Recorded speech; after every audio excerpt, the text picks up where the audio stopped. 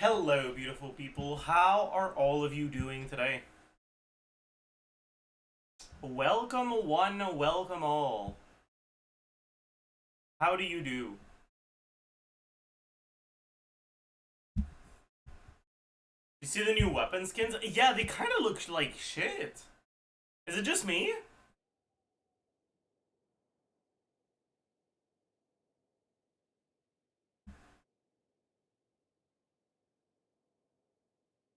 Happy birthday, Lud.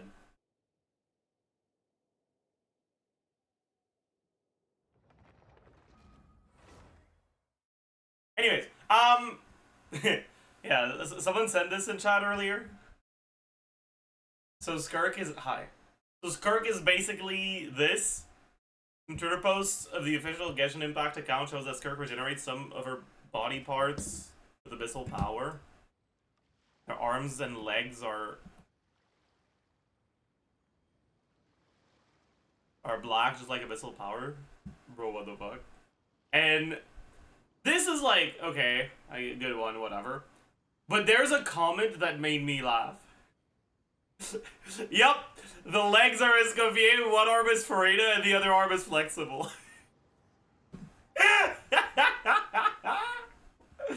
Dude, that's so funny, man. That is so funny.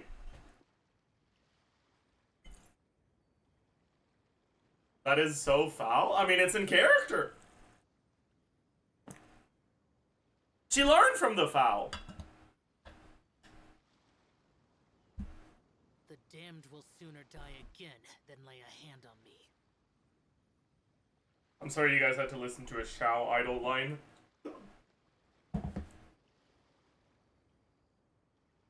This is all because my Shao has a good Sands now. It's not this one. Bet. Bet. Let's give him the full gear back.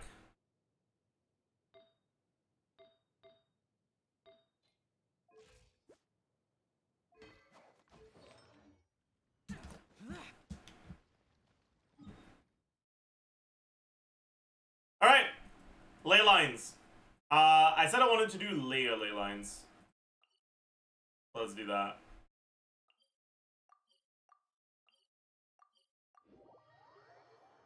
Look at Honiji got difficulty states. We'll do that today, don't you worry. We got a lot of things to do today, chat. Do not stop for the rain. Move. Also, chat, okay, listen, everything's going wrong in my life right now, alright?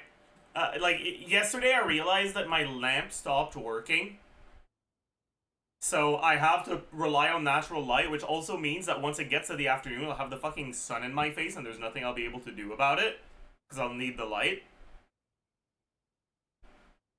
Okay, two, that's a relatively minor thing, right? I just need to get a new light, like, whatever. Two, a little bit less minor, the reparations for my car are too expensive to justify at this point for a 14-year-old car. And so I had to make the rough decision to fucking take it out back and shoot it. Yeah, I'm scrapping my car. So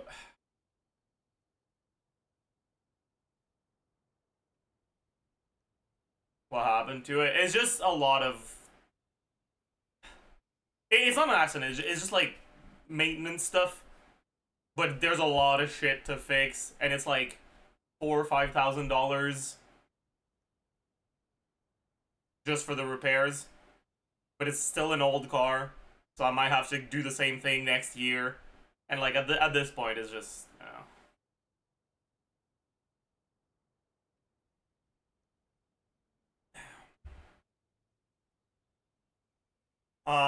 But yeah, so I don't really know what I'm gonna do. I don't know if I'll buy a new car, because I don't really use my car that much. But it's nice to have a car just like as a way to get around when I need to, because I don't live in an area that has good public transport.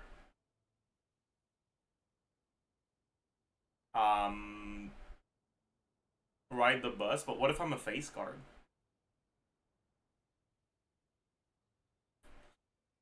Um, But yeah, I'm probably gonna buy a bike. That'll probably help to some extent. Because most of the, like, stuff that I need to be able to get to is a little bit too far for it to be a comfortable walking distance. But it should be fine for a cycling distance.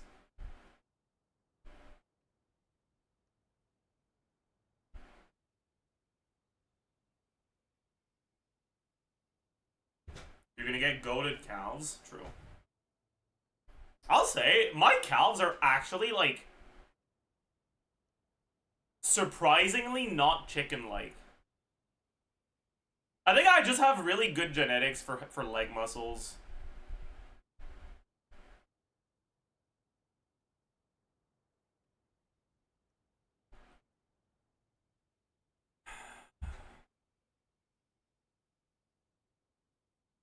How about an electric scooter? No. No. I'm 25 years old, man.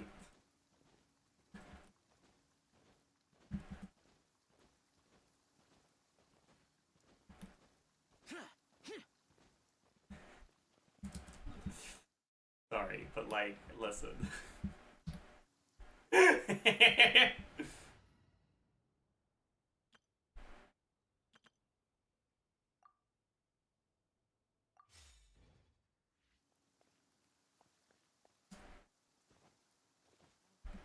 Electric bike all the way. But why get an electric bike when you can get a non-electric bike?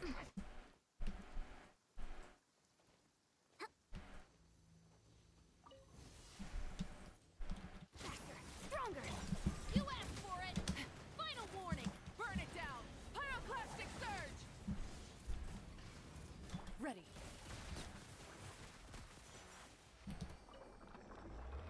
Is that a Berserker's Rose? Holy shit, that's my goat right there.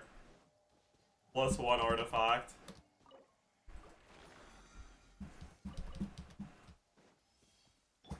Full throttle.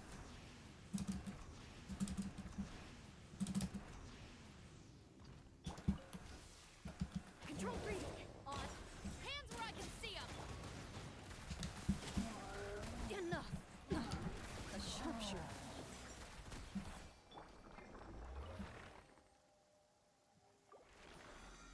Are the weapon skins actually only achievable on bigger spenders? I mean, assuming that you need to kill the boss in time to get the weapon skin, yeah. Yeah, actually. I'm pretty sure even dolphins aren't really going to be able to get them. It's actually going to be a Leviathan only thing. But we'll talk more about that in a little bit.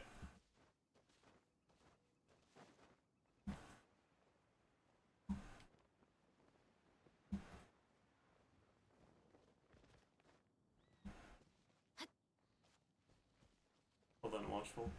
Also, dude, what the fuck is this?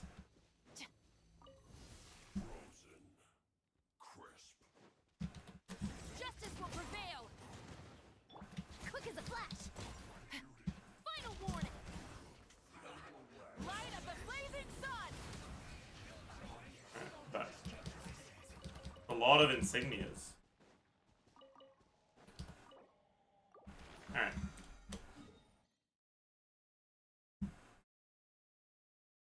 What's the DPS requirement gonna be like? I mean, we can take a look. Fuck it.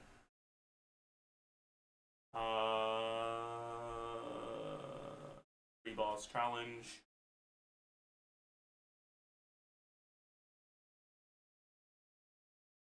So it's what?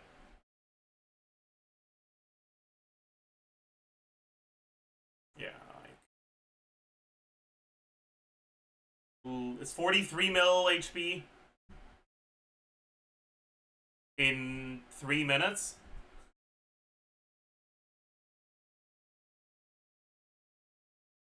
Nice. Very nice. So it's what, 14 mil per minute? Like 200 and something K DPS without accounting for stall mechanics, while starting with no energy 3 times.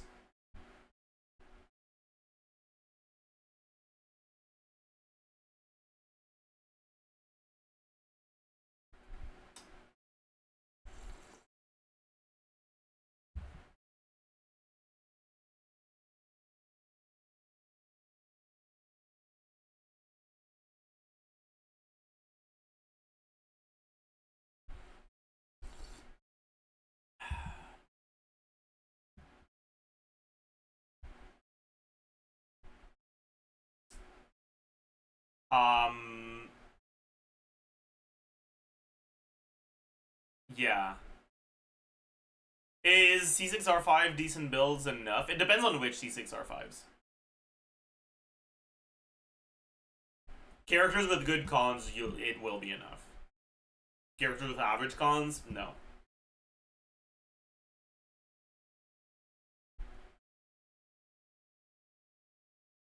Is C2R1 Mawiko and C-Lolly good enough? Maybe if the boss was geared towards that, like if you had the Wayward Spirit Seeker as a boss, maybe. But against this lineup, fuck no. None of these bosses is great for the Mawika melt team. Because against Tolpa, you can't melt. Against Lava Dragon Statue, Seedlolly fucks you. And against this, you don't have enough cryo.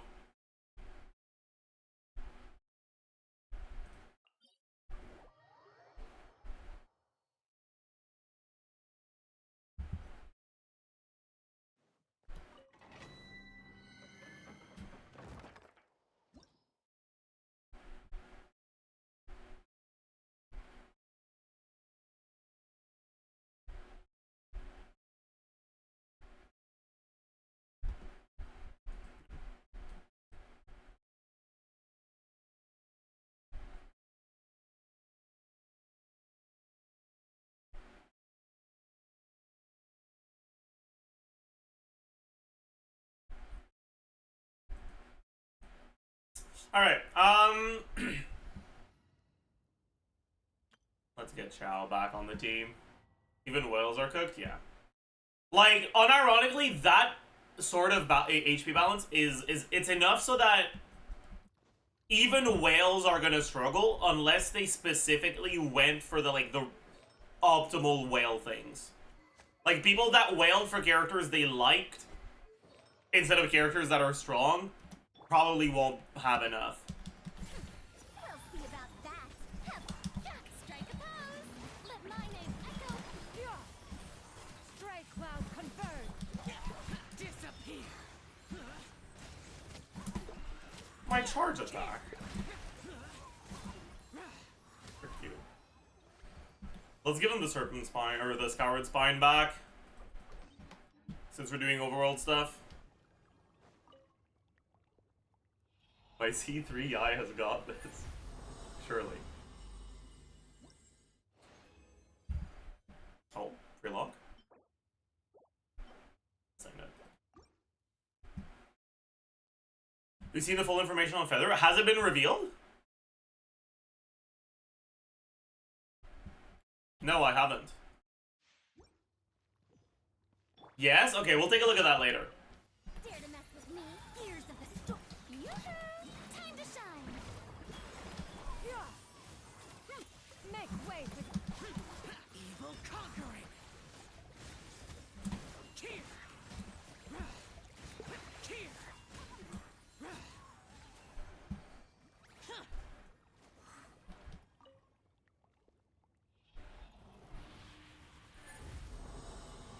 Did you watch Skirk's animated short yesterday? No, we actually have a lot of things to do today. Watching Skirk's animated short, catching up on the leakers, talking about the Skirk buffs, by the way. Right, it turns out the, animation, the attack speed change, it's real and it was a buff.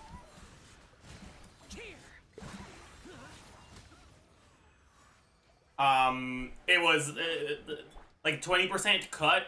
I think it was that they cut the end lag of the N5 by 20% or something like that.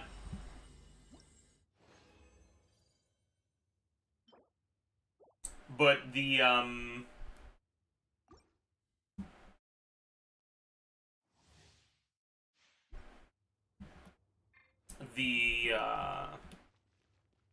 default combos are better now.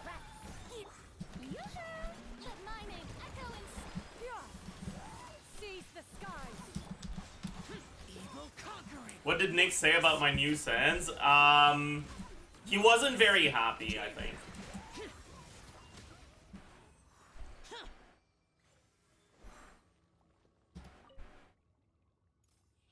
What's your new Sands? Can you show? What a paid chatter.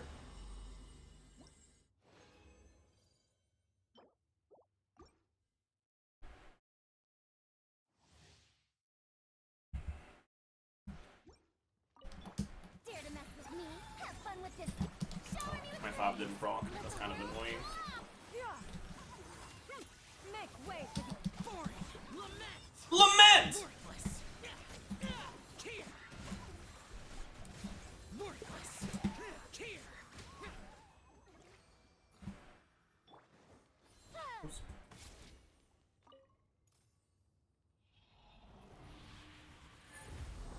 Shouldn't you QE on Shannon in that team? If you QE, that means one less plunge buffed on Chow. Because you're using up the Adeptal... What's it called, even? Adeptal Assistance stack.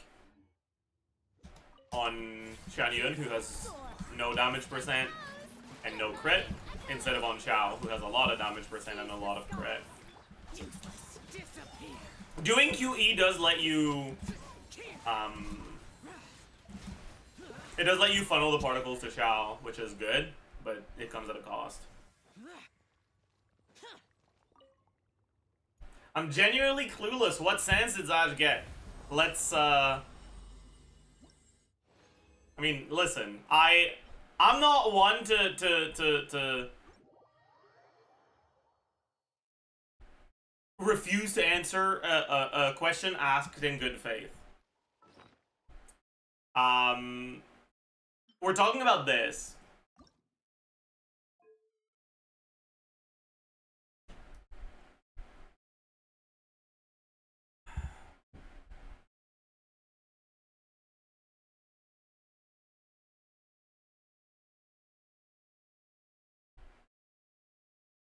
We're talking about this. This is what we're talking about.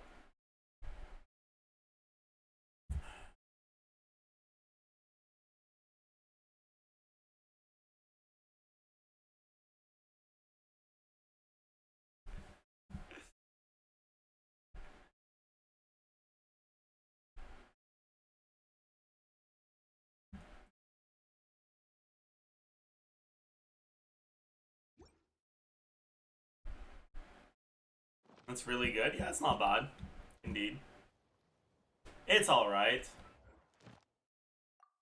Oh, we're back to 1,000 because of the Tsurumi exploration I did. By the way, 2 more people submitted Chow builds, so I'm not in the top 100 anymore. We're gonna need to get a flower or a feather upgrade so we can get back to the top 100.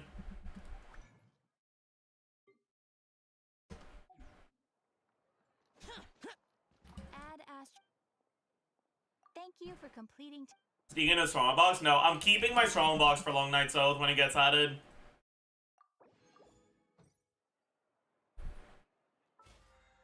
Oh, I'm maxed out. Let's see.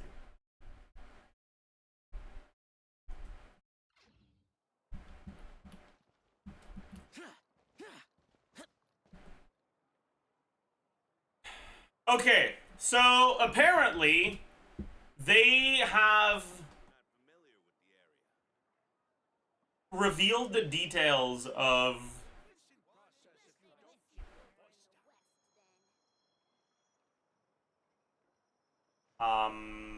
the Dust of Enlightenment. Genshin Impact, more info dust. Reliable. Okay. So, consume Dust of, I mean, okay. To redistribute bonus stats, okay. You can only target 5-star artifacts. Rip Bozo Instructor rerollers.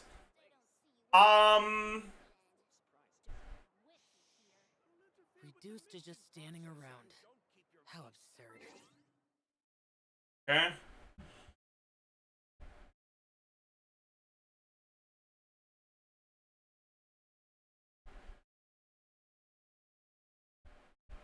Every 2 advanced reconfigurations will upgrade to the next one to Decree.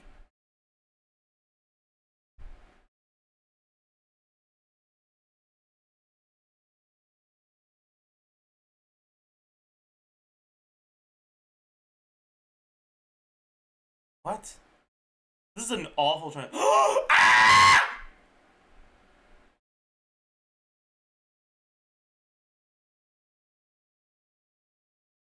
They cost two.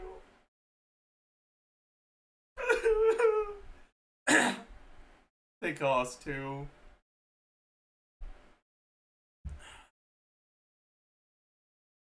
Man.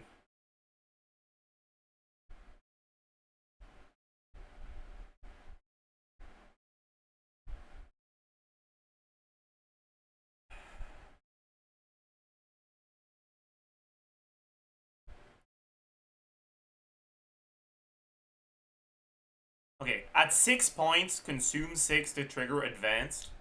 When you trigger advanced, at least 3 upgrades will go to selected stats. Every 2 advanced will upgrade the next one to decree. Wait. Oh, no. That means that it doesn't make it so that they're always 3. It's, you get guaranteed 2 for the first 5. But then the 6th one is guaranteed 3. And then guaranteed 2 again for 5. And then the 12th one, guaranteed 3. And then guaranteed 2 again for the next 5. And then the 18th one is guaranteed 4. I think that's what this means.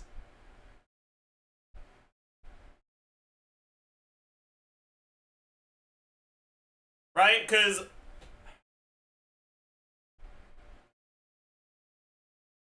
at 6 progress points, consume 6 to trigger advance.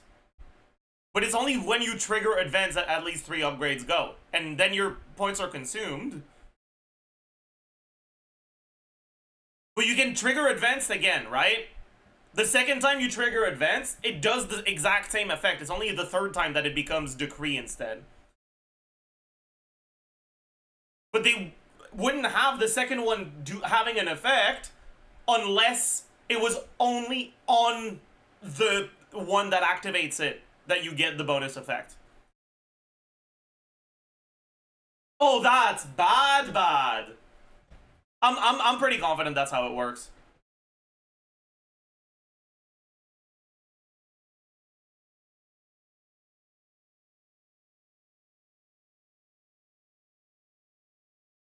I'm pretty confident that's how it works. You explain using an artifact, sure. I mean, we don't need an artifact example, but it just, right? You get 2 guaranteed rolls. Always. But every 6th attempt, you get more than 2, right? So, by default, it's always guaranteed 2. But on the 6th and the 12th, it's guaranteed 3. And on the 18th, it's guaranteed 4.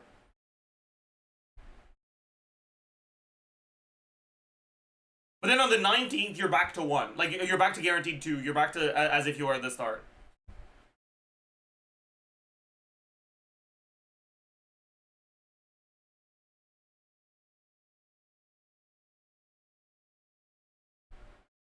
Oh, wait! Or oh, wait, that's good. Wait, this is important. Each dust consume grants grant progress, not each reroll grants progress. That's a big deal. That means that it's the same amount of dust to get an attempt at 3 guaranteed roll or 4 guaranteed roll on a Sands Gauntlet and Circlet as it is on a Flower and Feather. It's gonna be 18 dust no matter what. Not that 18 is a small number. That's 6 fucking patches of free-to-play, by the way. That's like almost a whole ass region of free-to-play. But yeah.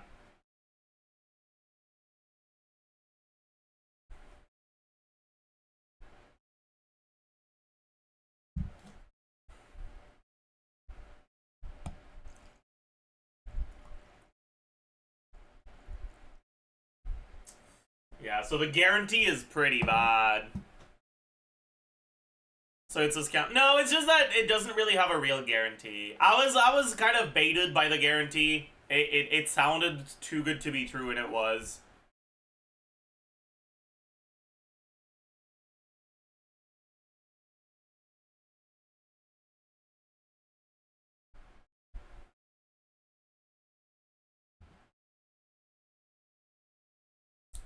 You see that loadouts are fucked? Yeah, I heard about that too. Oh man. They're ruining everything about this patch, man. It's cooked. Anyways, before we move on to anything else, chat, as I was saying earlier, it turns out they kind of buffed Skirk's attack speed. So yeah. She's stronger than my calcs said.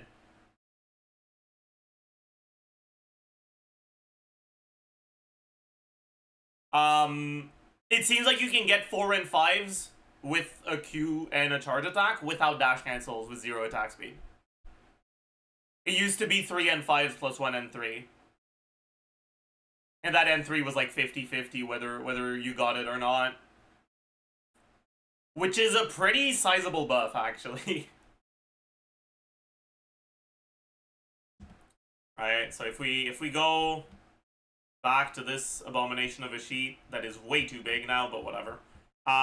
We go to premium.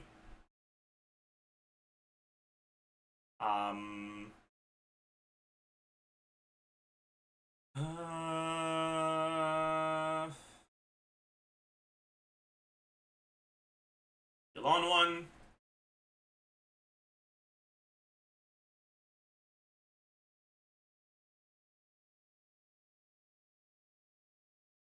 Alright, this is what it used to be.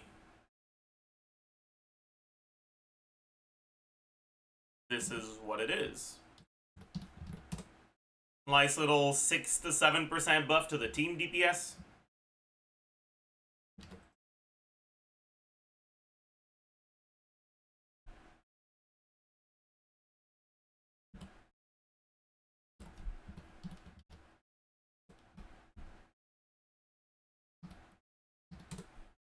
%13 buff to personal DPS.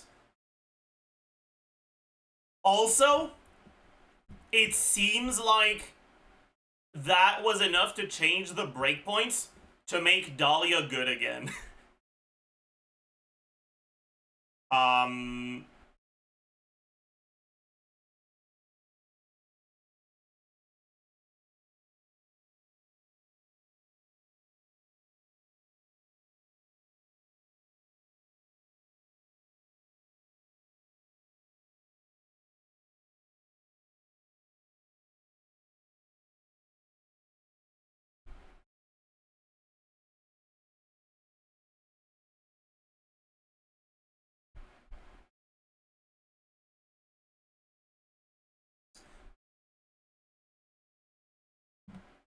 Yeah. So Dahlia is back with the other 5 now.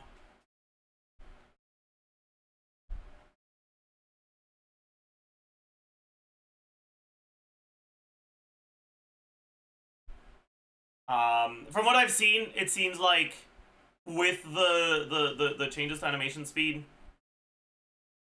Oh, honestly though, I'll be honest, I'm not entirely sure it was a change. It might have just been that leaker footage we were provided with was dog shit, right?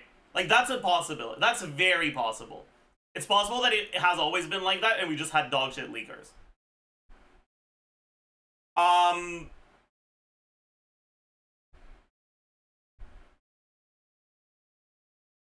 But yeah. It seems like even with C0 Dahlia, if you get his attack speed maxed out, if you get the 20%, that's just barely enough to get a full additional string. To get 5 and 5s instead of 4 and 5s.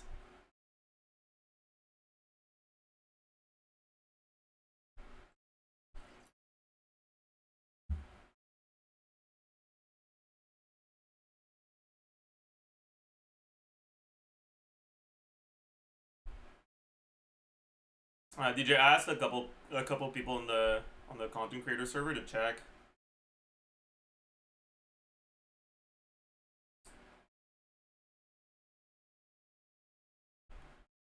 But like, at the end of the day, it's possible that the content creator server is not actually real. Like, they might ship to live a different version. But yeah, I can't be bothered changing the whole fucking sheet anymore. So I think I'm gonna retire this sheet. This has been my book 3 version 1 auto recovered for like the past 4 weeks. It's gonna be time to retire it, I think.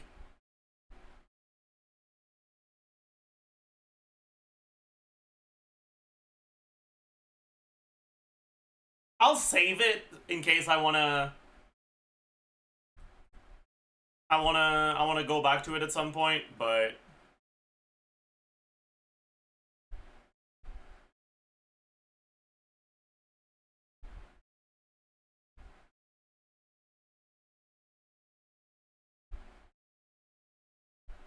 I'm not gonna retitle it. I'm gonna keep it titled as Book 3 Auto Recovered.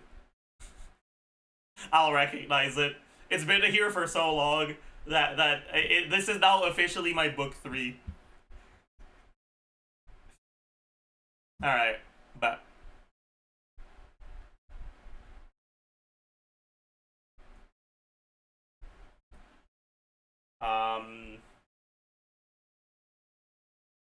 But yeah, it's actually like a really big deal, by the way. Bro, like 13% more DPS for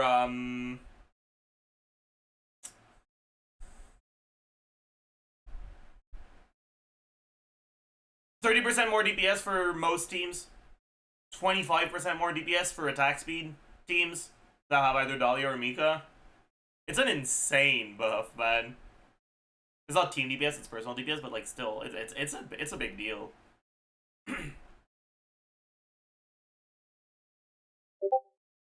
Oh, I'm not on streamer mode. Sorry, that was actually me. It wasn't even the redeem.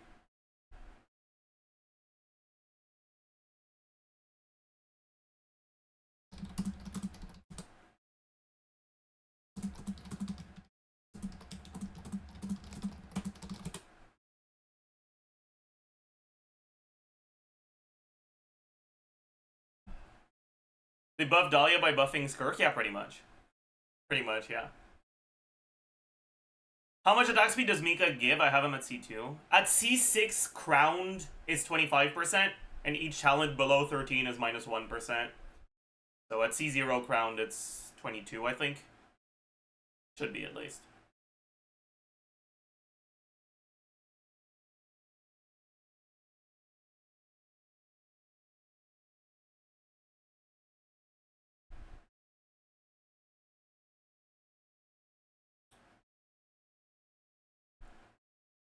But yeah, it's actually like such a fucking big buff, man. Holy. But I'm glad that it's bringing Dahlia back. Because I think Dahlia should be good. Like, at least good enough to be a competitive option.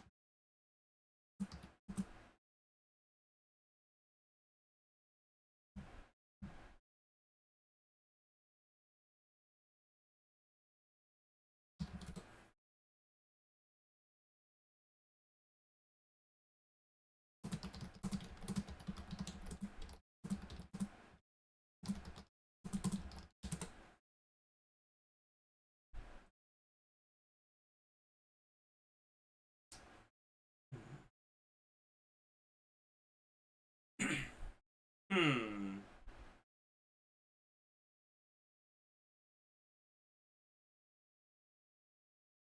The only two Hydro characters I have are Singso and Barba, so Dahlia better be good. I mean, Singso's pretty good, too. Does Dahlia make it into the top 5 now for the 4th slot? I think it's really hard to actually decide on a top 5, because there's 6 characters that are good, and all 6 of them are really close to one another. I will say, though, the biggest issue with Dahlia is that part of what makes him good is Eshu being better than Finale. And if you either don't have Eshu or don't have refines on it, or you have a 5-star weapon that you can use when you don't have a shield, then Dahlia isn't as good anymore.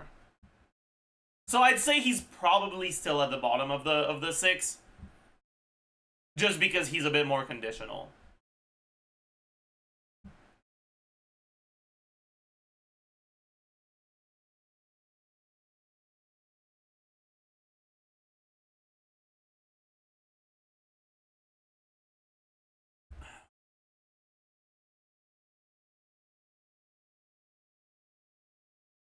What difference does Dahlia make exactly? Does he let Kirk get an extra normal attack string every 4th one? Yeah, pretty much. Like, you get 5 strings instead of 4 strings, so just 25% more motion value. The only thing I'm not sure about is how Void Rifts work when you have characters that have no off-field presence whatsoever, like Dahlia and Mika. I don't know if you generate enough Void Rifts. I hope you do, but I'm not sure.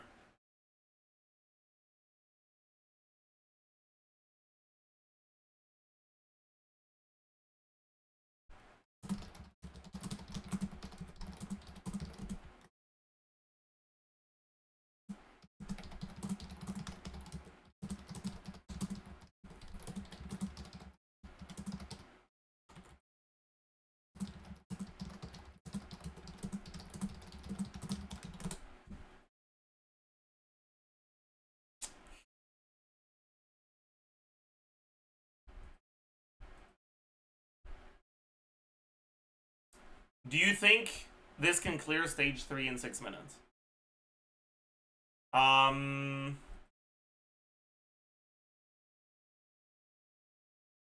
Number 1 free to play, sure, buddy.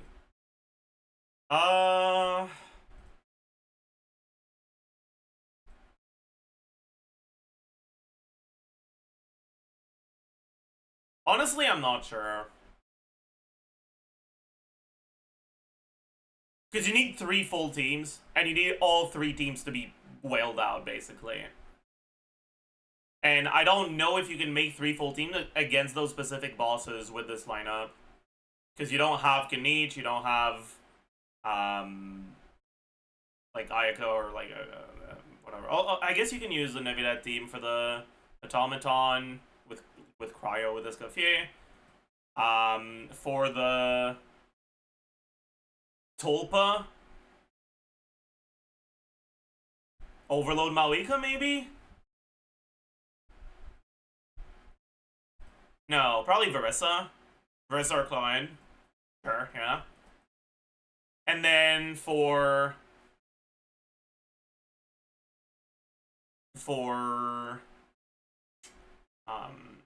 the Lava Dragon statue, that's gonna be the problem, right? Although I guess maybe you could do Vape Malika against a Tulpa. The problem is I don't know if that's enough. Because your Malika team is your one that's the least wailed out here. So I don't know if that's enough.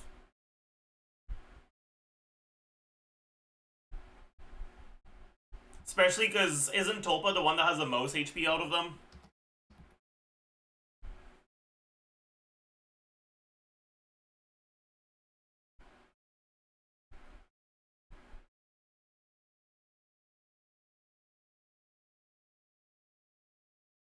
Yeah, 17 mil HP.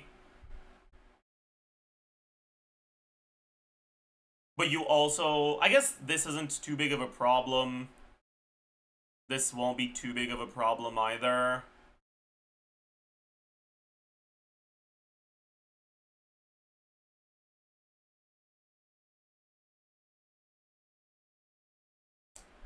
But keep in mind, you can't melt against this, right? Like, that's the problem.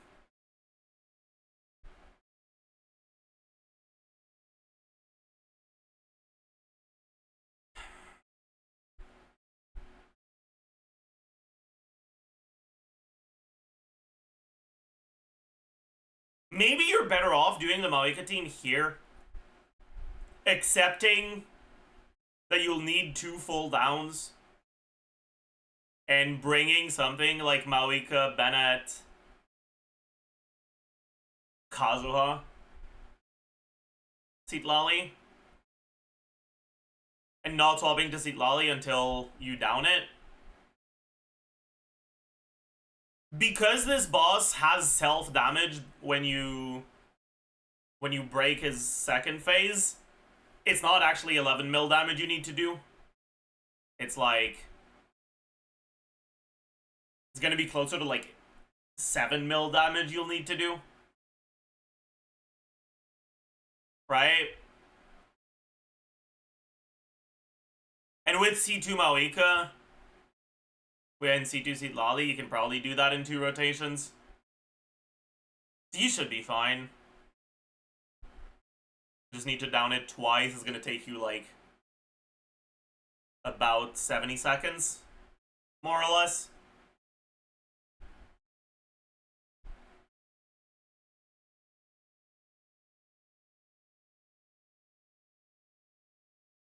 But yeah, maybe Molani would be better against this, now that I think about it, because you do have C6 Molani.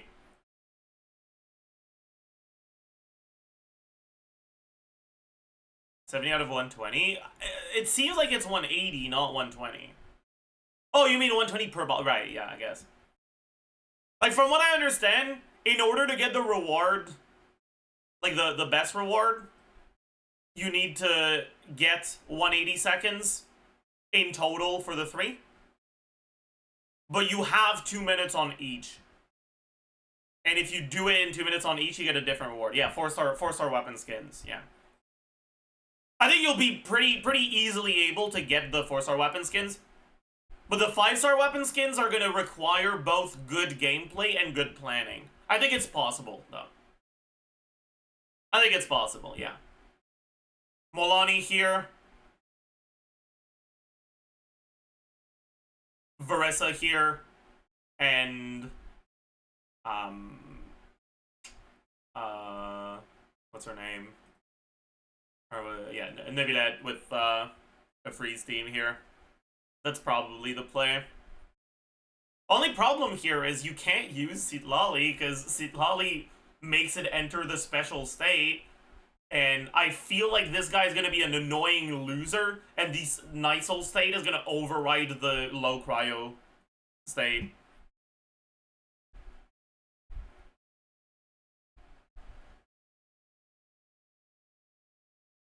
Carl gets priority. I hope so. So maybe you're fine with Seatlali, but I'm not sure.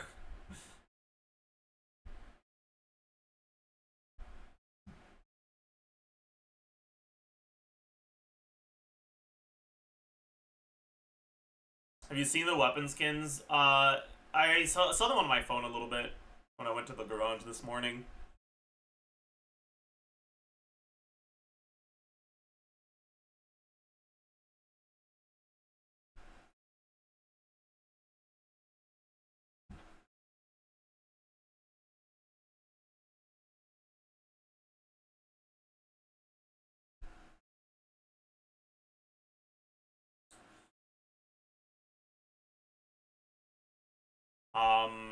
But yeah, I hope you've got Escoffier and she's just not on the showcase. Because if you don't have Escoffier, I think you're cooked.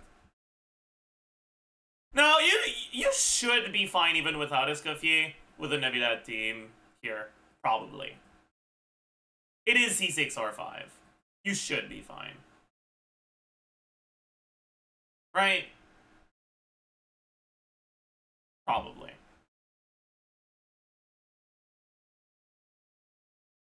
But, like, I think it's very possible that you won't be able to do it because of skill issue.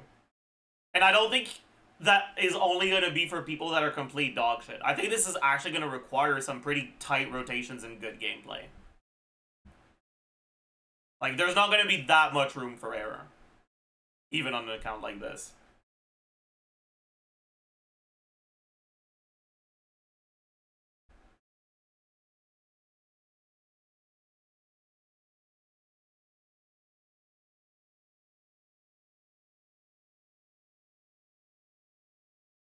Yeah. I think the hardest one by far is going to be this one. By far. For everyone. This one is going to be, like, actually easy for most people. At least getting the clear in 120 seconds. Because he's the squishiest one of them, but also he does self-damage based on his max HP. And it is capped, right? It's capped at 1.5 mil, I think, or something like that. But still. He does it twice per down. So that's fucking 3 mil HP it does to itself as damage on the first down. And then it's going to be at 8 mil HP. Let's say your rotation has 2 mil DPS. It goes down to 6 mil. Then you down it again. It takes another almost a mil, right? 900k. And then it takes another like 750k. It's down to like a little bit over 4 mil now. You do another 2 mil rotation. It's got a little bit over 2 mil HP left. And you down it a third time. It's got less than 2 mil HP. And you can kill it, right? So you only need about 6 mil damage to kill it or 6 mil damage over 3 rotations to kill it in 3 downs.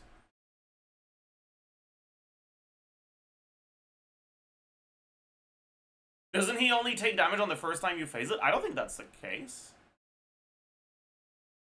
It kind of looks like he only takes damage the first time because the damage he takes is based on his current HP. And on Abyss level Lava Dragon statue, by the time you get to the second down, he has like 30% of his HP left, so you barely notice it. But it still takes damage. Anyways, if you need 3 downs, that's less damage you're doing through the like percent HP, right? Or sorry, if you want to kill it in 2 downs, which is what you're gonna need to even have a chance to get like all 3 in 180 seconds,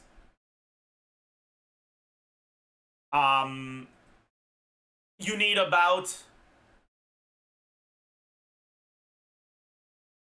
7 mil over 2 downs. There's like 3.5 mil DPR. That's dolphin achievable. The problem is, then you have about 100 seconds, maybe a little bit more, to get rid of both the Tulpa and the Cryo Secret Source Automaton. And these two are gonna take longer generally. You've used more than a third of your time on the easiest boss, it's not gonna be enough, right? And so, in order to actually get the thing, unless you're like an Omega Leviathan that actually can clear Tulpa in a short amount of time, you're gonna need to 1 down this. So you need 8 mil in 1 rotation.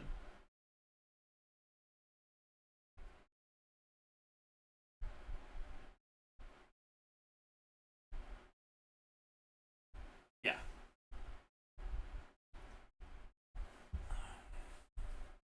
Can co-op help with clearing this? No. It won't change anything. It's not enough of a difference, man. Also, you probably won't be able to get the rewards on co-op.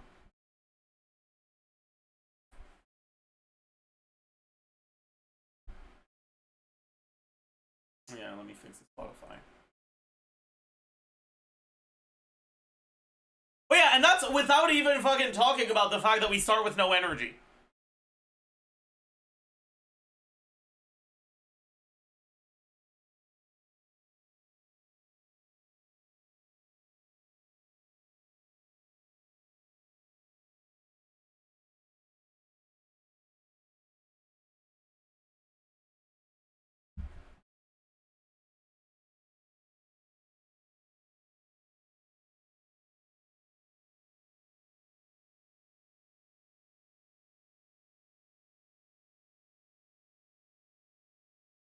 Will the new mode be better for artifact farming than normal domains? Yes.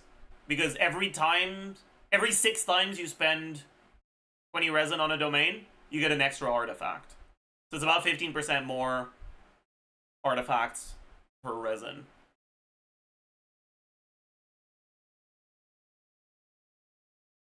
You don't have to do high difficulty for it, by the way. You can do, like, difficulty 3. Yeah. You can do difficulty 3, which is... They don't even... Oh, yeah. Which is fucking less than a mil HP.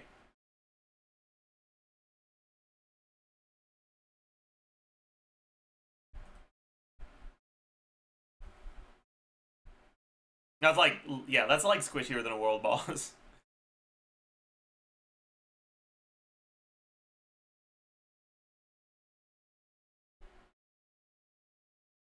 But yeah, difficulty 6 is definitely whale only. Like 100%.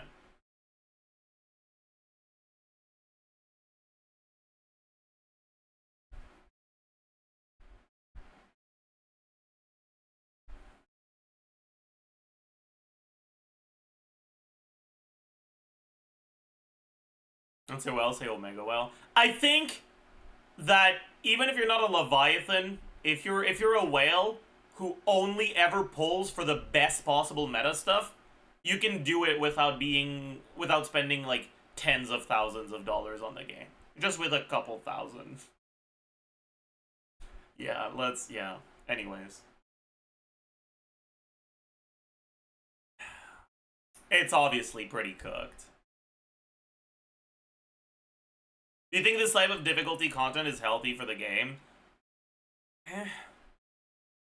Honestly, I really hope that there is no, like, actual upper limit of time to do these. Like, I want these bosses, like, sure, give them a fucking reward for clearing them in a certain amount of time, but don't give us an actual, like, challenge failed thing when that time expires. Let us finish the fight.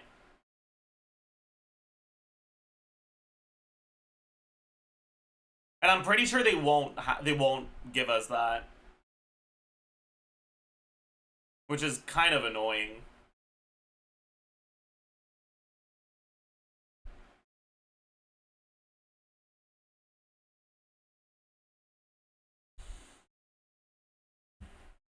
Do you think it'll be possible to get the 4-star skins to be available for non-whales if there's like a 10-minute timer? Oh, for sure. Clearing difficulty 6 in 10 minutes would be easier than clearing difficulty 5 in 2 minutes.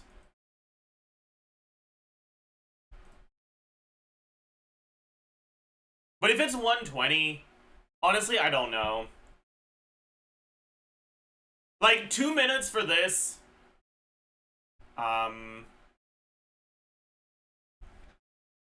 It's 17 mil. 17.2.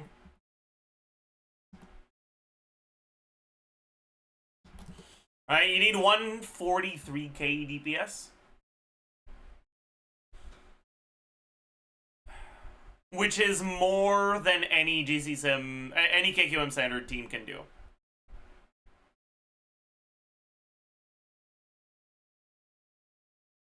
And that's without accounting for the fact that... Actually, could Overload Verissa get 143k DPS against Tulpa if you use SHENHE? Maybe. Maybe. Maybe you can SHENHE abuse your way there.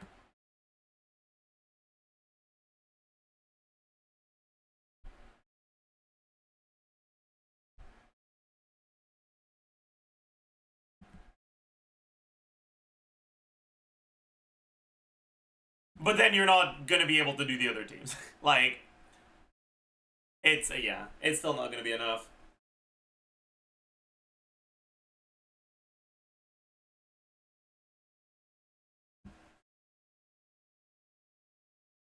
I'm not sure. Bacon, I do expect it to stay as they is best in slot, but Vorkash's Glow, I'm not convinced. Is it even the best right now, or is might as well say better? I guess not everyone's using Farina though, but still.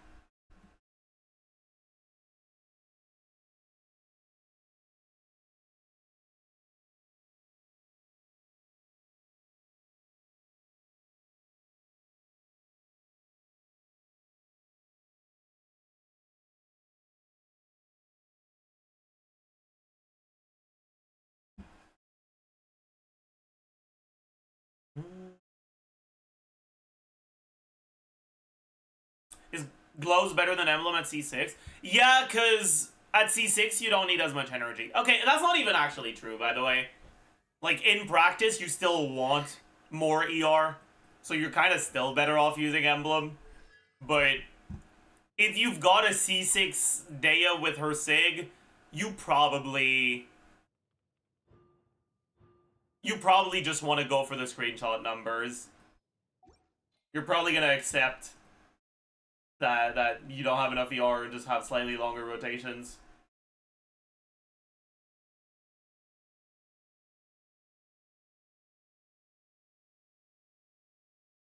Can you please show the damage calc for Skirk plus Ayaka plus Farina and Escoffier? I'm not doing Skirk calcs right now, but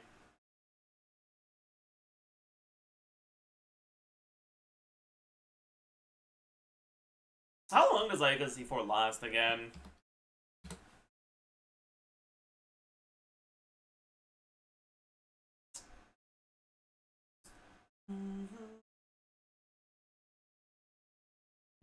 For 6 seconds. And then the burst itself lasts 5 seconds. So it's basically like 11 seconds. So it's almost full uptime. That's not bad. But 30 Death Shred isn't that much. It's not bad though. Right.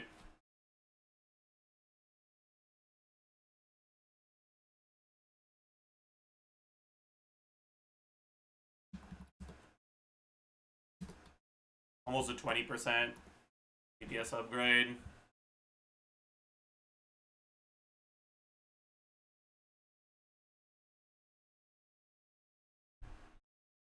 It should, because the Ayaka version of the team is weaker to begin with. But with cons, it should bring the Ayaka version to slightly above the other 5 stars. But not that far above.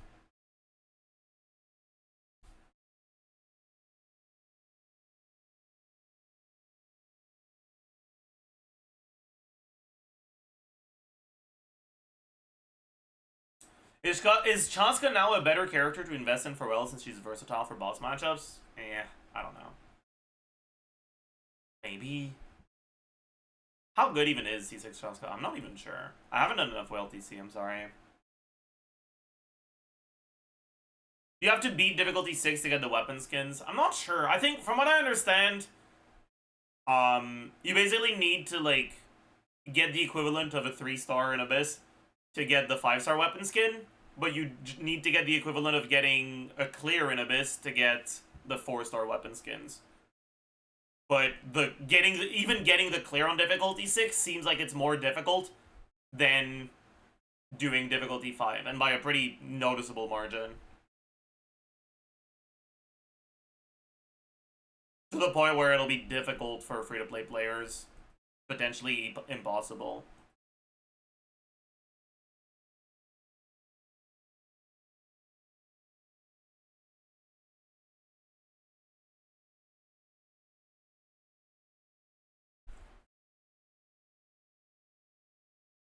Okay, let me actually fucking look at the weapon skins. I only looked at them on my phone a little bit earlier. Let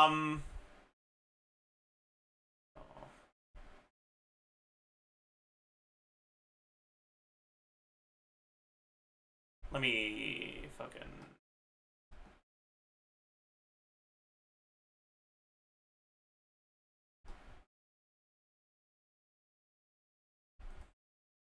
open a few things real quick. More info about weapon skins.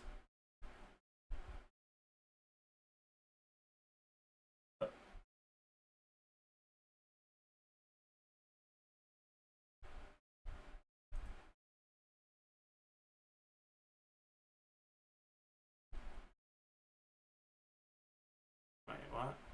Let me... what is this, man?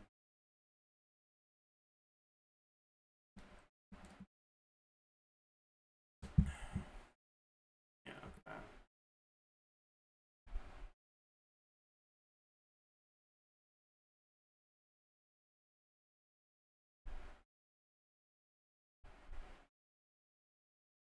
Okay, so you can just... Okay. They're not a skin for, like, specific weapons. They're just skins that you can put on any weapon. I see.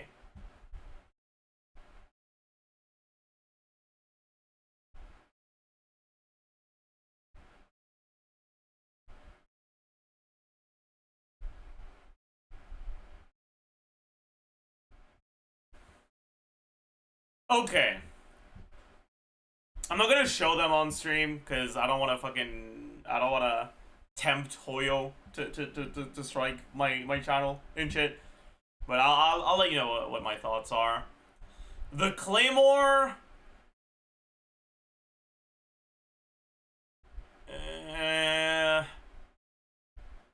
doesn't look very good.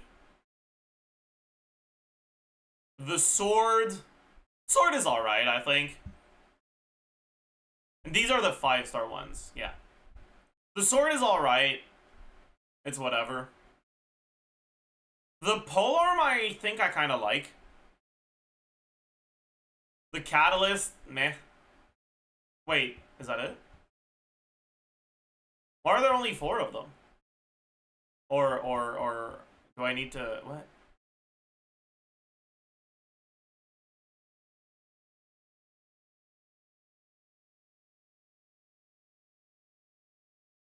No bow.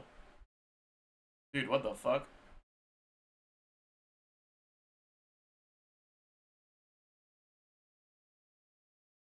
The video has all of them? Fine, I'll look at the video. Fine, I'll look at the video. Yeah.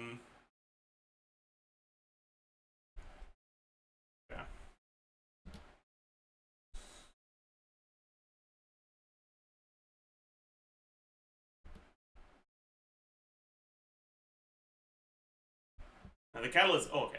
The bow... Meh. It's too, like, there's too much fluff. Wait, what's the difference between the 4-star and the 5-star ones? Why are they not showing the 4-star ones? Oh, they are. Wait.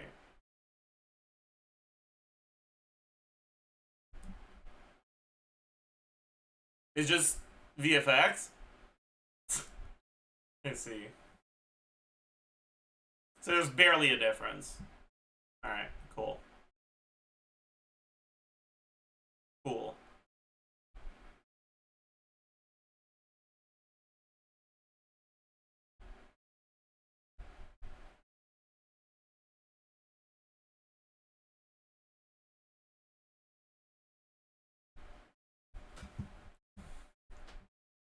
They disappear when the patch ends? That's funny.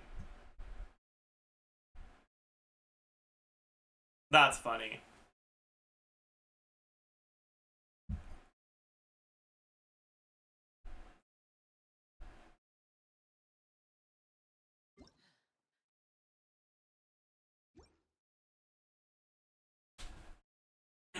Did you see the next rotation? Like the lineup for the next Stygian Onslaught? Yeah, I did. It's fucking cooked, man. It's so cooked, man. Fucking turtle, dude.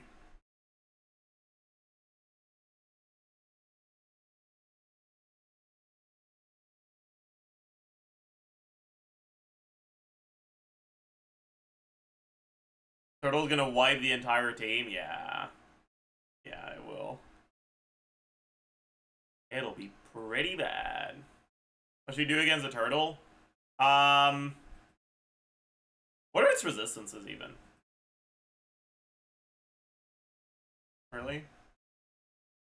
Oh, right, yeah. Good one.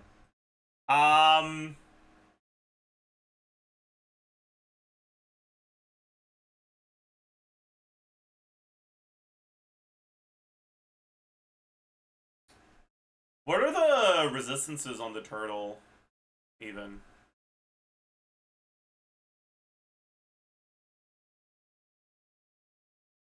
Is it not here? Is it not considered a mystical beast? Is it just a normal turtle? So it's not considered a mystical beast?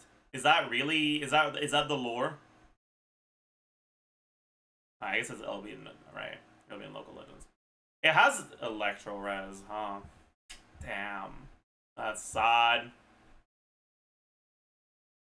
I guess Kanich will be good here.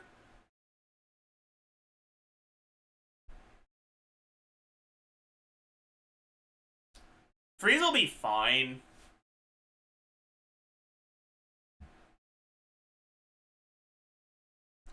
Hyper Bloom will be okay. Oh, you want a low amount of hits against it? I mean, yeah, but no, it doesn't really matter that much. But I guess it does. I don't know. Because you want to break the shield fast, but the things that can break the shield fast are also things that hit fast.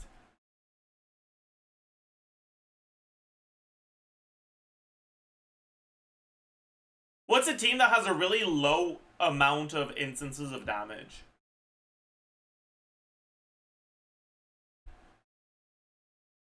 Like Mwalani with Mawika, I guess?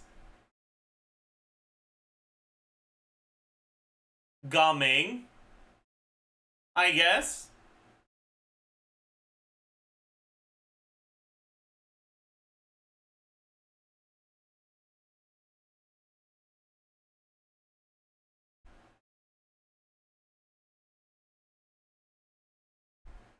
Lament. There's a decent amount. There's Collision Plunge, there's Farazan off field, there's Farina off field.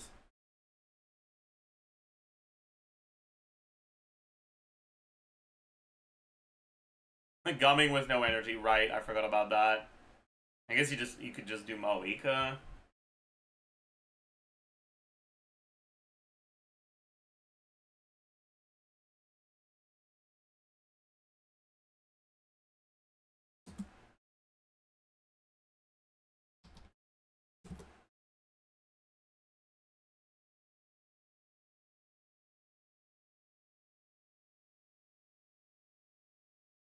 Marissa? Yeah, no. That's why I wanted to check on this. I wanted to verify if he had Electro Res, and he does.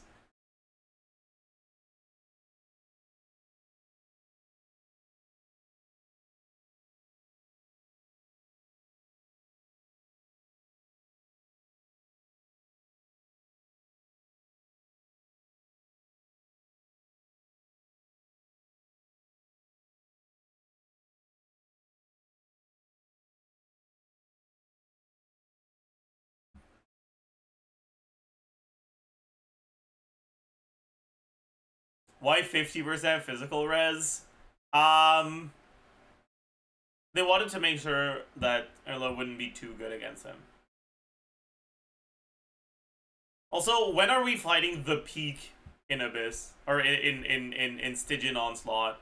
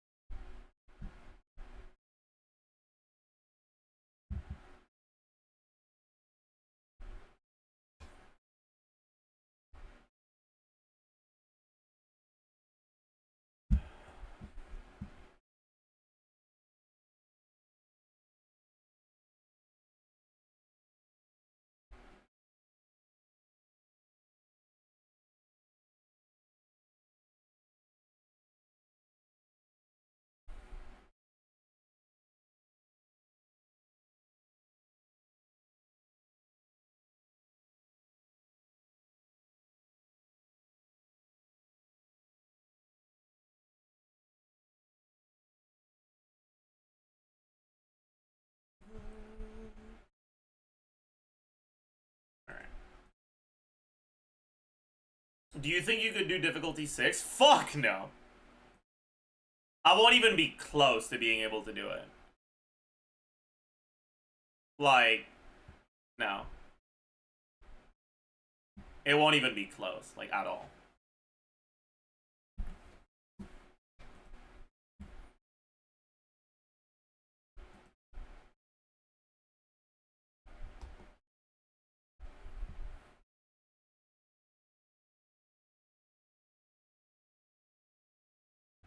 Even for 4-star skins? No. Definitely not happening. No, you guys need to understand. I think that I'll be more or less able to do difficulty 5. But only with my best team lineups. Difficulty 6 is more than twice the HP. And getting, like, the 4-star weapon skins is the same time limit as difficulty 5. With more than twice the HP. It's not, I'm not even going to be close to clearing it.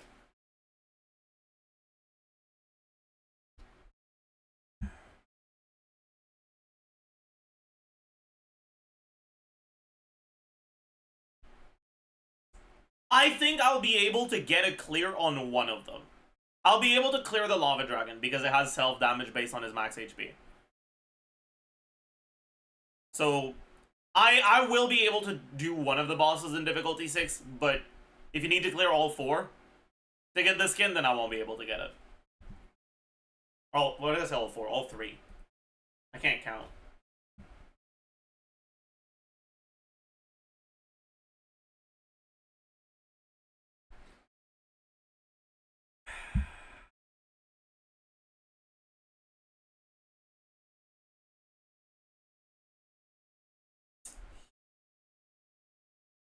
Anyways. Those memories. I have Klein who will be getting Skirk. Who do I use Miss Splitter and Finale on? I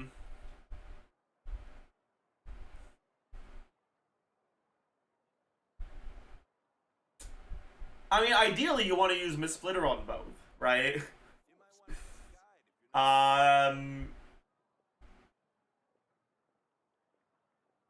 But you probably put Miss Splitter on Klein because she needs the help more than Skirk does.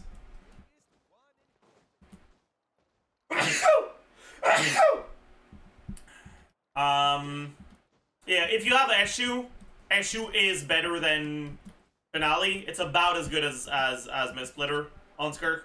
It's also better than Finale on Klein. So if you have a shield on either of them, you can use Miss Splitter there. Or you can use Eshu there and use Miss Splitter with the other one.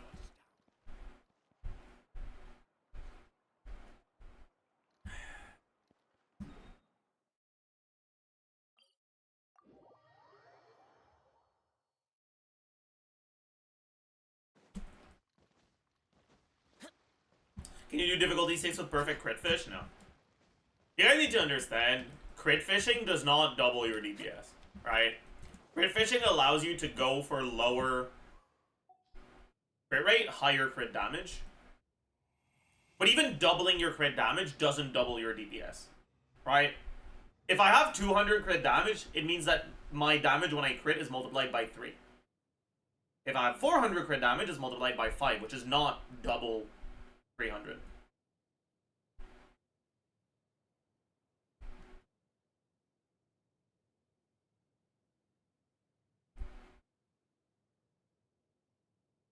But then on top of that, crit fishing doesn't really help in content that lasts, or that takes a long time to do. Like,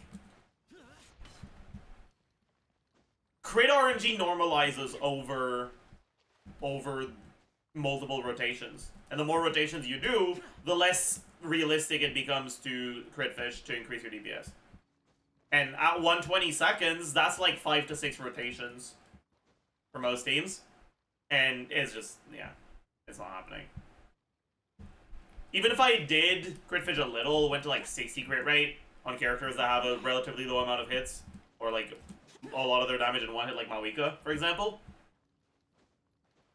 it still wouldn't be enough.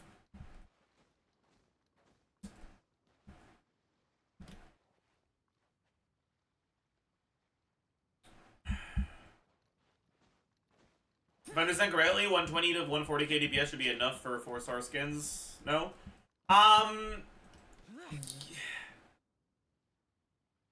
Yes and no. Like, you need to understand, okay? Let me go back to it. Why is it not working? I clicked on this button 5 times, okay. This is 15 million HP, right? If you have 120 seconds, that means you need to do 15 million HP in 120 seconds, which is 125k DPS. The thing is, that's assuming that 1, you start with burst. You're not starting with burst. It's assuming that 2, all 120 seconds can be spent doing damage, but those bosses have stall mechanics. And 3, you are playing frame perfect, and no one does that. Reduced to just standing around. How As a general rule, I'd say that with good gameplay, in order to clear content that has a hard DPS check of around 125k, you need to be playing a team that's like close to 200k sheet DPS. And that's not something you're getting with R1s.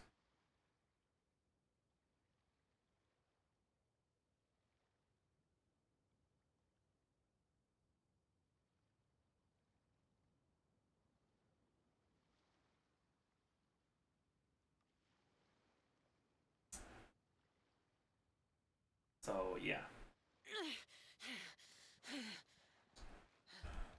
Those memories. So dark. Because, like, realistically, right? This is HP time.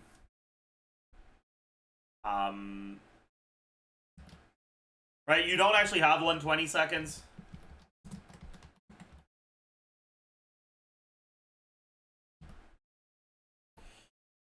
You're going to need to get your burst, or your first rotation is not going to have all your bursts. That's probably about 10 seconds wasted because of that. The bosses are going to have some sort of stall mechanics. That's probably another, in the case of the cryo automaton, probably 30 seconds throughout your rotation wasted because of that. And then you might get hit. Things might happen that force you to dash. You might get bad RNG on a couple things. So, wiggle room. Let's say about 10 seconds lost over 6 rotations to slightly suboptimal gameplay, or getting staggered, or having to dash, or whatever. And that makes your DPS requirement over 200k. Right? It's, yeah, it's a lot. It's a lot. Wait, it's 6 minutes shared between the 3 bosses? Are you sure? Where did you see that? Because that is not the impression I got. If it is, then it might be doable. But I don't think that's true. I think you made that up. It's 2 minutes each? Yeah. That's what I think. Would Nevidette also be alongside the other 6 in Skirk teams with these changes to her attack speed? I mean, I think the changes to attack speed are like a tiny nerf to Nevidette. Well, they're not a nerf to Nevidette. They're a buff to everything except the teams that don't do normal attacks. So, comparatively, Nevidette becomes a little bit worse. But I don't think it's that big of a deal for him. But it is, I guess it is significant.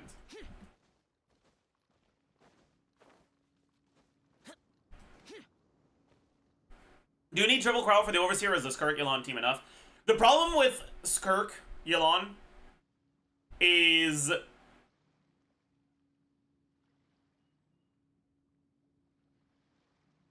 the automaton gains its bar, right? It's, I don't know what it's called. It's flow momentum. The automaton fills up its flow momentum bar at around the same speed as Escoffier brings it down. It's actually a little bit faster.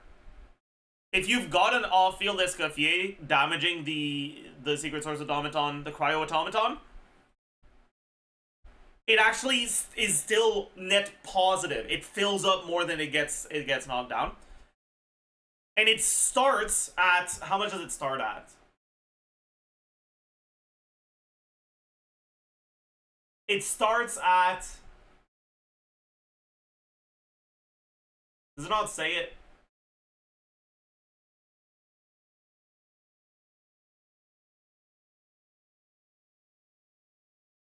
So it's at 32. That starts at 32, and its resistances are basically infinite until you get it down to, like, what was it, 10, 15, or below? But your only way to bring it down is to hit with cryo. And if your only other cryo in your Skirk team is Escoffier, that means you have to spend Skirk's uptime, the moment where she's supposed to be doing damage. Those cryo attacks are instead gonna be used against an enemy with infinite resistances just to bring the resistances back down. Which effectively means you'll lose like half a rotation's worth of damage. Because that half of that rotation is gonna happen while his resistances are infinite. So you're really gonna want to use a third cryo when you're doing Skirk teams. When you're doing other cryo characters, that won't necessarily be the case. Like Ayaka, for example. Ayaka can hit with cryo outside of her burst. So you will use your dash and your normal attacks and your charge attacks to bring the bar down, and then you can burst. So you don't lose your burst, you just delay it.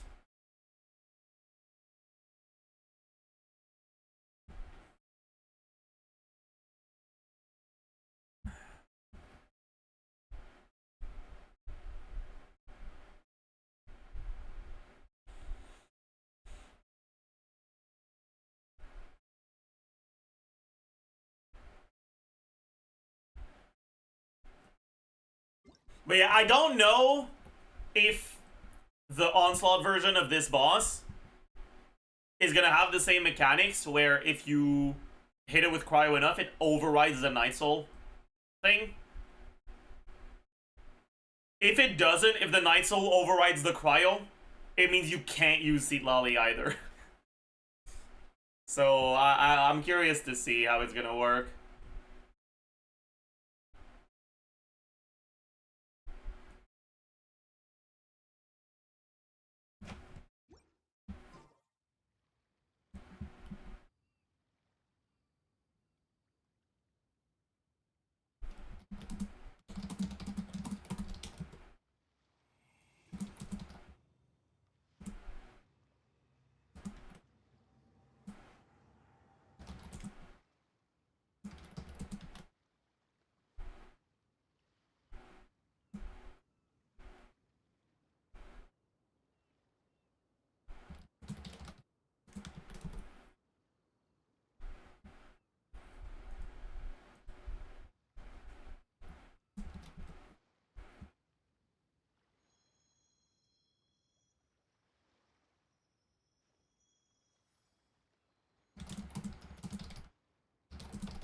Sorry, chat, give me a second.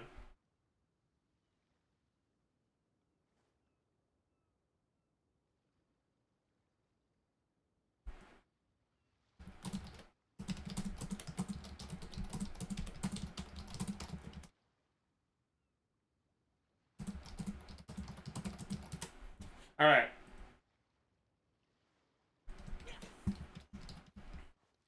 At that point, bring Ayaka. Well, I understand what you're saying, but the problem is that Skirk is much better than Ayaka, so you're probably still better off bringing Skirk. Especially because if you are bringing a third cryo in your Skirk team,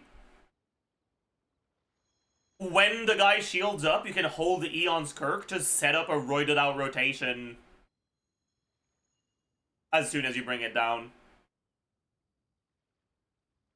No Ayaka in Skirk? Oh, you meant Ayaka support. Yeah, I mean, you can do that. She's one of the options. She's not the best one, though. You'd rather use SHENHE over Seat Lolly if Seat Lolly works properly. And if she doesn't, then I guess it's just SHENHE cooked.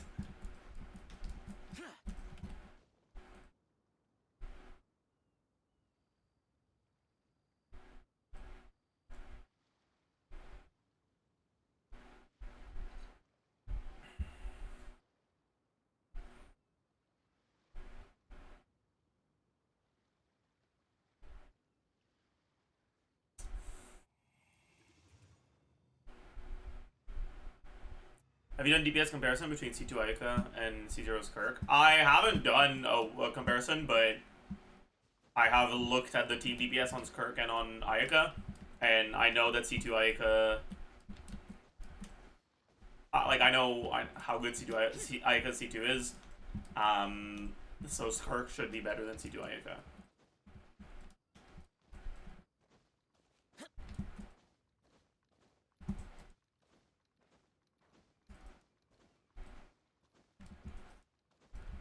I think C3 Ayaka is slightly better than C0 Kirk.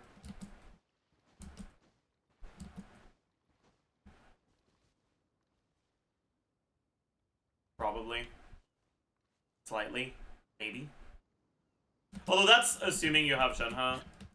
Ayaka is actually somewhat reliant on SHENHE for that kind of stuff, in the sense that, like, the gap between SHENHE and a different unit on an Ayaka team is, like, generally hovering somewhere between, like, 7 and 12%. Whereas in Skirk teams, it's like 1%. So, if you have SHENHE, what I said earlier was accurate. If you don't have SHENHE, C3 Ayaka is probably still worse.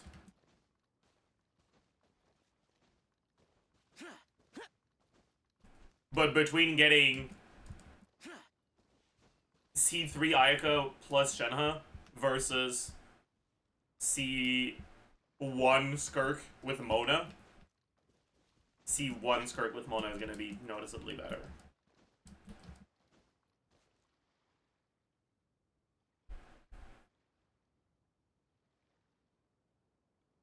But against the Overseer specifically, you can't use Mona. What would you use? I guess Rosaria? If Seat Lolly doesn't work? It's fine, but you're not too happy about it. It's actually such a tragedy that Mika doesn't apply Cryo. If he did, he could actually be pretty decent in those teams. Tragic. Lila for Eshu? Yeah, I guess you can do that. He doesn't apply... No, he applies Cryo once. But, like, that's not helpful for the automaton. You know?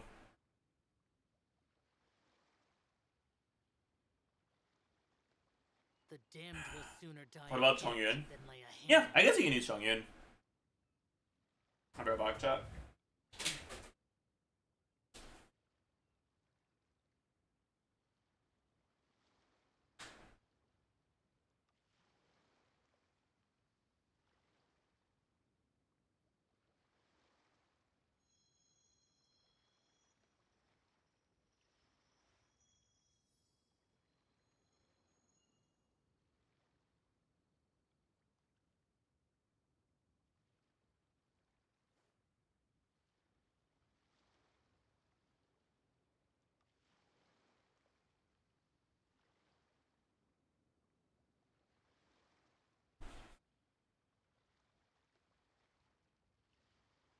I'm back. I wonder if you can get the same amount of attacks with Chongyun as you get with DPC. So dark.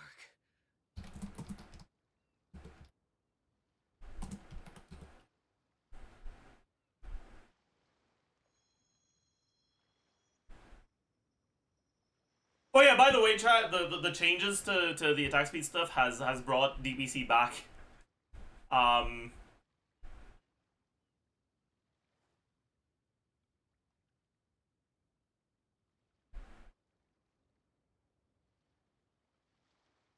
Alright. Your damage percent on... I guess my count is in the way, huh? Damage percent on the galleries. Please shut up, Shao. And on DPC. But yeah, damage percent on galleries. You're gonna have Farina. You're gonna have Cryo Goblet. You're gonna have galleries. You're gonna have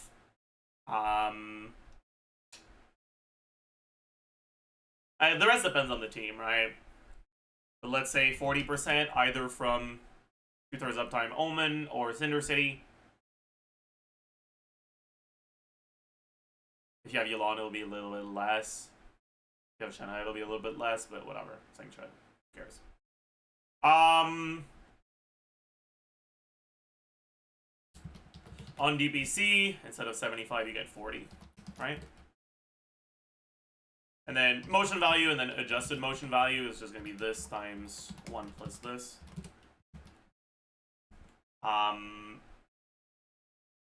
Skirk. Characters, Skirk, that. Motion value equal 1.7 times what percent? Times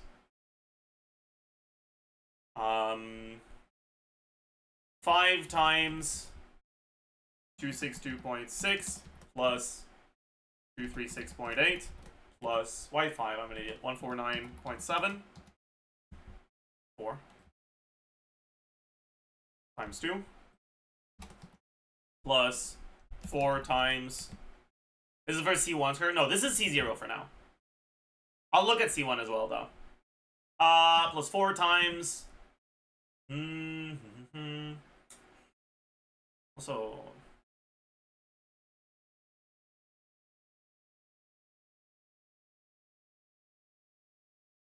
this is 159.2 times 2, and then 388.7,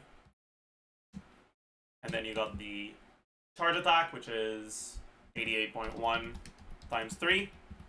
But alright. And then on DPC, you get an additional N3.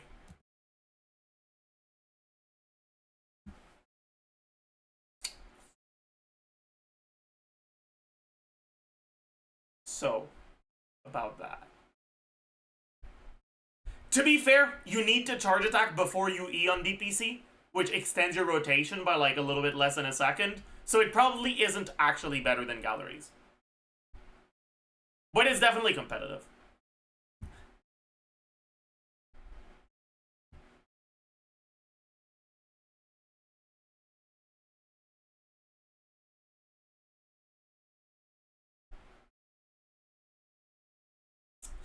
And this is C0. C0. This is C1.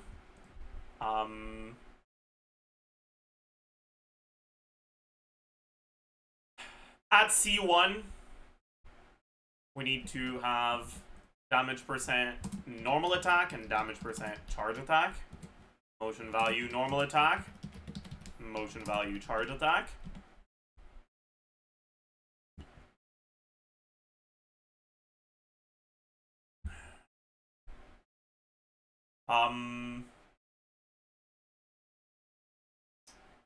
The damage percent on charge attacks is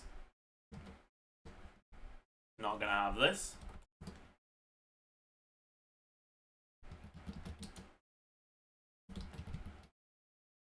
Motion value on charge attack here is just gonna be 0, and here. Do we assume that you're getting...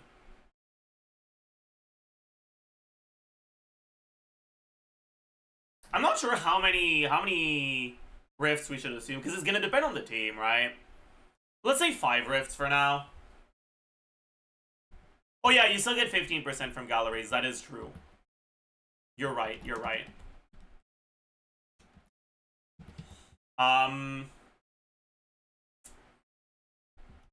This is... let's say 5 rifts for now.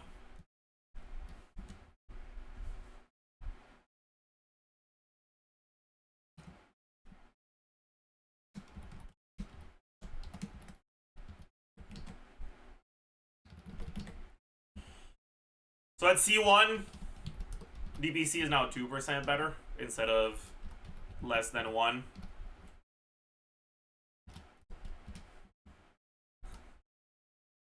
It's not that big of a difference, I guess.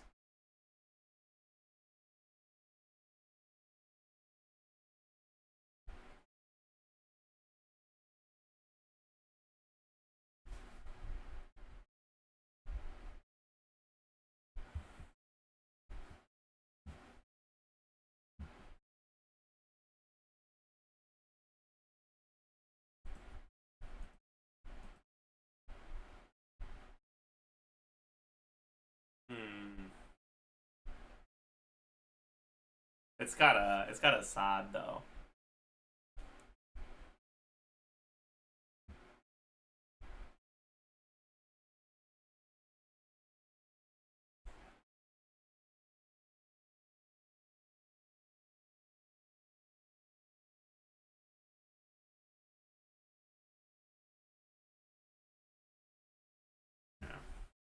What's going on? We were reevaluating DPC with the Skirk attack speed changes.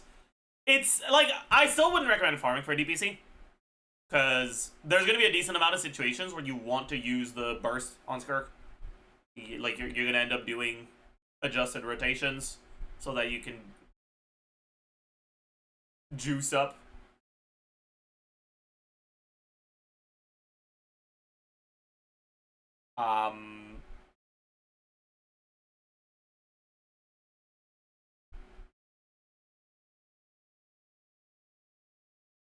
And when you include the burst stuff, right, we add damage percent Q and then motion value Q. Damage percent Q for galleries is going to be this, but this also means that we lose some uptime on this, and this is now 45. This is going to be, yeah. Okay. And then motion value Q here. Although you would get more. Yeah, on the right of that rotation.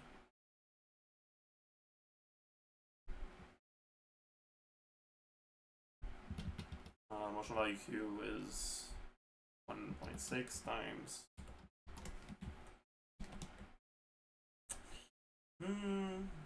208.7 times 5 plus 347.8 plus 6 times 12 times 32.85.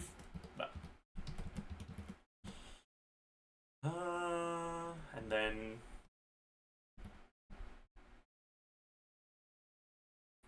plus E8 times 1 plus E5.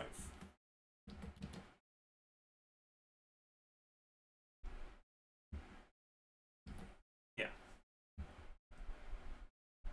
So once you include the burst,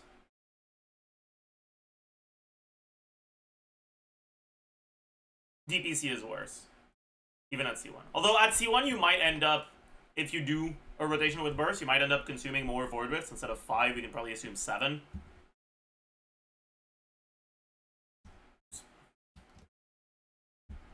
But yeah, it's still about as good. Oh well. The whole point of this thing though is just that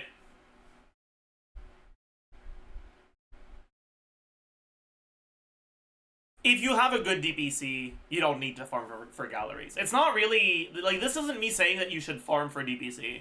It's just, if you have a good DPC, it's not much worse than galleries, and sometimes it's even better. So you don't have to go out of your way to farm a new set for Skirk. Oh well. Oh well.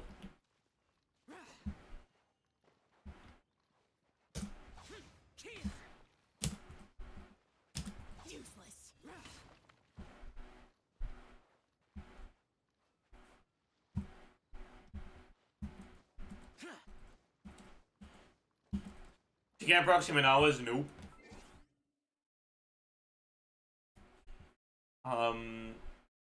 In the pre-release, you mentioned how having Yelan / Singto as a 4 slot for Skirk would make it harder to get cryo resonance against bosses. Yeah. Would it be impossible to get resonance, or just not all the time? You just don't get it all the time, but it depends. With Singto, you kind of don't get it at all. With Yelan, you get a little bit of it still.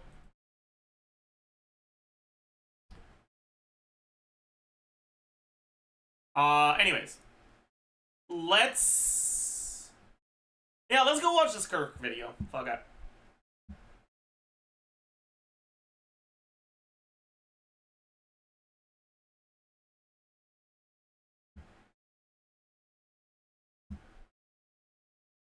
Star Odyssey animated short.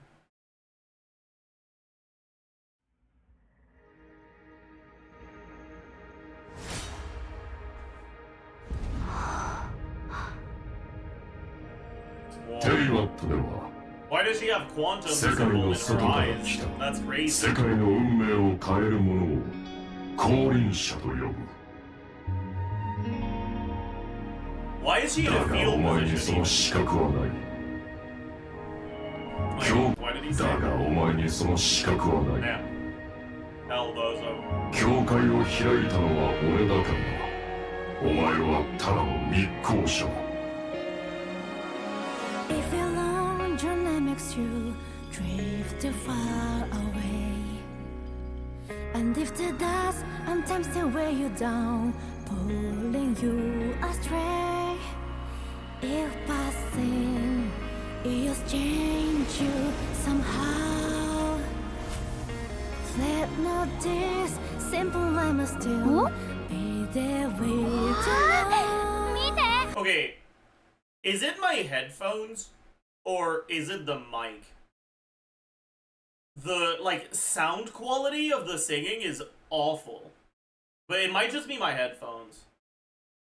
Like I'm not talking about the like the voice, the quality of the voice. I'm talking about like the sound quality. Like it sounds scuffed. It sounds like they're using a mic as cheap as mine. Somehow, let not this simple line still. Like the S's are too sharp.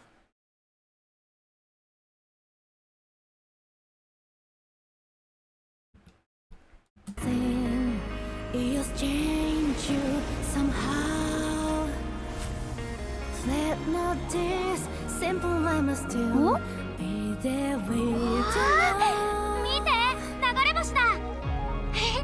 Fuck ruined.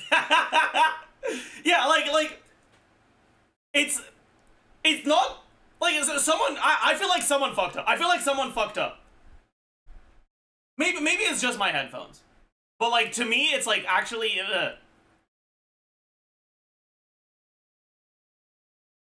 Already complain. What do you want me to say, man? It's just a voice. It's not the voice though. Or like even if it is the voice, this is the sort of stuff you can fix in mixing.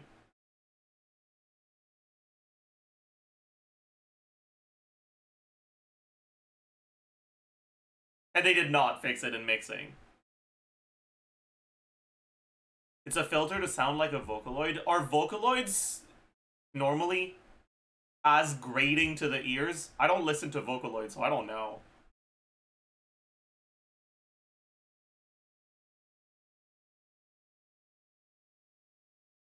Please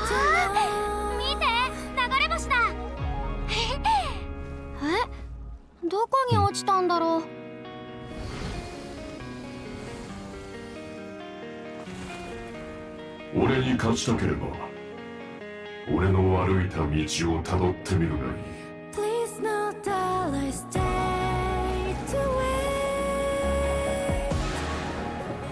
Please know that I stay to see. だがそこにお前は属すな All the changes is お前の家もない right here you stand. I am 私アリスよ waiting for 旅の you. 人おしゃべりしましょう Inside of the melodies, our memories from all past to see. その件誰に習ったあいつはどこだ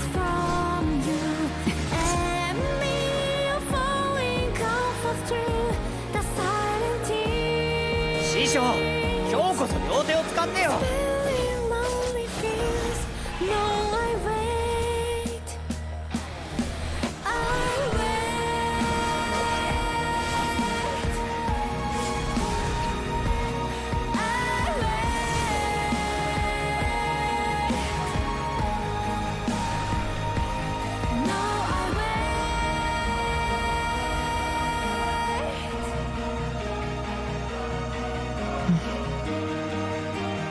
This looks like a cheap anime. Okay, honestly, you're kind of right. Like, I'm gonna be like completely honest, and yeah, this looks like the trailer to next season's is 6.43 on my anime list isekai.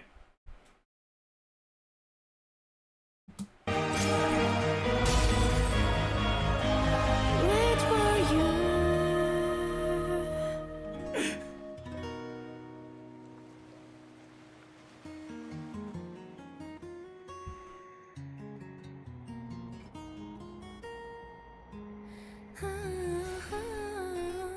La, la, la, la, la.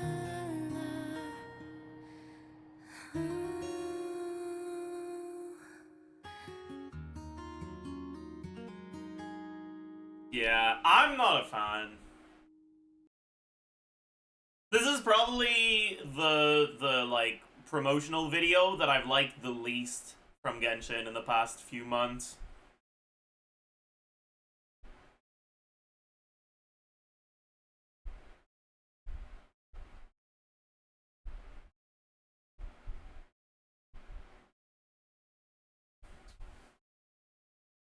It has heavy lore. I'm sure it does.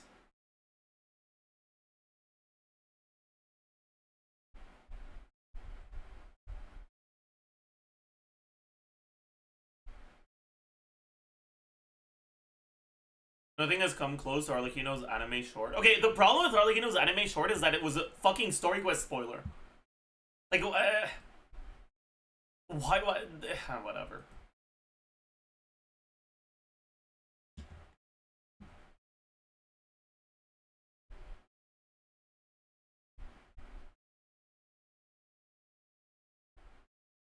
Oh, so just the reason why I'm saying it looks like a cheap anime isn't because the animation quality is bad. It seems fine. It's because the like environments and the poses and the like choices for what the characters are doing in these animations is very reminiscent of like throwaway isekai trash promotional videos.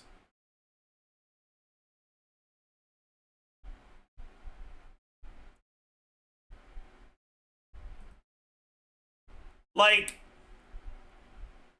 I could have been, if I didn't play Genshin, I could have been convinced that this is a trailer for the upcoming Danmachi season and that she's the new waifu. Like, you could have convinced me, honestly. Just like, edit like 1 or 2 clips of Belle in there. And it's like an actually pretty convincing Danmachi promotional video.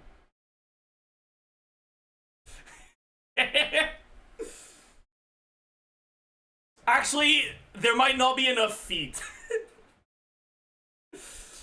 Maybe it's not. Maybe there's not enough feet for it to be a convincing Danmachi video.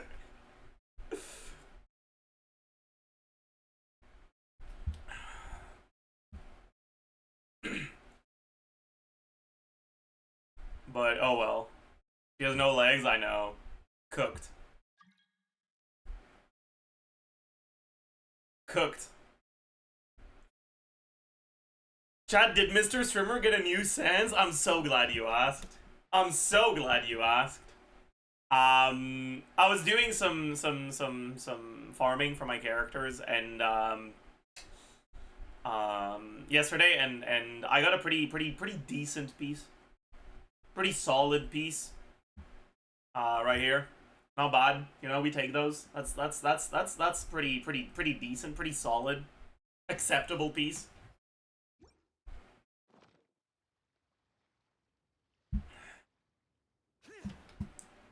Low rolls, give me, I'll throw it away. True.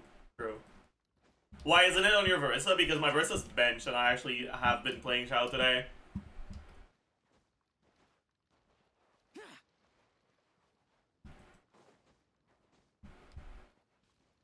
I didn't see, show it again? Sure. I got you. There it is.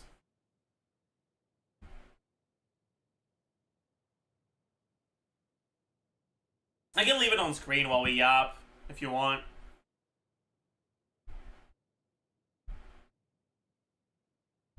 Is your ratio still fucked? I'm a little overcapped this Shenhene, but it's not too bad. Oh.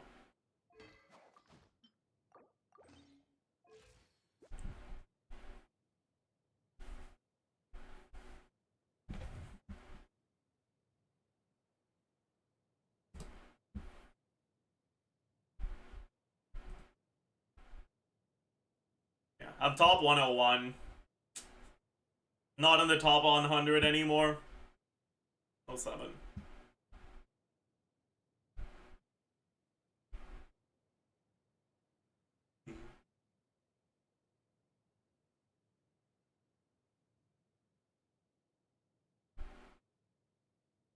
Wait, I just realized, is there not a 130 ER bracket for Shao Premium? Why?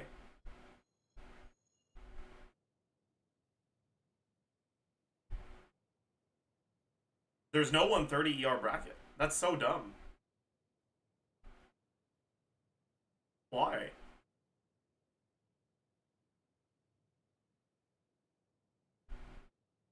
Oh, whatever. Whatever.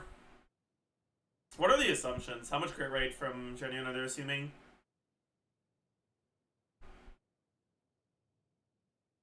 And they're not even assuming a charge attack at the start. Damn. These are unfavorable assumptions, aren't they?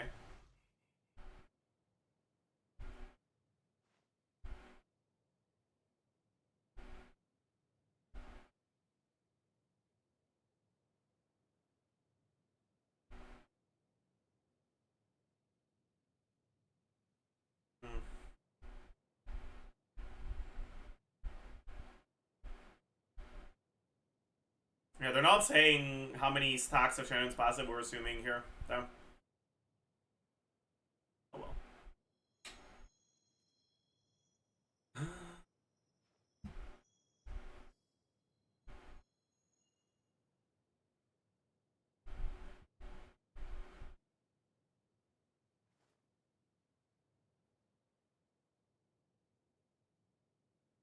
You guys stop cursing my characters, please. Stop with the hexes.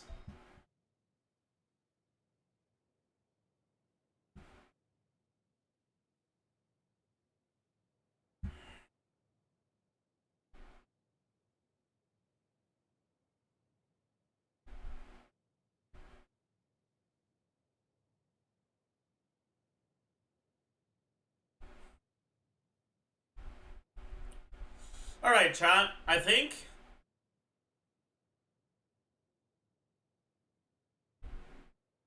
think therefore I am. I think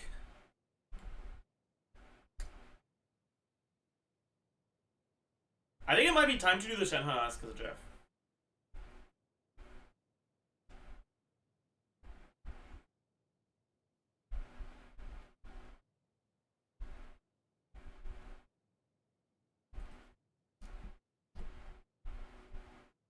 Or we can do the stall first. Yeah, that's a good idea. I'm done. Oh wait, no, I can't. I'm pretty sure I did the stall with Nick yesterday. We finished the puzzle yesterday. No, it's not the same word. Never mind. I didn't do it. It was Vixen.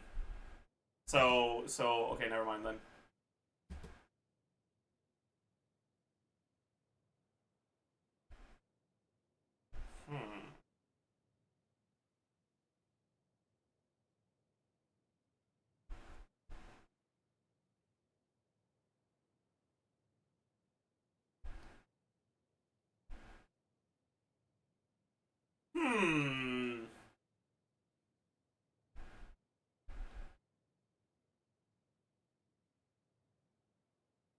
Chat, is bilge a word? Because I know Bilgewater is a place in Runeterra. It is. Okay, bet. Bet. What the fuck does bilge mean? Bulge, true. Water in a ship. Oh. It's wastewater. Ah, I see.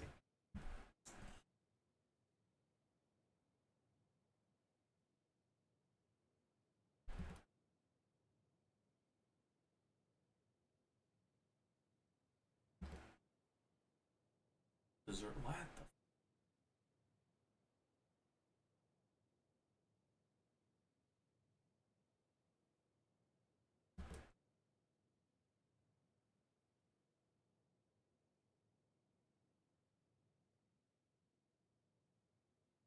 the is mocha written with a CH? Maybe.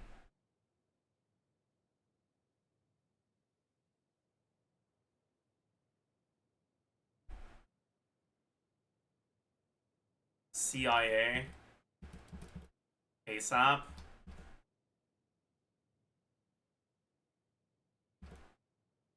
Goofy toy dogs. Who's? Maybe? I don't know.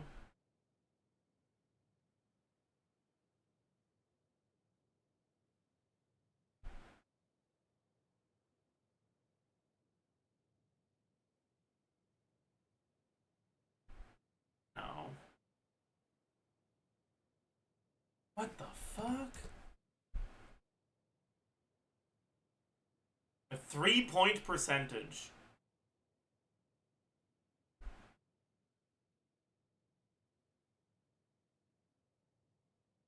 A gap, perhaps?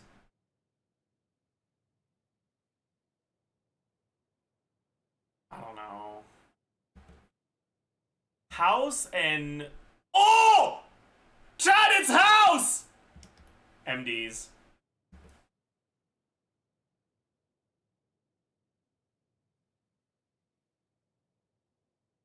Droop. A 3-point percentage. I don't know. Dessert wine.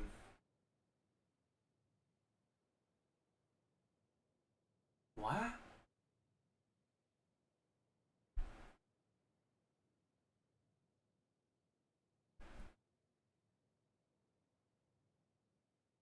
What? And then desert wine.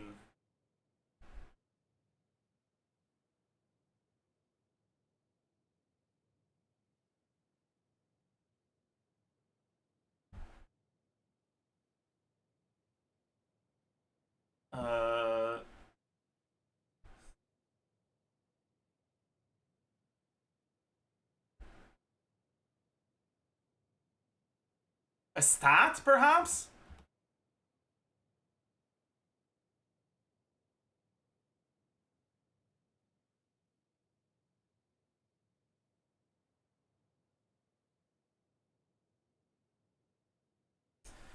I'm hot.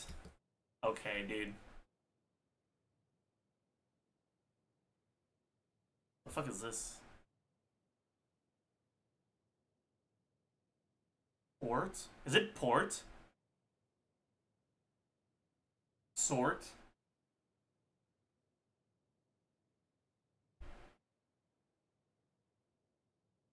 Mort?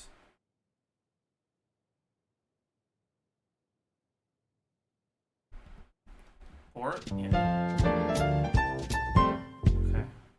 Okay. What does that mean? What the fuck is port? Port wine? Is that what? What is that? Port wine is sweet? What does port mean? Like something made out of port? Or why is it called port? Because it's Portuguese.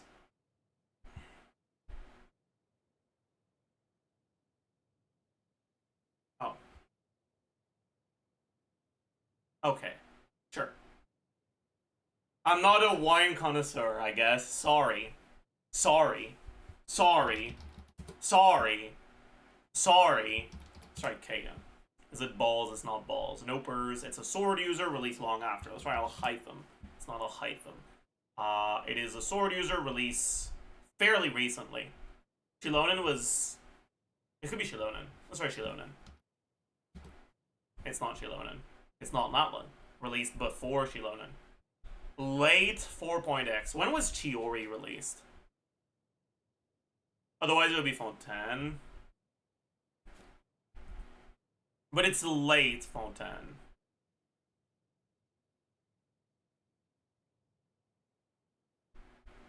But it's not Geo. Pyro, Sword. No. Electro, Sword, Chlorine. It could be Chlorine. Let's try Chlorine. Bet. Alright. You notice. My ears are a hereditary feature. Quite different from everyone else's. So I try to hide them with my hair as much as possible. Is that Kirara? Is that Goro?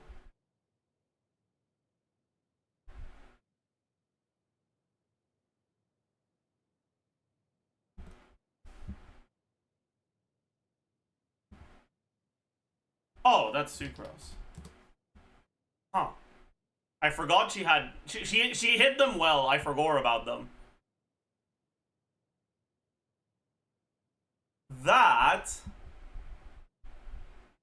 Is that Zhongli's passive for shield strength? It's not. I was wrong. I'm not sure what this is then. I can't really tell. It's some sort of healing ability. Increases healing. It's not gonna be Farina's thing. Maybe it's Chlorine's passive that transforms healing to Bond of Life? No. There's Plunge here. Is it gumming? Yeah, it's gumming. Alright, bet. Bone. Is that Sucrose again? Yeah, okay. Bald. It's not bald. Asta. It's not Asta. Let's try March. No, let's try a Jarilla character. Let's try Japard. It's not a Jarilla character. Let's try... Welt?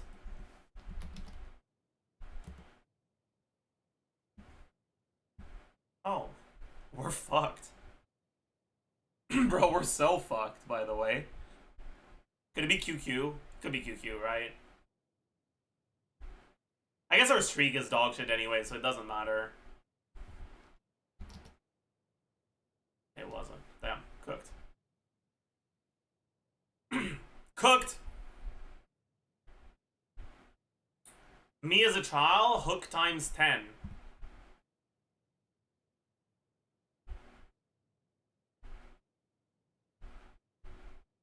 So it's a Jarilla character that was unruly as a child.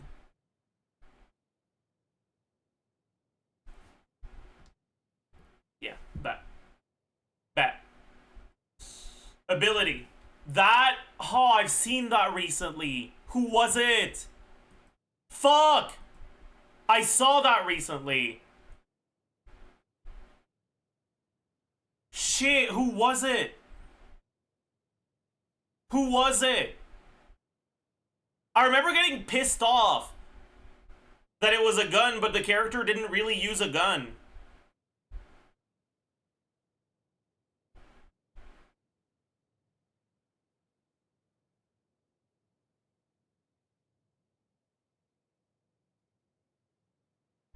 Was this one Arlen? Yeah. Okay, let's fucking go. We're learning, chat. We're learning. We're learning. We're learning. We're learning. We're learning. We're learning. Emojis. An angel. That's gonna be Robin. That's gonna be Sunday. Sunday Bende, not Bende. Fire. Nothing in common. Let's try lighter. Nopers. Right faction. Right boss. Wrong material. That's gotta be... Doesn't Bernice have the same material? No, she doesn't. Lucy has the same material. Yeah, okay, bet. Easy clap.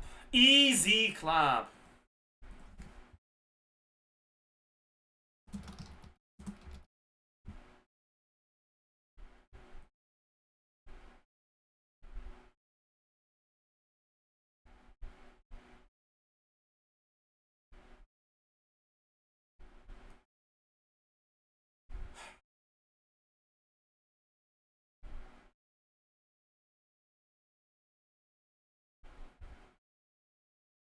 I'm surprised you know these ZZZ characters. Yeah, I don't play ZZZ, but I've done the ZZZ duel every time I do my duels for the past... since ZZZ came out, basically. Should we do the Balatro duel as well? Yeah. We gotta do the Balatro duel. It's an important part of our daily duels. Okay. Shit. Let's try Zany.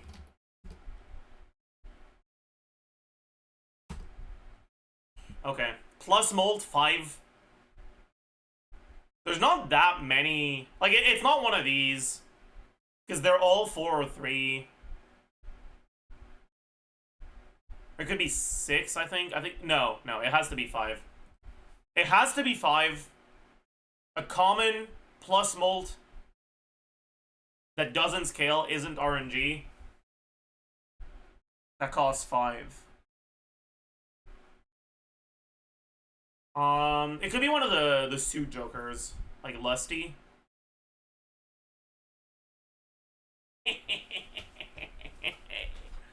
Bet. Bet. Easy clap. Alright, let's do the bone duel. Which is my favorite duel now.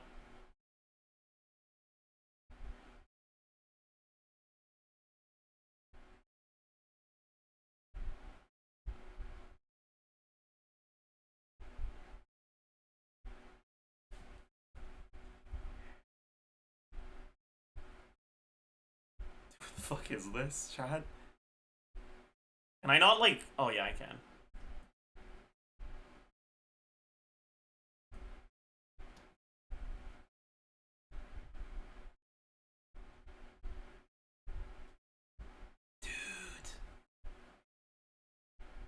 I don't know, man.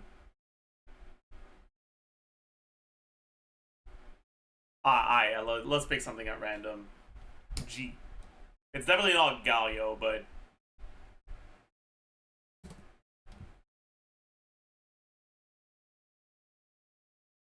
Okay, well, stop giving us the worthless animations that no one sees. Like, what do you mean, laugh animation? I don't know. Let's try... R. Rakan. No. And this is a run animation? Dude, can you not give us one ability? Like, really? Just give us one animation, man. Like, one ability animation. Begging. Who hops when they run? I think Zoe hops. But Zoe has long hair.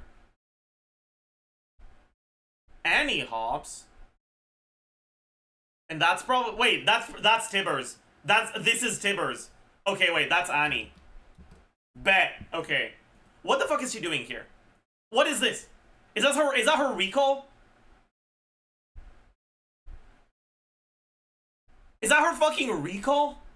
No shot they're having the recall in the bundle. No shot. Summoning Herald. Ain't no way. That's even worse. Dominion animation for conquering. Okay, dude. That's not okay. That's fucked up. That's completely fucked up. Nah. Unacceptable. Unacceptable. Unacceptable. Let's do the Scrandle.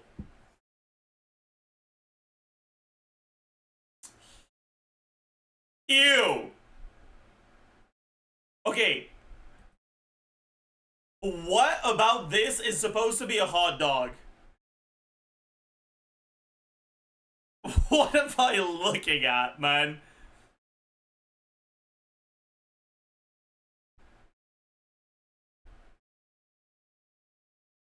It looks raw. Yeah, both of these look awful. I think this looks like you're gonna be sick if you eat it. This looks like it just doesn't taste good. Okay, I mean, fuck, man. The other one was 12. I guess the cam is in the way a little. Let me...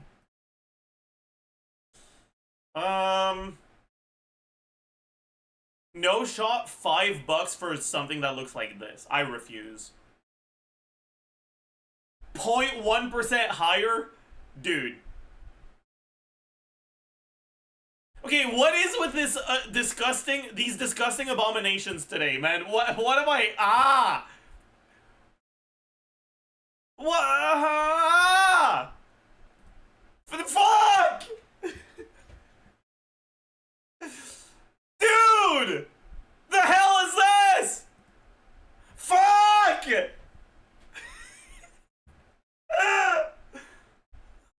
That's $12? There's beer. There's beer. There's beer. Would I rather have this or a $12 beer and throw away the burger? $12 beer and throw away the burger. Okay, there we go. 15%. My god.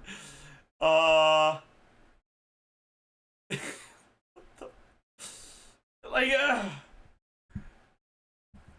everything is just so disgusting today. Like, how, okay, that, I mean, this is the worst showing we've ever had, by the way.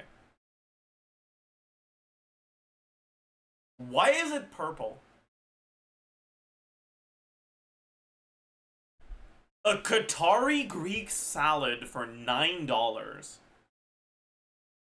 That looks like 3 bites for $9. This is way too expensive. But this doesn't look that great. But it doesn't look that bad either. It's only not that appetizing because it's purple. But that probably has no effect on the taste. Yeah, okay.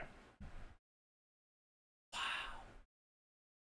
That was awful. My god. That's the most disgusting scrandal I've ever seen. Ew. Alright, chat. I think it's time. Let's go make a community post on YouTube.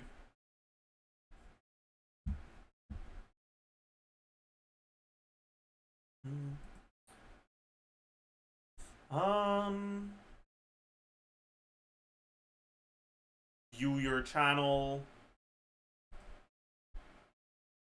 Posts. Hello, beautiful people.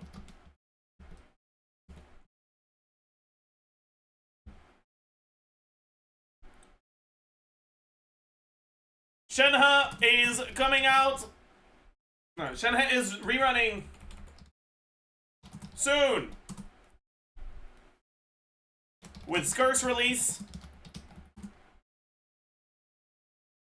There's quite a lot of new information to talk about relating to SHENHE. As usual, I'll be recording the Ask Zajef SHENHE edition for the rerun. Come ask your questions over on Twitch if you have any. Link in replies.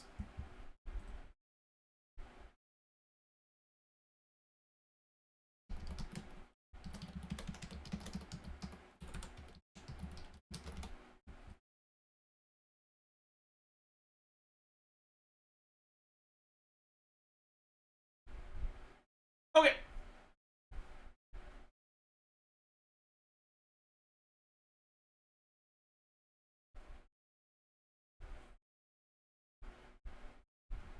Oh, actually, chat, but mods, you can send a ping on Discord as well. And while we wait for the people to gather, we can check. I'm kind of curious how people are reacting to this. 80 missed calls from Big Z. It would have taken Zajef at least 1.5 hours to level up that piece. Yeah, true. -1 friend, true.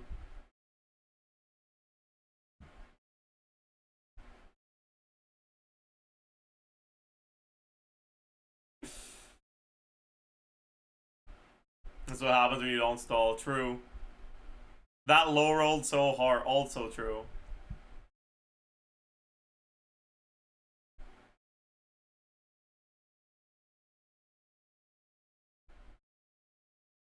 Low rolls and a flat stat.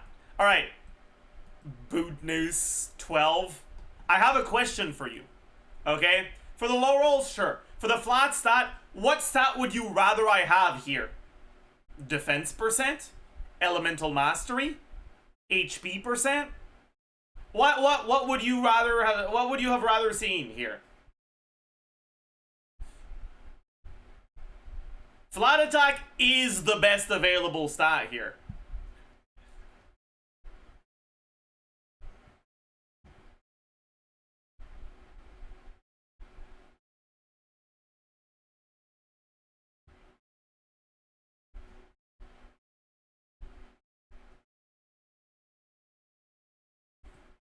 Alright. Your face. Yeah, true, actually. I didn't even notice. My god. Look at my face.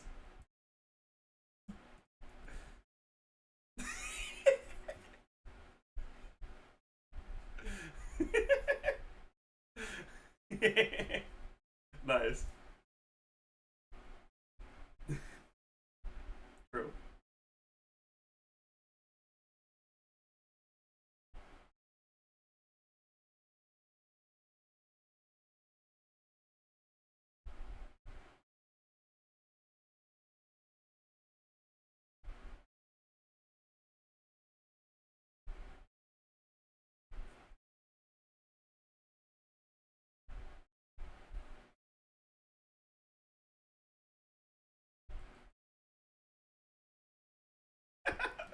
The mic peeking there, my god.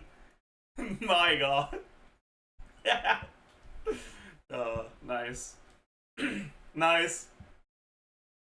Nice. We had no sound? Oh. Sorry. Okay. Sorry. Let's go! There you go. There you go.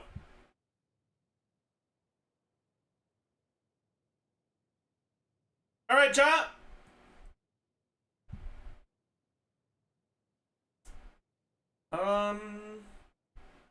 Everyone say hi to YouTube. It's time to record the SHENHE Ask to the Jeff. Actually, fuck, wait, no. Before we do that, is there anyone that has SHENHE who would be willing to lend me their account so I can show things I'm talking about?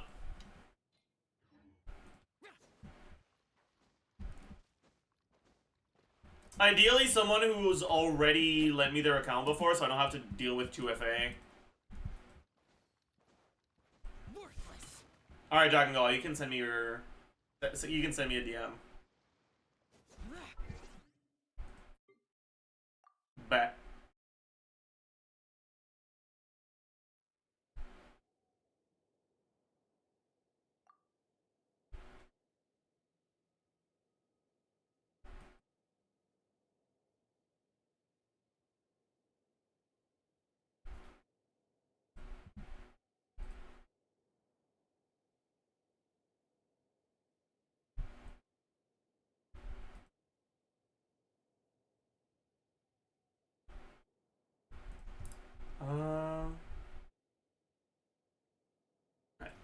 And you're Asia, right?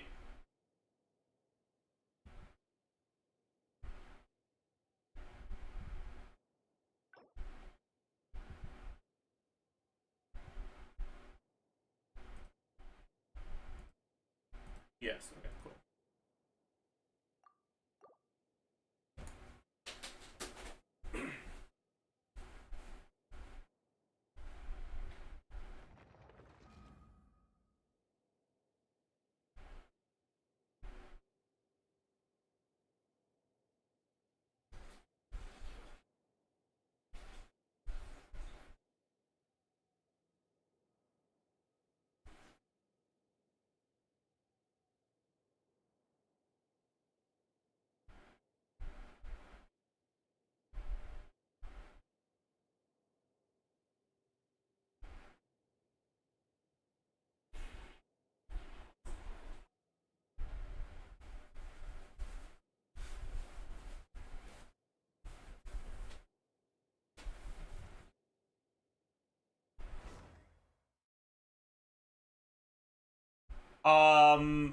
Mods,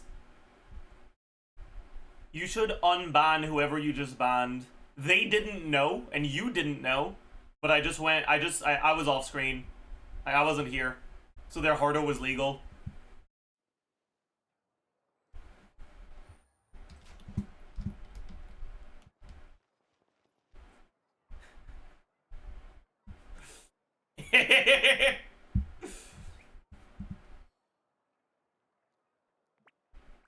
Alright. So, let's go here. Let's put SHENHE on the team.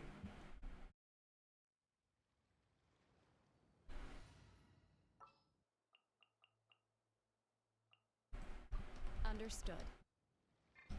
Yeah, make sure you unban them. Also, I'll be right back.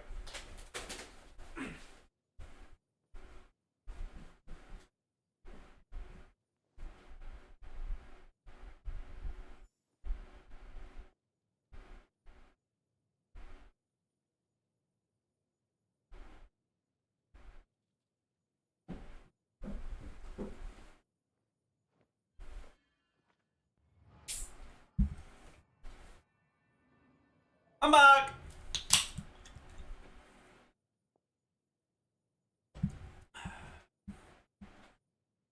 Oh my god, guards. Alright, everyone say hi to YouTube.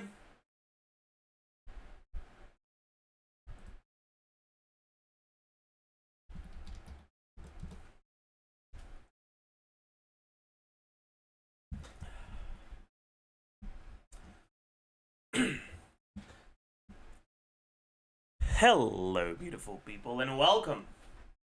Hi to Ask Zajef SHENHE edition. And honestly, there's quite a lot to say about this character. She's getting a rerun alongside the release of Skirk, and in the wake of Escoffier's release, which means the teams where SHENHE can be used have gotten a lot of changes lately. And that's just more things to talk about. And so, without further ado, let's get into all of the cool stuff, things, informations. As usual for the Ask Zajef, we start by talking about the character's overall power and place in the meta. And we follow it up with taking more specific questions from chat. If you wanna have one of your questions be included in one of these videos, you can try to catch me live on Twitch and follow me. True. Also, like, comment, subscribe. True. Anyways, SHENHE is a character that has had a very interesting, like, progress through the years, in the sense that her power has changed a lot with time.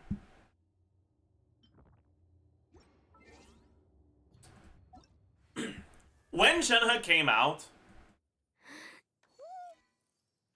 right, in the middle of Inazuma,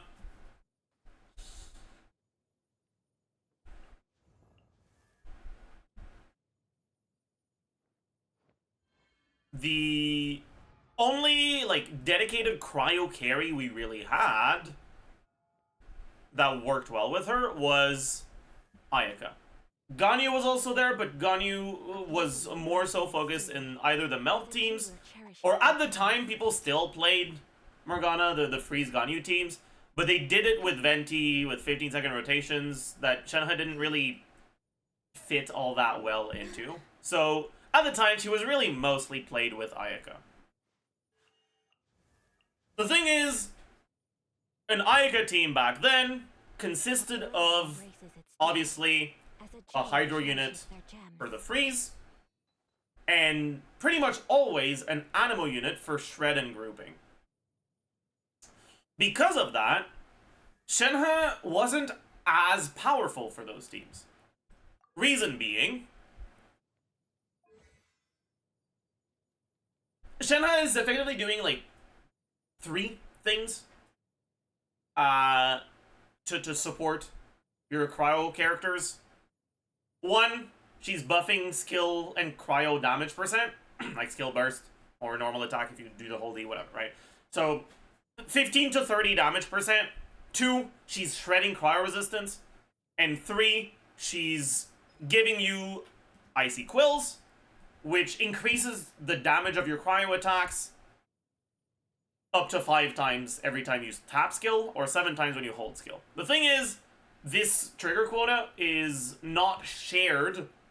It's 5 triggers per character, which means if you have more characters dealing cryo damage, you get to use up more quills. Now, with a hydro character, no cryo hits, and an animal character, which could get cryo hits through absorption attacks, but often didn't really build damage percent and crit to increase that quill damage, or didn't even absorb cryo. It led to situations where SHENHE was mainly buffing her own damage, right? She can consume her own quills with a burst, and your carry's damage. So you only really, and because she herself wanted to build almost exclusively attack, she didn't have that much crit rate, crit damage, she didn't have that much damage percent, so her own quills didn't hurt that much. And so most of the value you got from quills were just the quills you got on your carry. Even then, there wasn't that much competition for the second cryo slot in Ayaka teams back then. She was going up against Rosaria, she was going up against Kea, against Ganyu, I guess. Which just weren't that amazing for the teams. So SHENHE was pretty good. She wasn't amazing either. She wasn't that big of an upgrade, but she was pretty unequivocally the best one of the last slot options.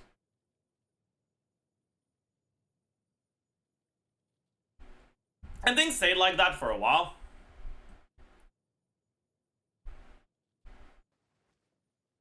Then Risley came out, who's another cryo character that can be played with SHENHE. Although in Risley's case, his rotations generally meant that you did hold E on SHENHE instead of tap E, and unfortunately, SHENHE's tap E is a lot worse than her hold E. The value you get from it is a lot worse. So while she could be played in Risley teams,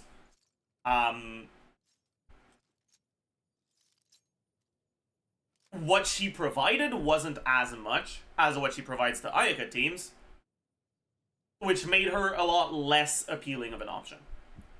And then Farina came out. And Farina honestly killed SHENHE for a while. The release of Farina made it so that you had a much better hydro option for your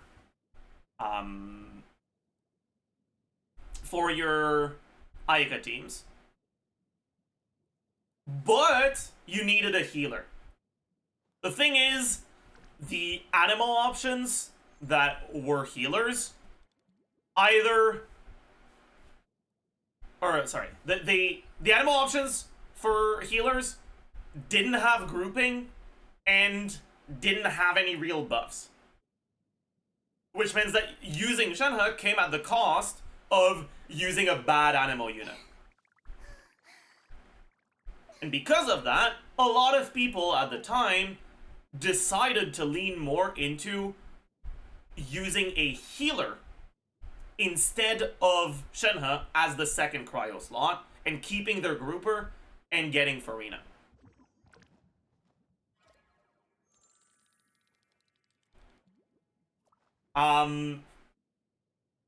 There were still some people that used SHENHE, whether they were using her with Farina with Constellation, so you wouldn't necessarily need healing, or with those animal healers, or just people who didn't use Farina at all. But it definitely made SHENHE a lot less competitive of an option for Ayaka's teams. And it stayed like that for a while. Until Natlin. And then Shilonen came out. And Shilonen gave you a Shredder option that could replace the animal units. Still no grouping, but that had healing. You now had a Shredder option that was a good damage buffer that also allowed you to use Shenhe instead of a healer. And that brought Shenhe back a little bit.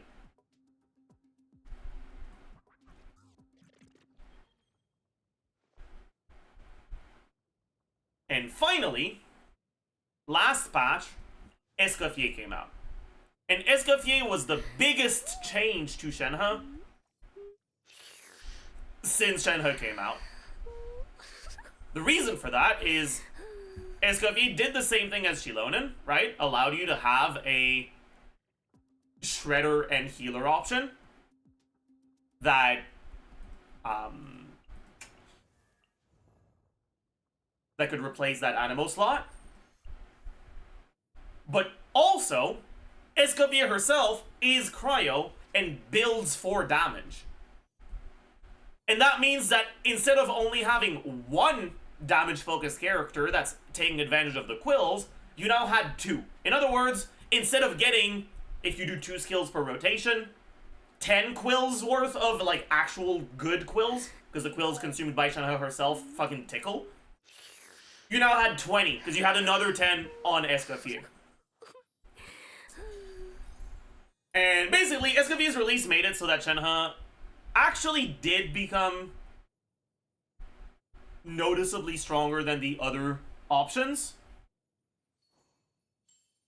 in Ayaka teams. When I say noticeably stronger, though, we need to understand how much that is. If you weren't using Shenhe with Escoffier, because of Escoffier's requirements, you would have to use a Cryo or Hydro unit as the last slot.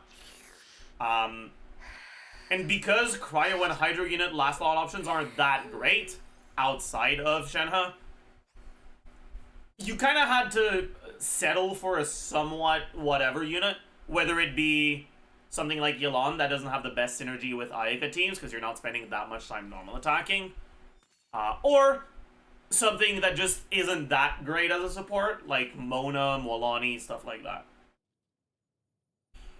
Because of that, Shenhe generally tended to be, depending on all the stuff that you had going around in your team, somewhere between like a 7 and 15% damage upgrade compared to the next best Hydro or Cryo you could use.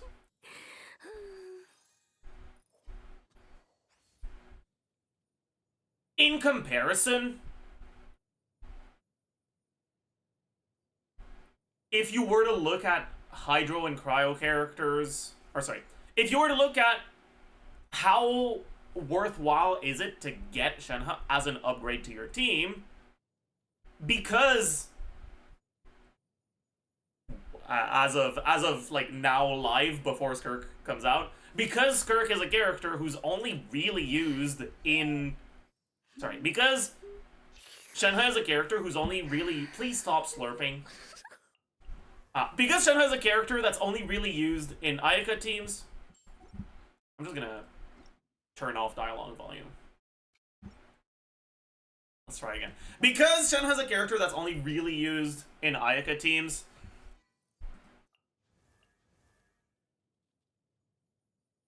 she functions kind of more as the equivalent of getting a constellation than getting a new character, because you only ever end up using them in that one team. And when you compare what Shenhe provides to what other constellations provide, generally, the best case scenario for Shenhe will be slightly better, but the worst case scenario will be worse, and on top of that, constellations on Escoffier and or Furina can be useful for other characters too, because, well, Furina's a very versatile character, and even though Escoffier isn't versatile, she can be used at least for any Hydro or Cryo carry. And because of that, just in terms of like the value you get as an improvement from one 5-star pull, Shenhe still tended to be a little bit less appealing than your other alternatives.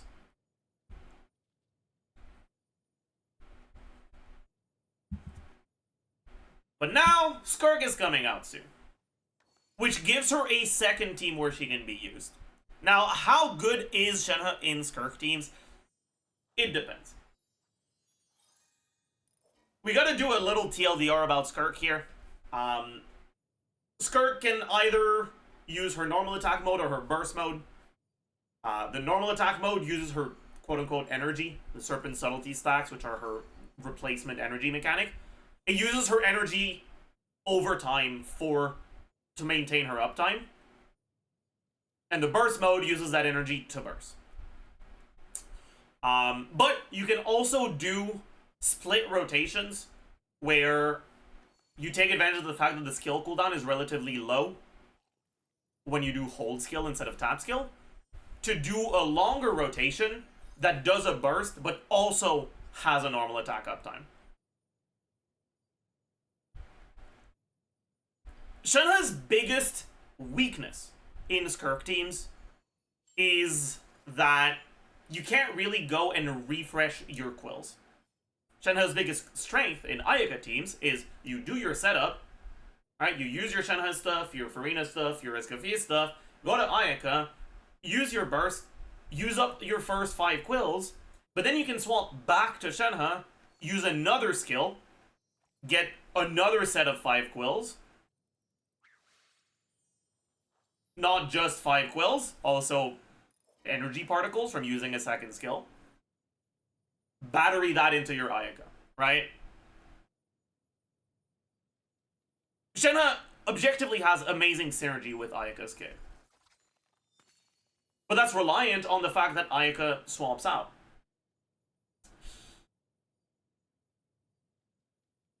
Skirk, when you're doing either the burst rotation or the skill rotation, for the skill rotation, she doesn't really swap out, and for the burst rotation, it's 15 seconds, so it doesn't line up well with 2 tap skills, which is 20 seconds. And so, whether you're doing the burst or the skill rotation, Shenhe's not that great. However, if you do a split rotation, you can have one rotation where you do a hold skill, or sorry, you can have one mini rotation where you do a tap skill, and you use your Skirk burst, get all 5 quills on there, also passively get the 5 quills from Escaffier. And then you follow it up with a Shenhe hold skill, and you go back to Skirk for your uptime, and you end up getting 1 tap skill and 1 hold skill. Over a longer rotation, sure, but you get both. If that's what you're doing, Shenhe, I would say, is arguably the best last slot for Skirk. The problem with the idea of doing something like that is that there's quite a few situations with Skirk where you can set up certain things so that you can do a rotation where you burst and then immediately use your skill and start normal attacking. And when you're doing that sort of setup, Shenhe's not as good. If you're against an infinite HP enemy where you just chain your rotations back to back, I'd say that Skirk is the best one. But because of the fact that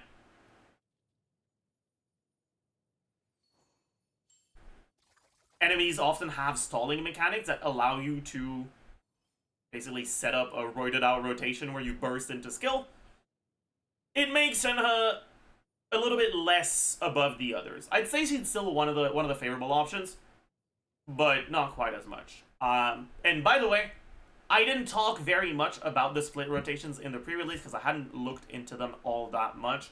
They turned out to be better than I expected them to be, so that's something I'll talk about at length in the post-release, right? Shenhe is a bit better than I gave her credit for in Skirk teams. But in any case, she's still not that much better than the alternatives.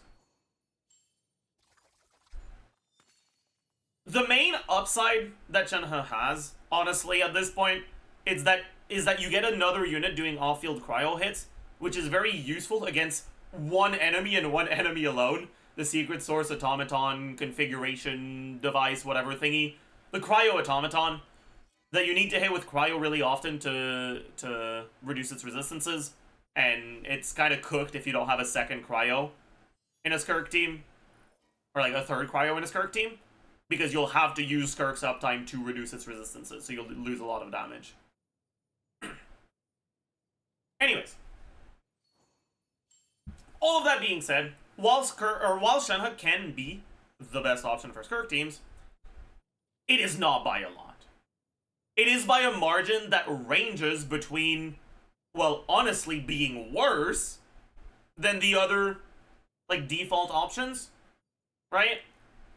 To upwards of, like, 5% better. So it's generally between, like, the 5% worse and 5% better compared to the other options.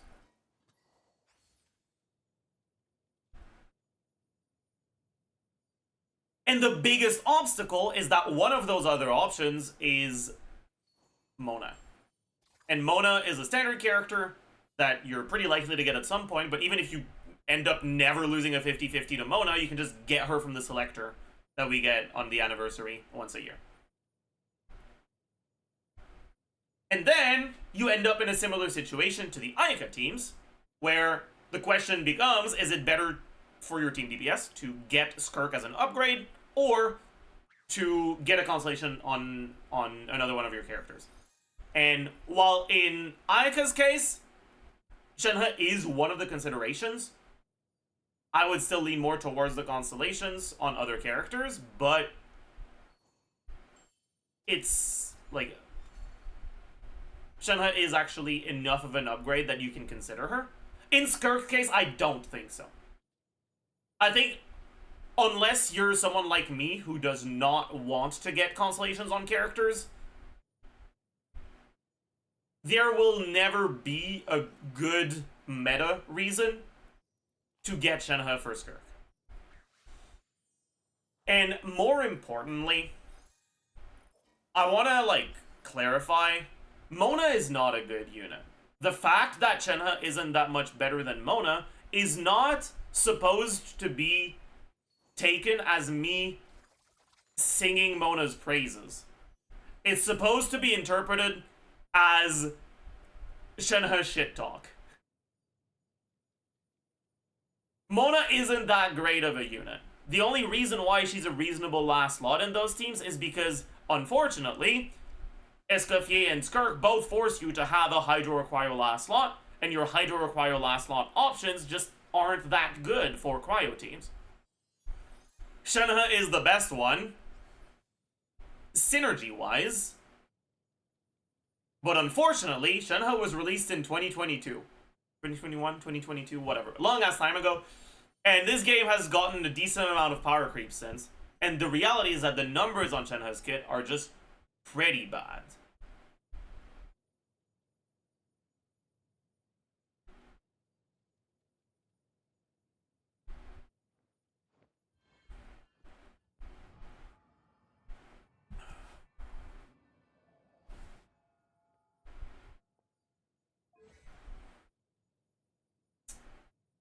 Now,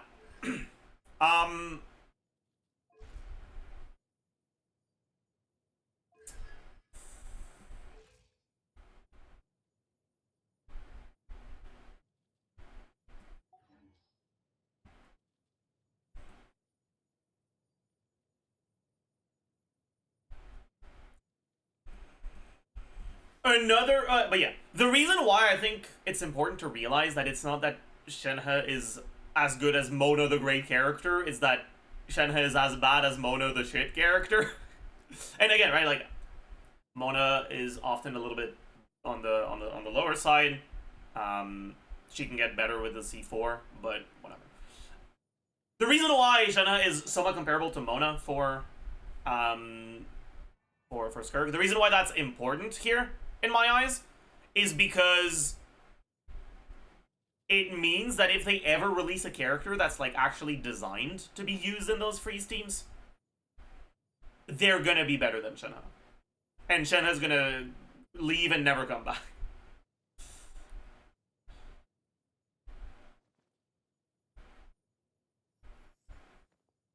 Because of that, I consider SHENHE to be in a situation where she is a character that actually is part of some meta teams and is arguably part of the best version of the teams of a few actually good meta carries.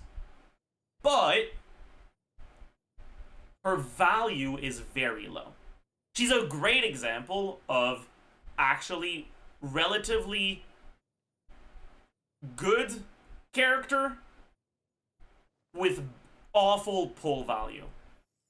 I don't think that her power, and I don't think that the like, when I say good, I don't mean that she has great numbers or a great kit. It's just like she ends up being actually the best option in like a Skirk team sometimes, or unequivocally in Ayaka teams.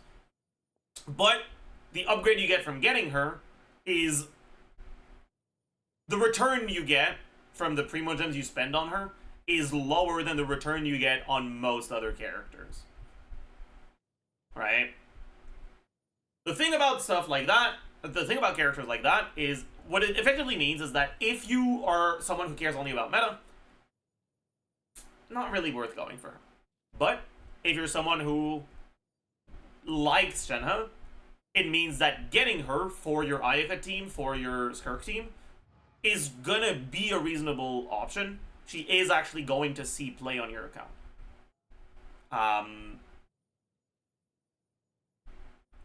So that's cool.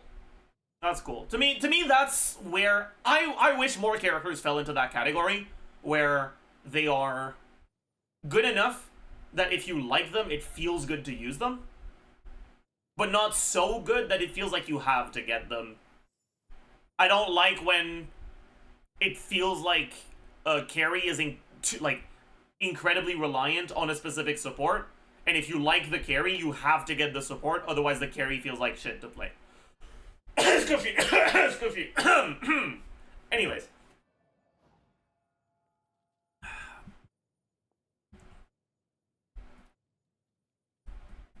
I think that SHENHE is a much more balanced character. But yeah, I have been very vocal about my dislike of SHENHE. Like, it's not dislike of SHENHE. How do I say it? About how little I recommend SHENHE.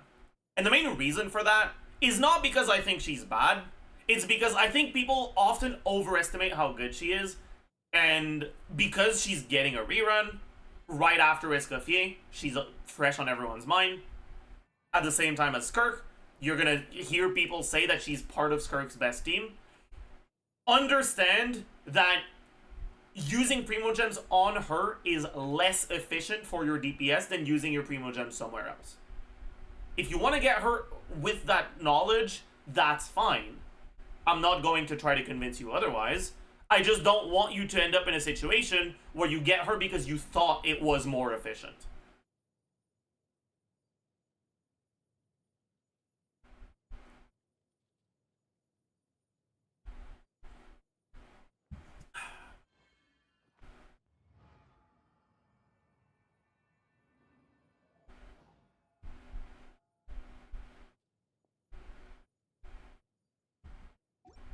Before we get into questions, I want to clarify what I mean by her numbers not being that great. I think people often heavily overestimate SHENHE's quills, right?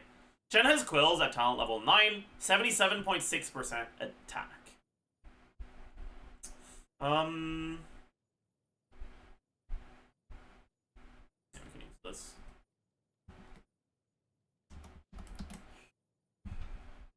Right? If you get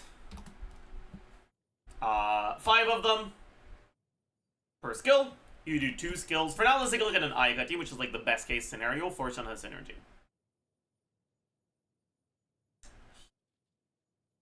You get 10 quills used on Ayaka. SHENHE herself doesn't need damage percent, so you can build just more attack, because her quill damage looks at your character that's triggering the quill's stats outside of attack, It looks at their damage percent, it looks at their crit. So generally, your Shenhe is going to end up with more attack than your carry. And so this 700 and something motion value is going to be closer to the equivalent of like 1,000, 1,200. Let's say it's 1,200, be somewhat generous, alright?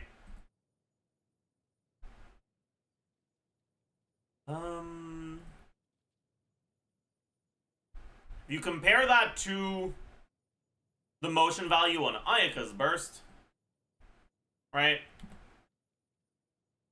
191 times 19 plus 286.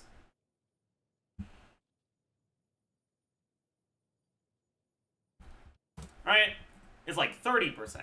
Does that mean that the quills are increasing your damage by 30%? Well, no, because actually Ayaka does a decent amount of normal and charge attack damage when you look at the full rotations. And this ends up being closer to 6k than 4k, so it's like 20% instead. It's not bad, but it's not that amazing. You also get a little bit of an upgrade on Escoffier, but keep in mind, Escoffier also has her own motion value. In practice, generally, the quills are giving you anywhere between like 5 and 15% more team DPS. Sometimes a little bit more. In Ayaka teams, I think it can go up to like 20% in some cases.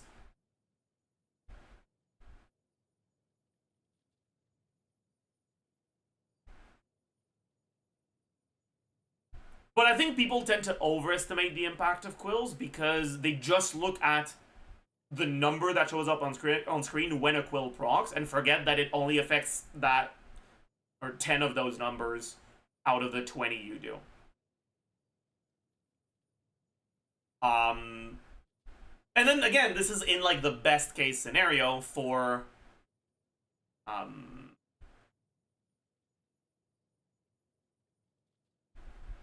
your quills, which is the triple cryo with Ayaka and Escoffier.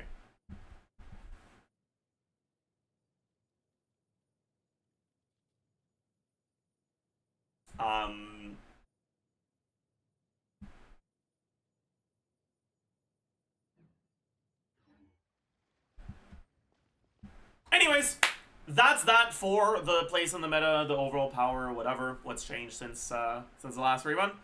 Which means it's now time to move on to questions from chat. And actually, I'm gonna predict the first question right now. Chat is gonna ask me what artifact set you should use on SHENHE. Alright? And man, I don't know why there's so many people that think that you should use two-piece. I'm so confused.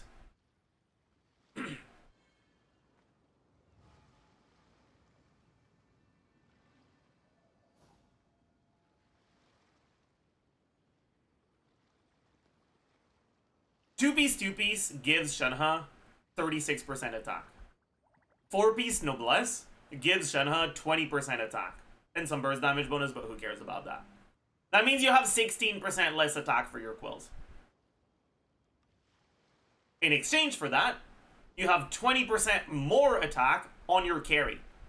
And your carry's motion value is a lot higher than your quill motion value. 10% attack on your carry would be better than 16% attack on SHENHE. So obviously 20 will be. I don't understand why so many people think two-piece is better. Now, you don't necessarily absolutely need to get Noblesse. Like, it's fine if you don't have one, if you don't want to farm Noblesse, like, whatever. But Noblesse is better.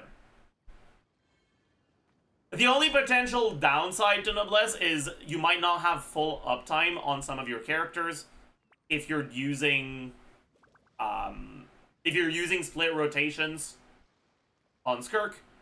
Because Noblesse is 12 seconds, it means that you either won't have the Noblesse for your burst, or you will have relatively low uptime Noblesse on your normal attacks. And whenever you're using Escoffier, it's guaranteed to not be full uptime on Noblesse, because Escoffier's kill doesn't snapshot, so you get 12 seconds of hits with Noblesse, and then whatever's left is going to be without Noblesse. But it's still just better.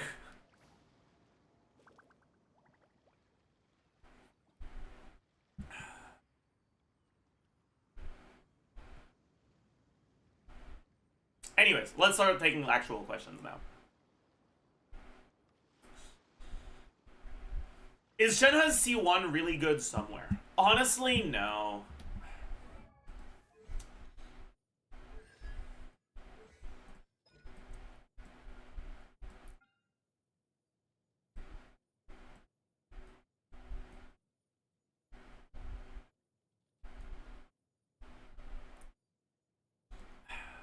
Shenhe's C1 is mainly useful for energy generation.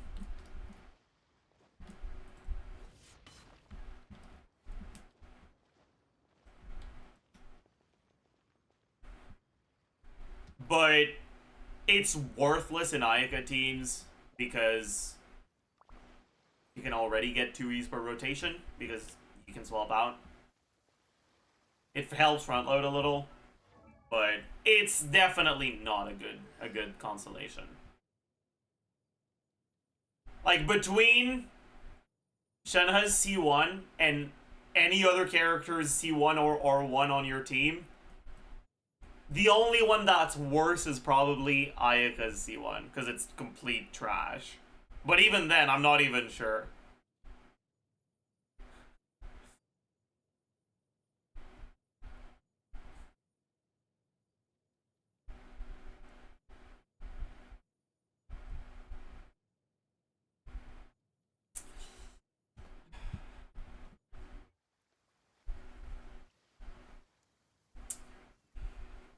Alright, should I use Attack Circlet on Ayaka when I'm using Shenhe? No, never.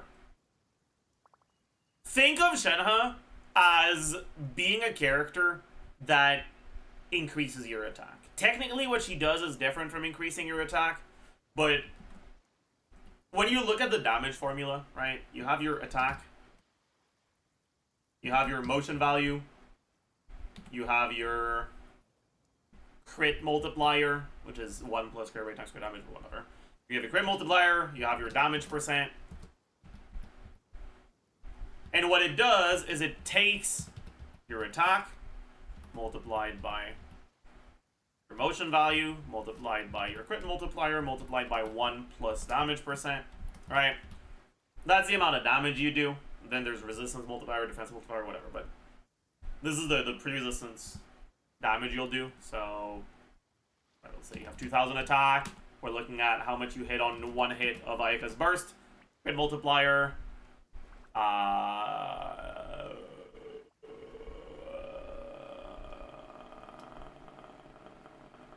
don't know, like fucking 320%-ish is what you'll expect, I guess. And then damage percent, if you've got Escoffier, you've got Shenhe, you've got Ayaka, or you've got Escoffier, Shenhe, Farina, it's what, 30, 250,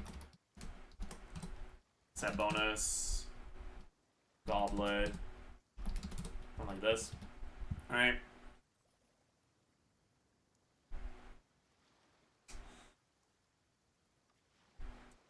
What Shenhe does is she adds motion value that, instead of looking at your carry's attack, looks at her own attack.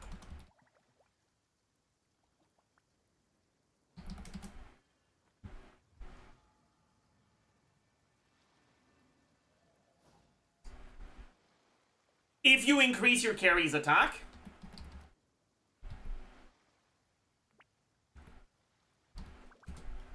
it doesn't change the quill value. Attacks that are bigger or smaller also don't change the quill value. But if your carry gets more crit, that increases quill value. And if your carry gets more damage percent, same thing. Because of that, it effectively works the exact same way as attack does. When you look at the damage increase from 1 point of attack here,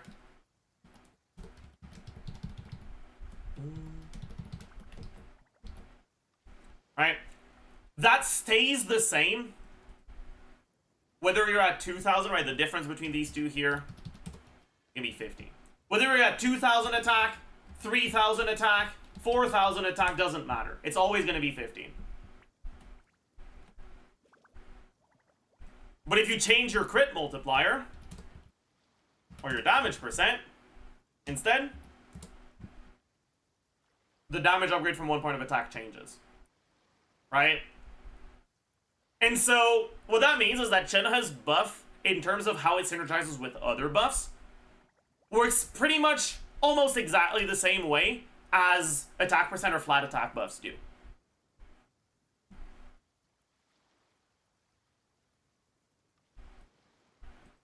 In other words, using an attack circlet or goblet on your carry when you have Shenhe is kind of like using an attack or an attack circlet or goblet on your carry when you have Bennett.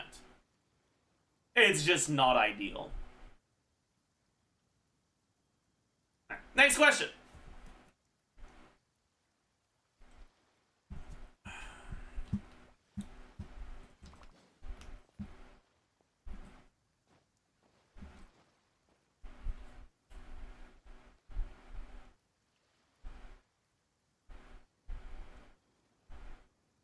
What's her best weapon? Okay, so in order to talk about Shenhe's best weapons, we need to talk about energy requirements. Shenhe's burst costs 80 energy, which is so tragic, by the way. If her burst was like 60 with a 15-second cooldown, she'd actually be so much better. But anyways, same element. Let's do an energy calc. We merge and center. Merge and center, wrap text, yup. Format painter, yup. Caught, non-caught. Copy this down, yup. 3, 1.8, 1, 0.6, 2, 1.2. Energy, refund. There's no refund, but whatever. Cost, ER. So,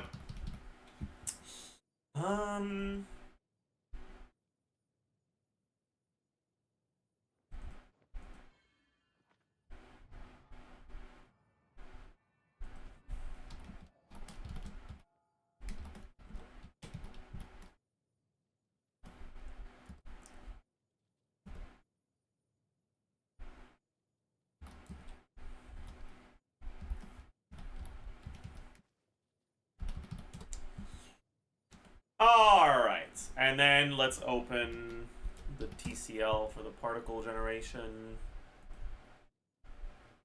Happy, is it 3 or is it 2 to 3? I forbore. I think it's 3. Why did I do Rosaria? Is he an idiot? Yeah, it's 3. Okay, bye. So, when you're playing a team with Ayaka, Shenhe, Escoffier, Farina.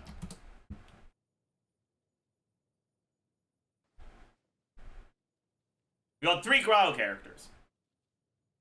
That's 3 characters that can generate cryo particles. This is generally going to be the best case scenario for Shenhe energy requirements. On top of that, because Farina is solo Hydro, her ER requirements are generally going to be high enough that Fav will be her best weapon by far. Because of that, you have another set of clear particles from Farina on top of the Hydro particles. So, what does everything look like here? Ayaka, yeah. Shenhe, yeah. Escoffier, 60. Farina, 60. Alright. So, over a 20-second rotation, Farina generates like 6-7 particles. Technically, your rotation is probably going to be a little bit longer than 20 seconds because things don't go perfectly. So let's say 7, whatever. She catches 1, Escoffier catches 1, Shenhe catches 1, Aika catches the remaining 4, I guess. Sure. Don't talk about the year requirements yet. These aren't real yet. Anyways. And then we have a total of 7, so the rest goes here. That's the hydroparticles then. Cryoparticles. Ideally, what you want to do is you battery Shenhe particles into Ayaka on the second skill. You can't really do it on the first skill because you don't swap from Shenhe to Ayaka on the first skill. You can either battery Escoffier into Ayaka or Escoffier into herself, right? You can QE or EQ, it's up to you. I think the rotations are more simple when you EQ, so that's generally what I prefer to do. Which means Escoffier's particles, which is 4 particles, get caught by herself, and they're the only sets of particles that she catches. Shenhe catches her first set of particles if you EQ, but if you QE, she does not. And generally, unless you're on like 0 ping, it's really hard to do rotations where you EQ and your Ayaka burst goes off before quills expire. So generally, most of the time you QE on Shenhe.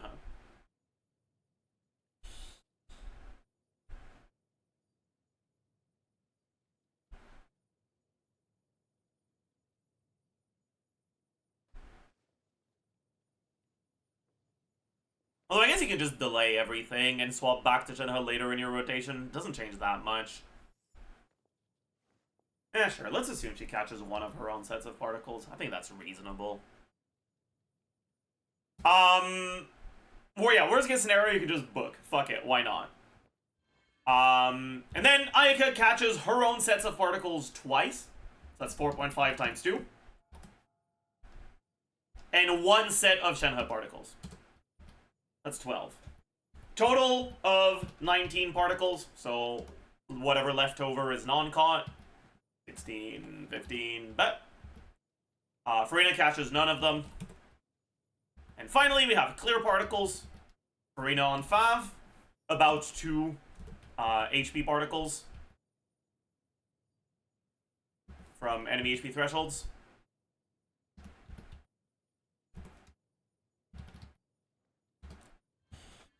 And so this is what your ER requirements look like on this team.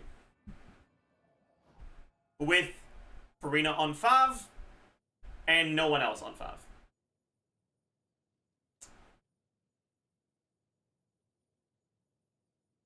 If you put Shenhe on 5 as well, if it's a refine of 5 higher than 3, higher than 2, whatever, the cooldown becomes less than 10 seconds, which means you can proc it twice per rotation.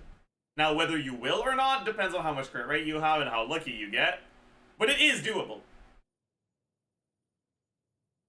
With 1 5 proc, generally it will be Shenhe catching the 1.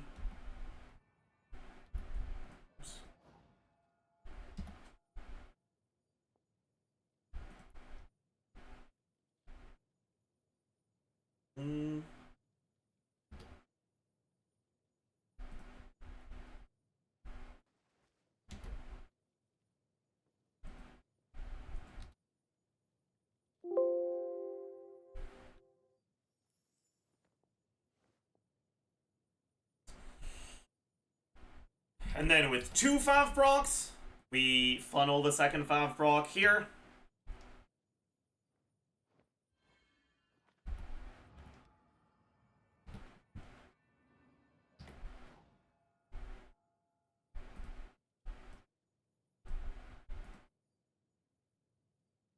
So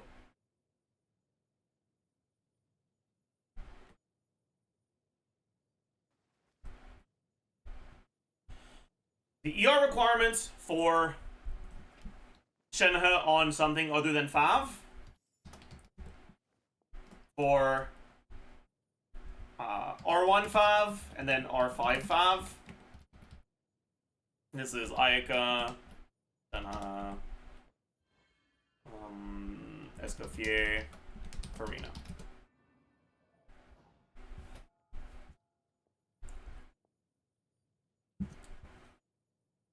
And as you can see, putting SHENHE on Fav reduces her Onio requirements by about 20 to 30%, but also reduces the rest of your team's ER requirements. And 17 to 18% less ER on Ayaka is a massive deal.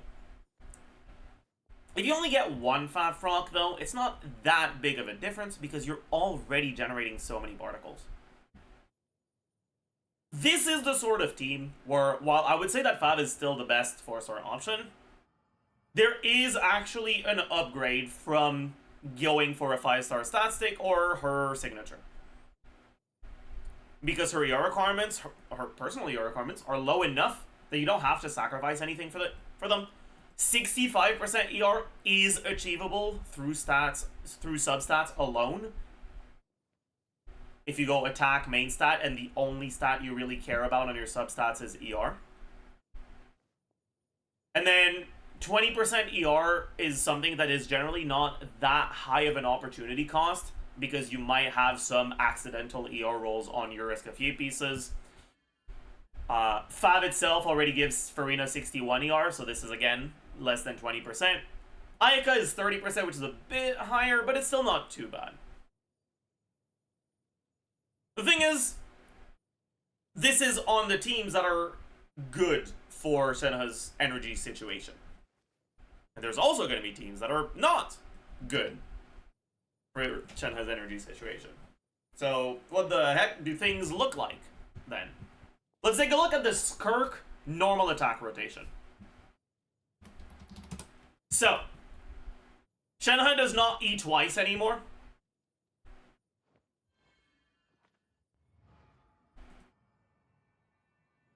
And Skirk only generates 4 particles.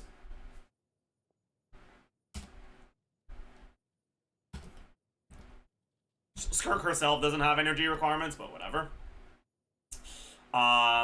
Your rotation might end up being a bit longer, so maybe you get +1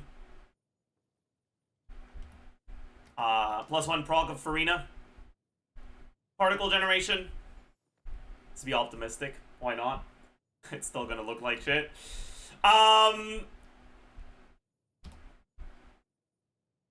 But yeah, then you have Skirk's particles that are not caught by SHENHE, and Escoffier's particles that are also not caught by SHENHE.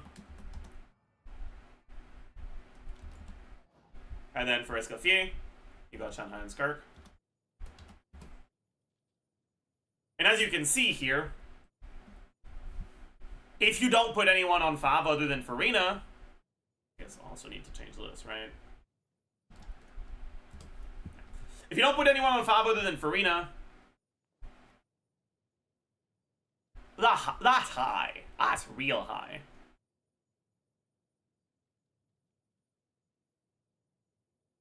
Just giving SHENHE Fav reduces her own ER requirements by over 30%.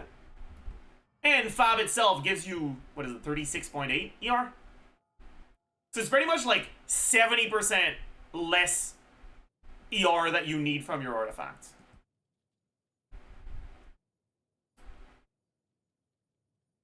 It's 30.6? Oh fuck, my bad. 65% then, my bad. That's like more than a full main stat. And that's without even accounting for the fact that you also are gonna have a Fav proc for Escoffier. Which is about 1 less substat of ER that you'll need. And for Farina. Also, pretty nice.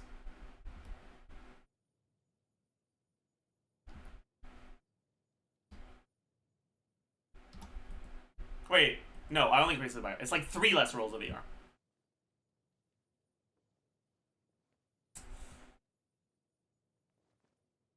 Oh yeah, I guess you would do Holy in this one, sorry. You're right, you're so right, by the way. You are so right.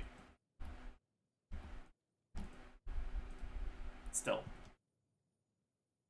From 212 to 183, so it's 30 plus 30, so about 60%.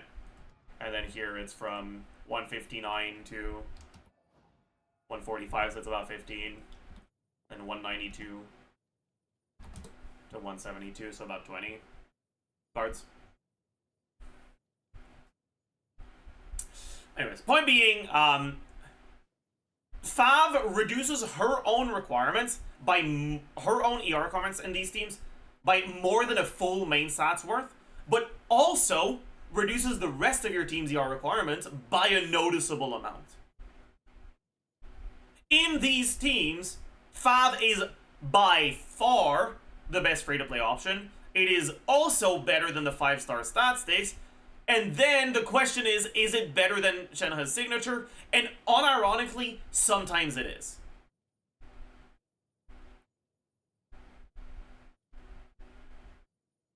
But it's at the very least competitive.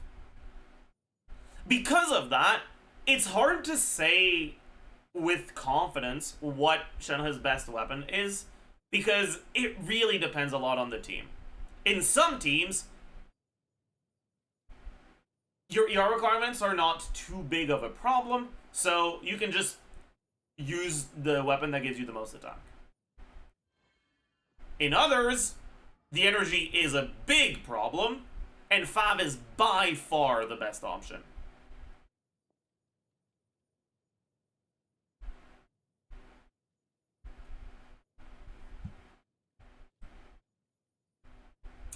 But yeah, that's pretty much it. Next question.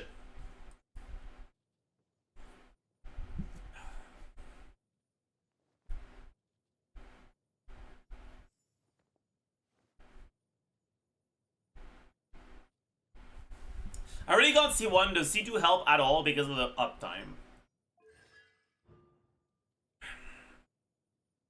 It's okay.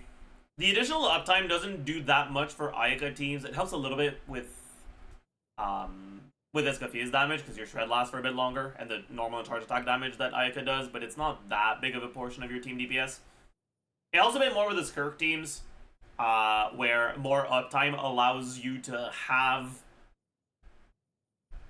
your shred for both your burst and your normal attack window. Crit damage is okay-ish. But this is not better than getting a Constellation on a different character. And actually, speaking of Constellations, let's talk about her C6, right? Her C6 makes it so that when you do normal and charge attacks, they don't count towards the trigger quota. So you get the damage bonus from quills without losing your quill. So effectively, it gives you infinite quills on normal and charge attackers. This is not nearly as good as a lot of people think it is,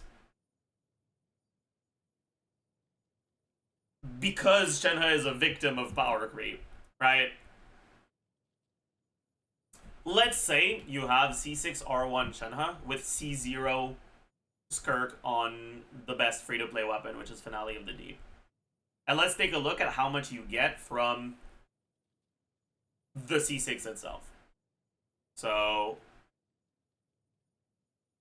Skirk,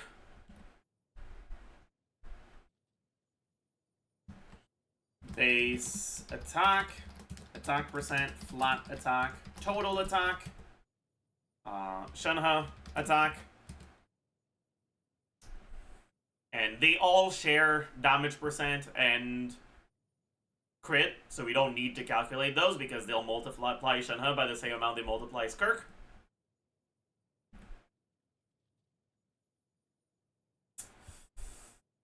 Base attack is 359 plus 565. Attack percent, Finale passive, SANDS, TOM, Noblesse. Anything else?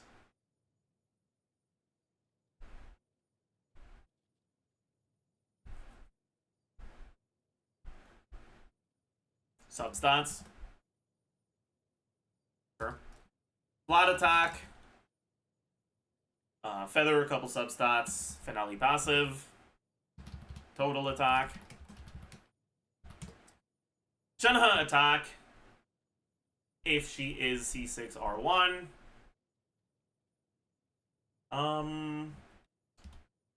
304 plus 741 base attack. Attack percent 28.8. 46.6 times 3. Does she get attack from anything here? I don't think so, right? No. Noblesse buffs her, TOM buffs her, get a bit more than 20% attack from subs, let's say 30. Then there's Calamity, attack percent.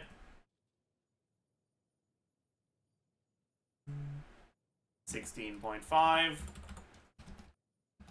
And what is it? 3.2 times 6 times 2.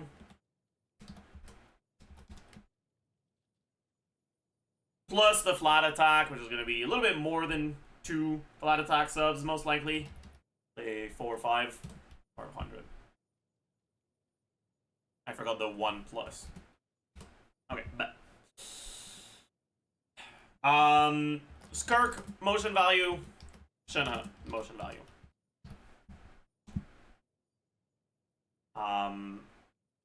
Let's look at... We can look at crown stuff. I just want to compare C5 SHENHE to C6 SHENHE so we can take a look at how much value you get from the C6 itself, right? So, SHENHE Quill crowned C5 is 102.7% attack. And by default, you get 7. Skirk, crowned.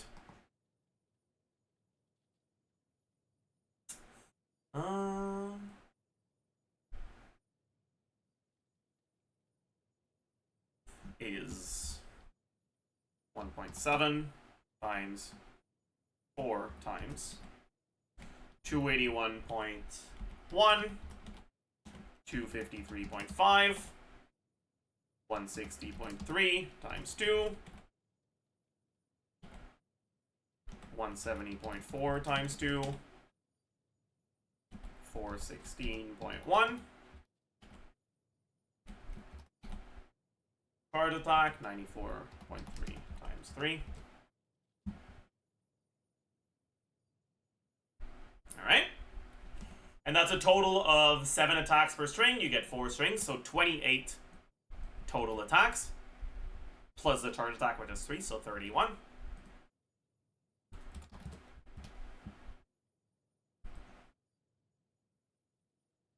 So your adjusted motion value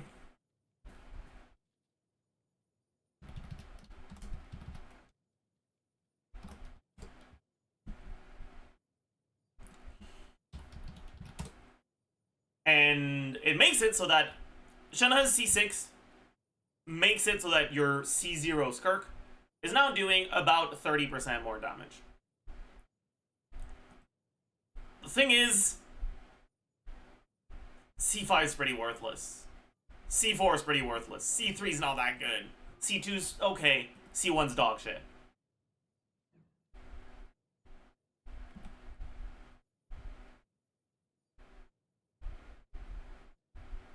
I think a lot of people have in their mind, they think, oh my god, this is an insane upgrade for characters that only do normal and charge attacks. And the reality is that that's not even entirely wrong. It's just that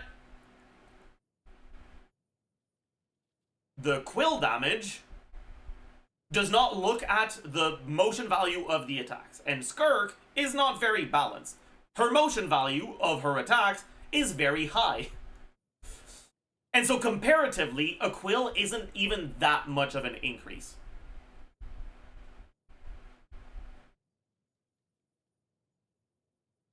And again, this is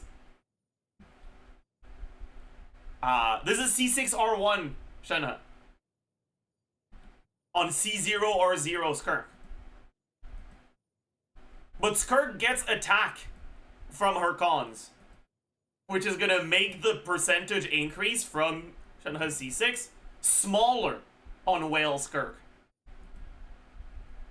And she also gets attack on her Sig, I think she ends up with a similar amount of attack on Sig as she does on Finale. Maybe it's a little less.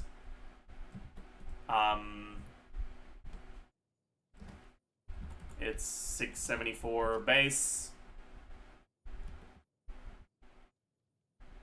48% attack, no flat attack.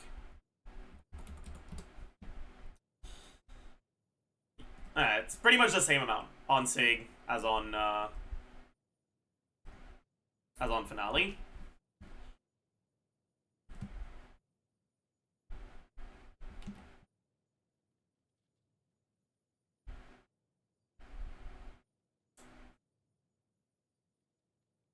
And then with refines on the weapon, if you really like go all the way in on whaling,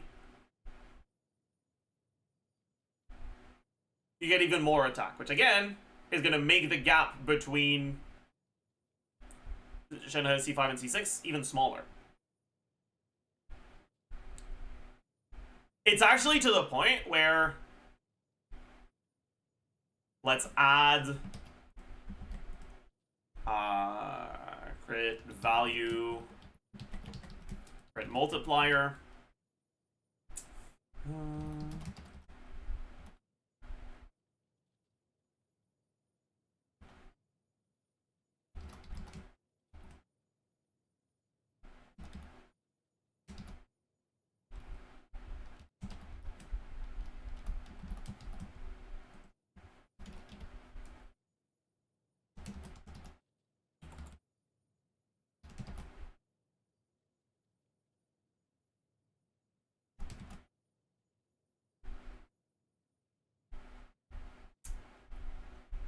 I doubt it.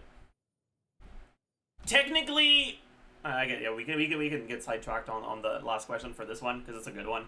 Technically, it's not impossible to design a character for whom SHENHE is very good. What you would need is a character that has very bad multipliers, very low motion value, but a lot of self buffs. Right? You'd want a character kind of like Hu Tao, who has a skill that gives her a lot of attack based on her HP, but who has fairly low multipliers on her charge attack, which is her main source of damage, right? That's what you'd need for SHENHE to be very good. You'd need a character that gets a lot of stats, but low motion value. But it can't be attack. It has to be damage percent or crit, or maybe Res Shred, or maybe Def Ignore, or maybe EM on a melt character. But it has to be something that gets multiplied with SHENHE's additive damage.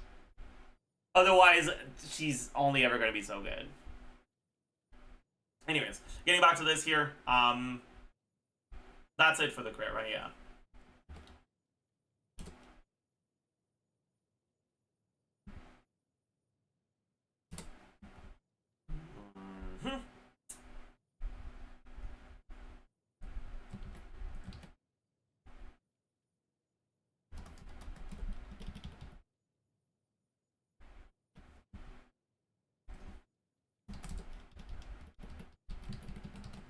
Yeah. It's actually to the point where refines on Azure Light are actually better for your Skirk damage than constellations on SHENHE. And refines on weapons are not a good and efficient use of your resin, of your primo gems. They are not.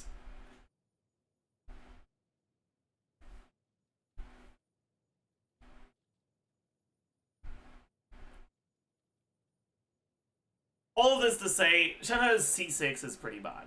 Like, comparatively, it's not that bad when you're buffing characters that have much lower motion value. If you're buffing a character like Risley, for example, SHENHE's C6 is a lot more impactful. If you're buffing a character that isn't cryo, that you're forcing into cryo with Chongyun, it's going to be very impactful. But on Skirk, SHENHE's C6 does about as much as Skirk's C1 or Azure Light or other available options you might have.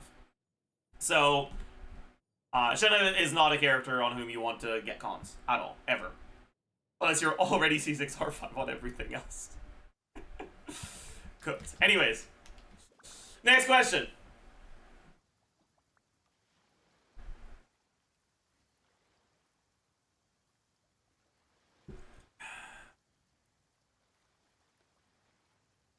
Why did Shenhe as a weapon go up in value? A lot of people say it's not that bad to lose her Sig on Skirk weapon banner. One, Escoffier, cryo particles, nice for being less reliant on Fav. But two, Calamity Queller is actually better than the free-to-play options on Escoffier. So even if Fav is your best Shenhe weapon, Calamity Queller can still be an upgrade for your freeze teams if you didn't end up going for the fork for Escoffier.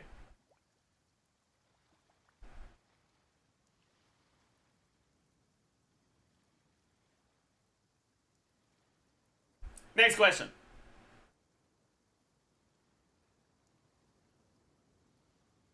Would she be better as a different element?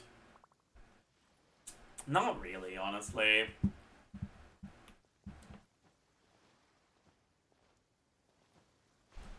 Like,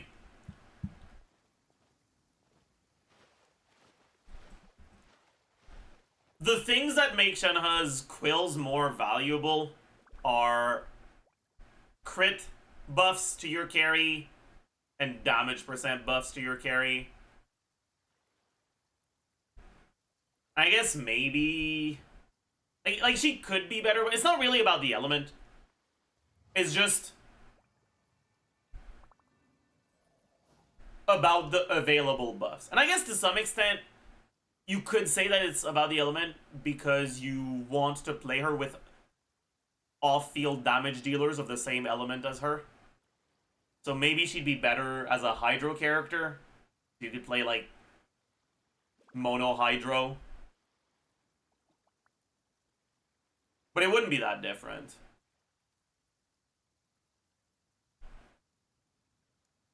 Although, maybe you could argue that for elements that have less access to Shred, like Animo for example, it would be nice to be able to use Shenhe just because of the small amount of Shred she provides. Her Shred isn't that impactful as a cryo character because you want to have... You will already want to be using other units that have Shred themselves, right? If you have Escoffier, you're using Escoffier. If you don't have Escoffier, you often want to use an Animo or a Shilonen. With Skirk, though, it becomes a little bit more impactful for people that don't have Escoffier and want to play Skirk. The Shred from Shenhe is a bit more impactful, but it's pretty much the only situation where her Shred really helps that much. I guess there's also when you're fighting high resistance enemies, I suppose.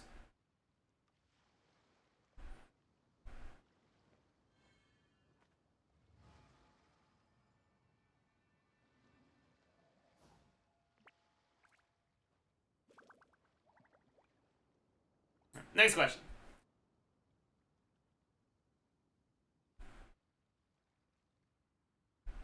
I'm happy to see Shenhe's skin here. I can trust this man's Shenhe thoughts. Yes, surely this is my own account. I definitely own Shenhe. And also own Vortex Vanquisher for her. Yup, that's me. You might be wondering how I got here. Next question.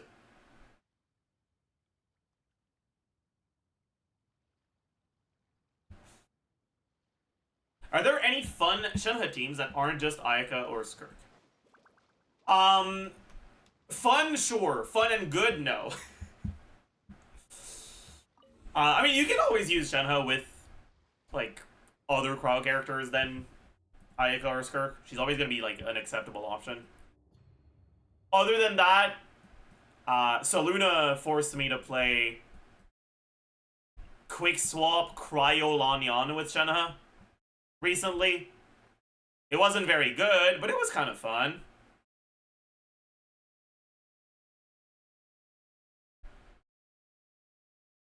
It was kind of fun. I didn't hate it.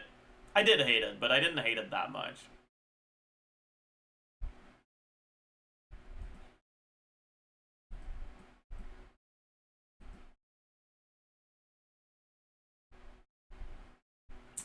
Next question. How does she perform with Ganyu? Is she part of her best current teams? The thing about Ganyu is that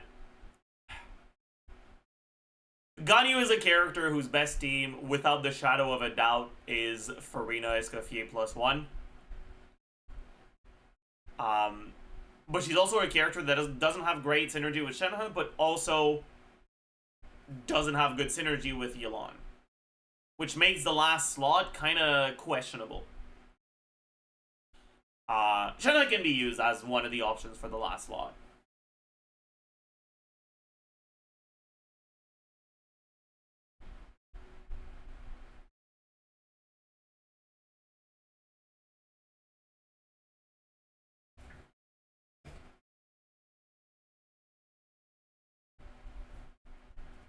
C4 mono angle, true.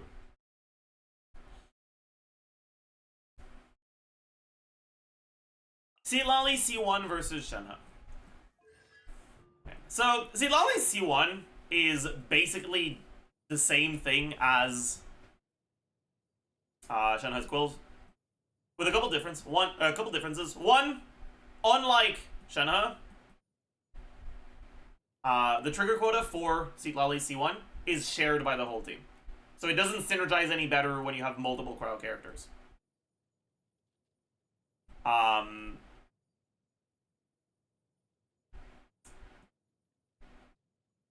And two,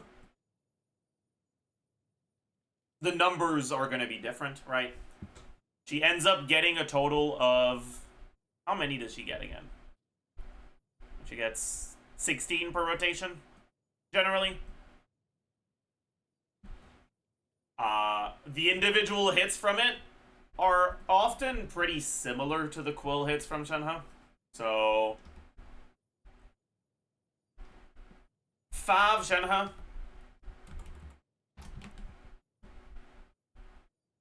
With triple attack main stat. Alright, so 304 base attack. 565 from the Fav. Attack percent ascension. Attack main stats on all the artifacts, about 30% from substats, noblesse, COM. Around 400 flat attack. Gonna end up at around 3300 attack, which at talent level 10 is 2700 flat damage. C1 Zitlali, obviously, going to depend on whether you're using SIG or not.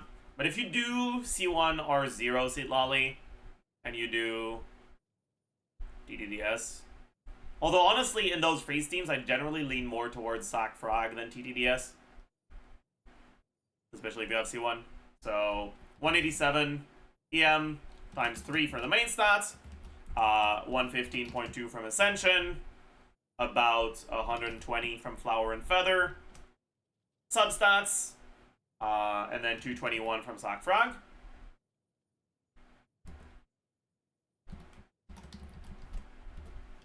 And the flat damage is going to be around 2000.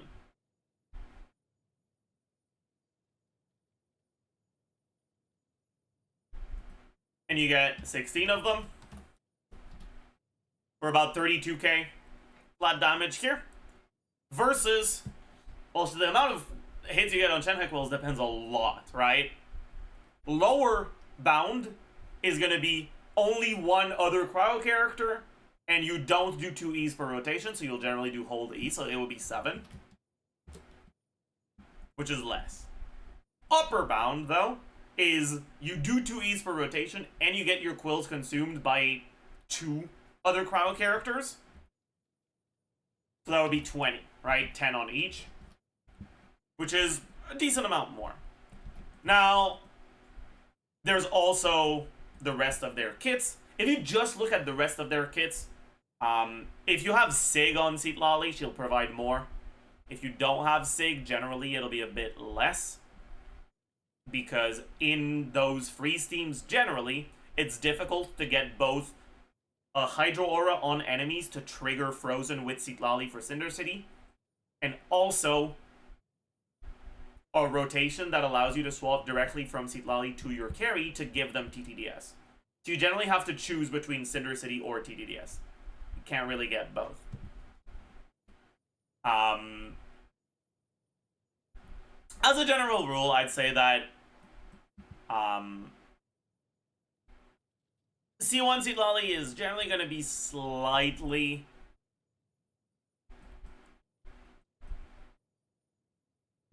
worse than SHENHE for damage stuff. When you're looking at, like, Ayaka teams, for example.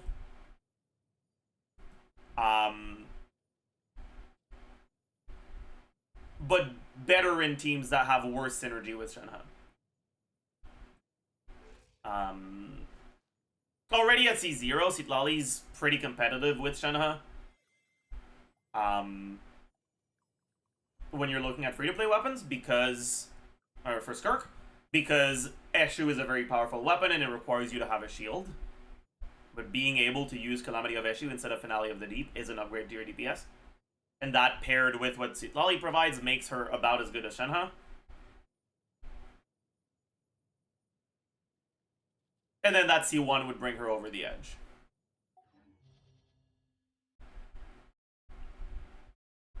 Next question.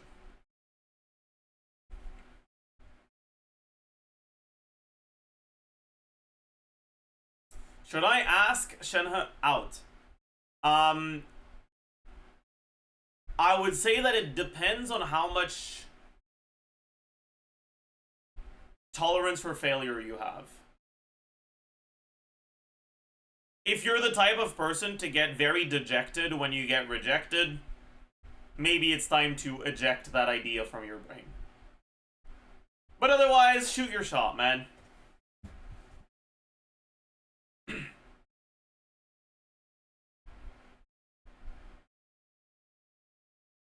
Next question.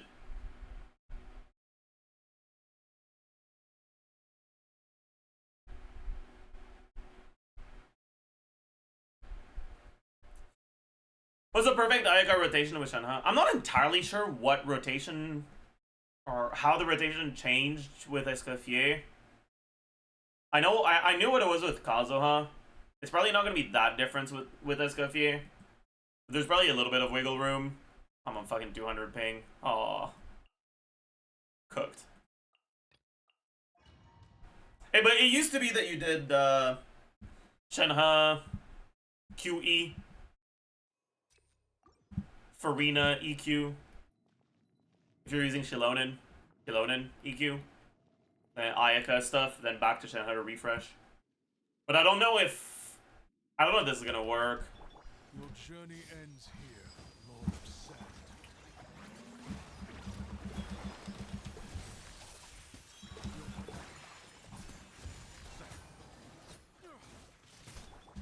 Yeah, I think this is a little too low, or a little too quick. A little too slow, my god. But it might just be because of the ping. Because I'm swapping to SHENHE and my cooldown is already back up, which means I'm spending too much time. But maybe we do, like, Farina first? Your journey ends here, Lord of Sand. Your sacrifice.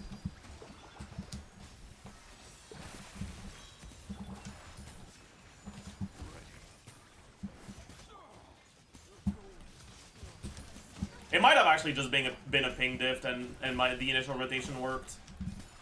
Having fun?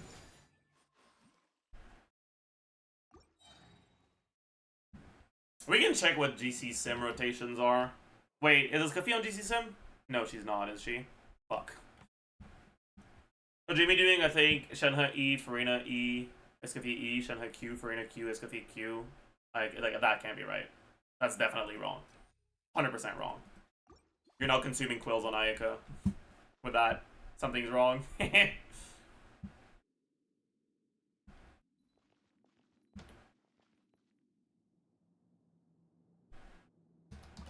Maybe you just do this. Ends here. Lord of Seven.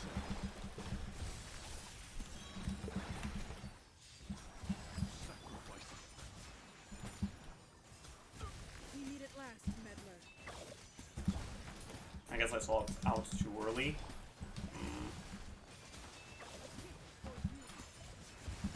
I guess you probably do something like this, right? But I gotta figure out how many attacks we do. Your journey ends here. Lord of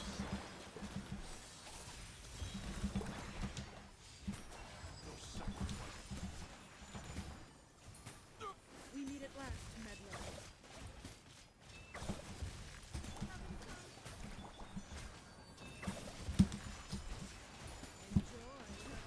Probably do something like this.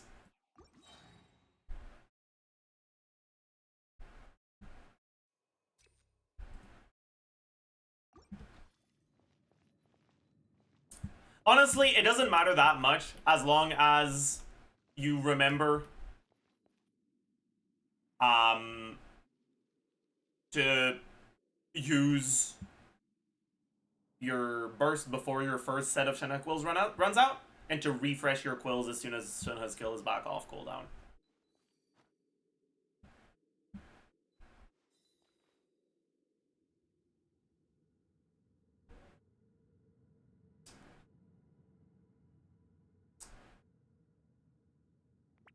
Farina E, SHENHE Q. The problem with that is that it adds more swaps, which adds swap delay, which means less time spent on Ayaka.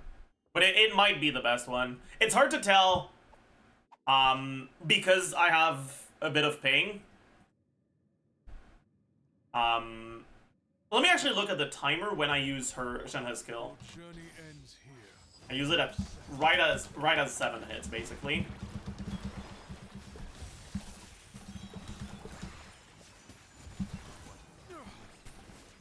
Yeah, okay. You know what? That's probably the right play. I'm getting slowed down a little by the ping. Oh, we don't have enough energy. Good. Slowed down a tiny little bit by the ping. And we were like half a second too late on our swap to SHENHE, which is 3 instances of swaps at 170 ping. So that seems like it's pretty much exactly it.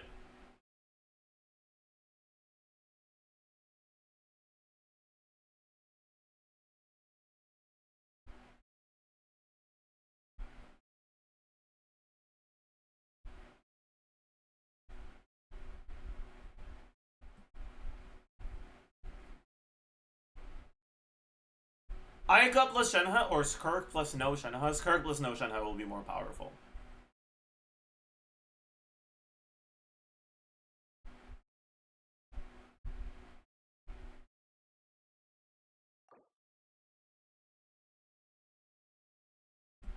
Is SHENHE the complete opposite of future-proof?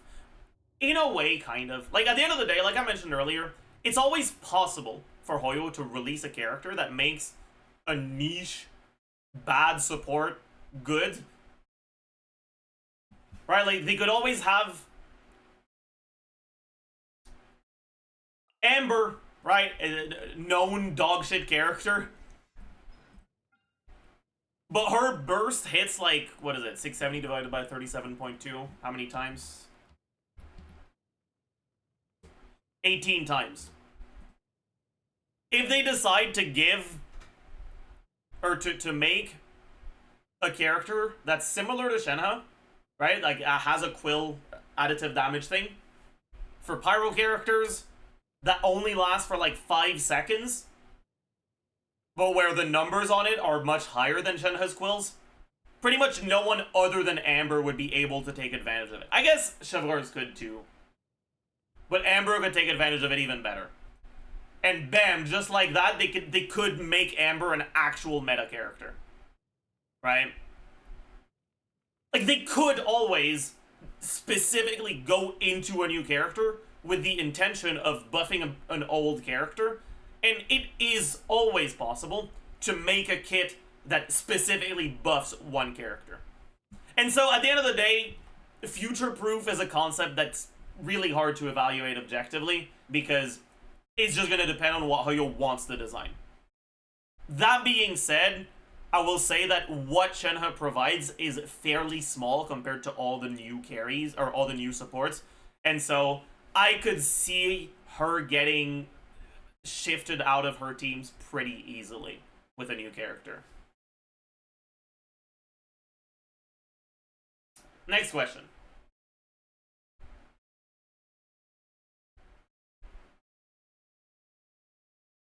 What is SHENHE reverse melt value? Oh. I'll get back to that one.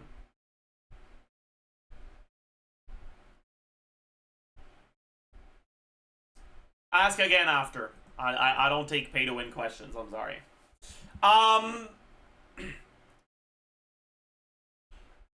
So what was I saying? I forgot. Oh yeah. What is SHENHE's reverse melt value? So reverse melt inherently makes quills more impactful. The reason for that is because your quill damage can get melted. It can get increased through melt, but also through the EM multiplier. And now your carries are going to be building EM sands instead of attack sands, which increases quill damage, whereas attack sands does not increase quill damage. The thing is, we don't have good reverse melt carries. We just don't. We could end up having reverse melt carries that work well with SHENHE. The biggest problem is just gonna be that Escoffier is so fucking broken that I'm not sure those reverse melt carries would even lead to teams that benefit more from SHENHE than the Escoffier teams. Because Escoffier gives a fuck ton of shred that also affects her quill damage, but also gives a fuck ton of, or is another character that herself procs quills.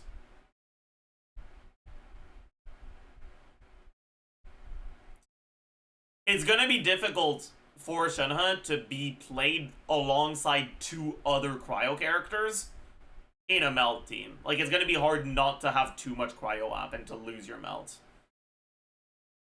Like, if you want to do reverse melt. So there's some things that are, like, good, there's some things that are bad. It's, yeah.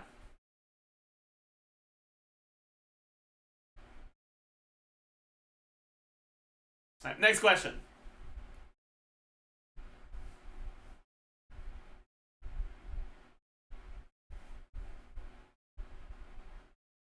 How much better are the early two cons on Skirk plus Sig with C1 Escoffier plus Sig, Farina, and SHENHE / Yulon?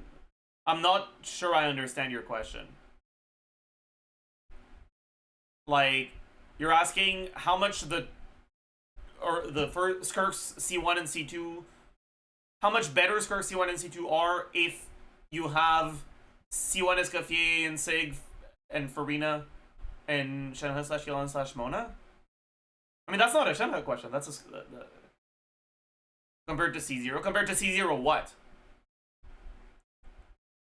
Are you asking me how much better Skirk's constellations are compared to C0? So just how much you get from cons? Or are you asking me how much better do the cons become if you have C1 Escoffier compared to C0 Escoffier? I'm very confused.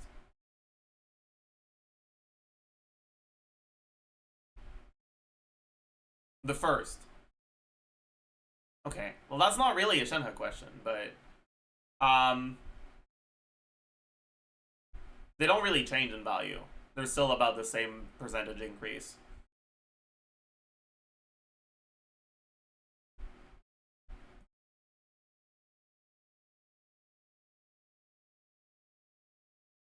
Next question.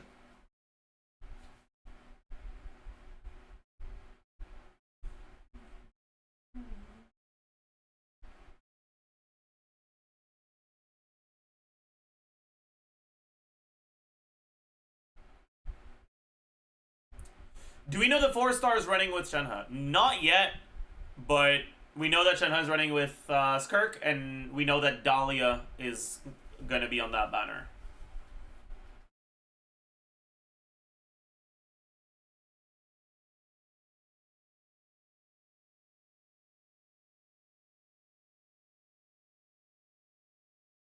Alright, next and last question.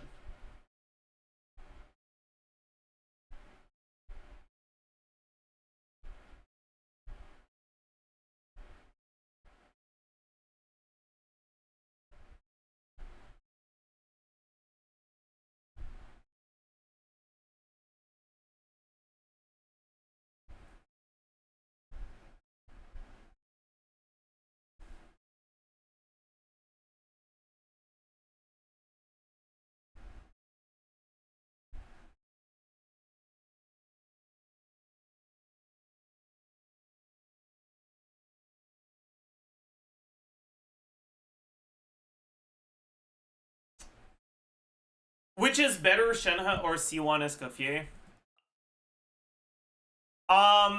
Generally for Ayaka, the increase from C1 Escoffier is fairly similar to the increase from Shenhe. Guards. Bro tried to sneak a white guys in there. But yeah. Assuming you're starting from one of the other good options. If you're starting from not having any of the good options, Shenhe might be a little bit better. And if you are intending on using Escoffier in other teams, Skirk teams, Risley teams, whatever, then Escoffier C1 will be better. Alright, that's it for the Ask ZAJEF. Quick little conclusion to wrap things up here. I want to, like, insist that, or on the fact that, while Shenhe can be a decent character, arguably a good one, she is also one of the characters that, in my opinion, is the most likely to get directly power crept in the near future. And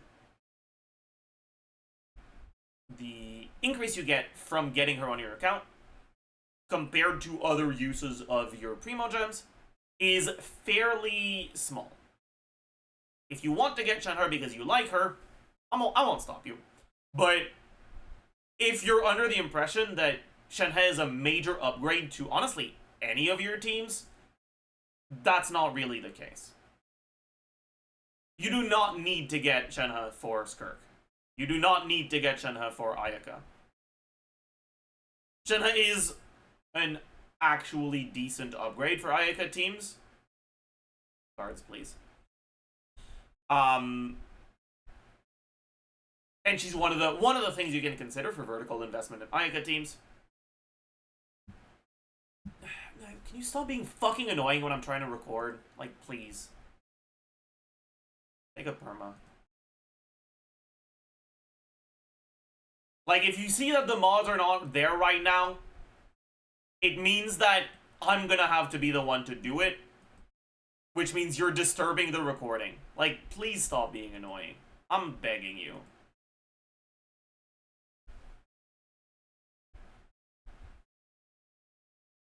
I lost my train of thought.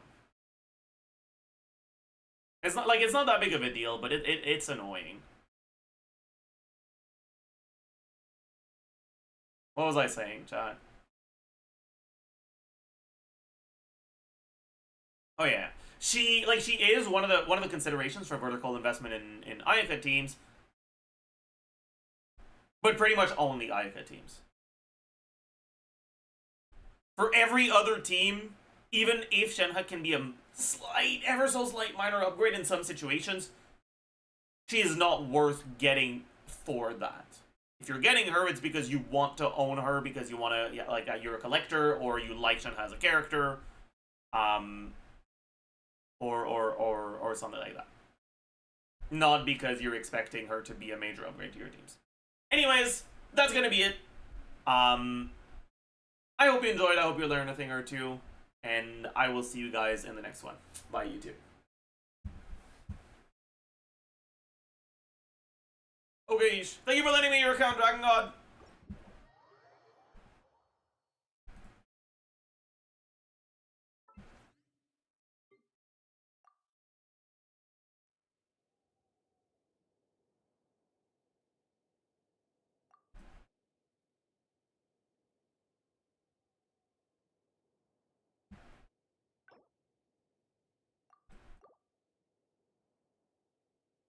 Alright. Hi chat, I'm back.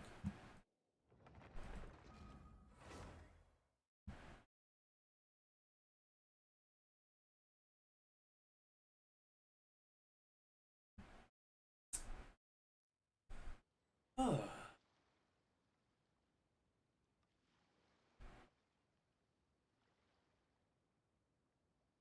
I gotta go make a tweet, by the way.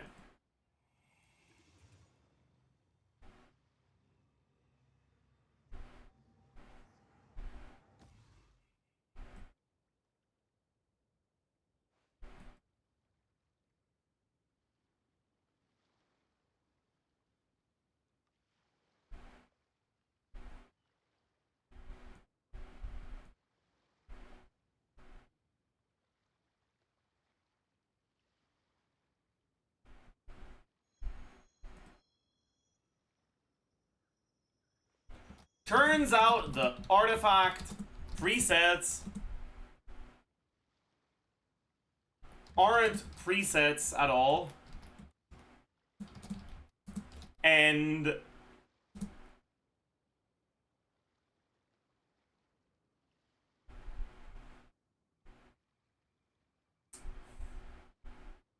the Dust of Enlightenment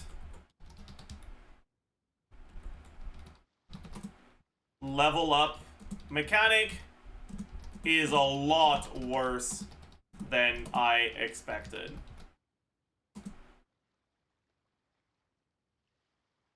The patch livestream might have been a tiny little bit clickbait.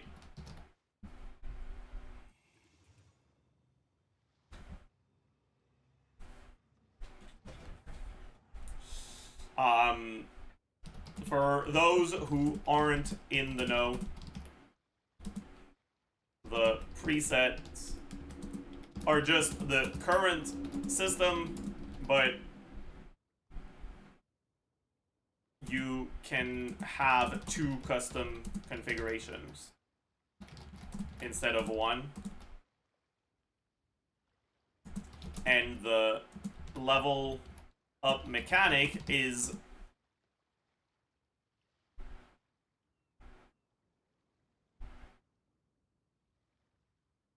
three rolls every 6 dusts, 4 every 18. Not a permanent level up to each attempt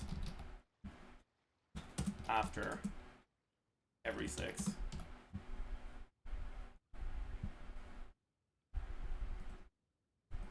AKA you have 6, or you have 2 guaranteed rolls by default, but on the 6th and 12th attempt,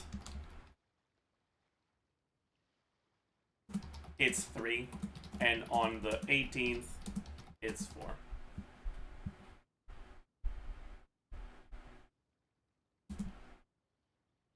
It then repeats on 24 and 30, then 36. So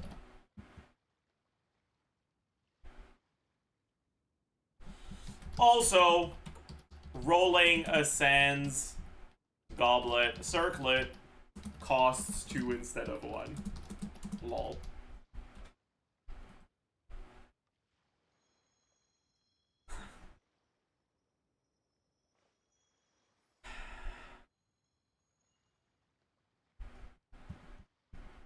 Hooked.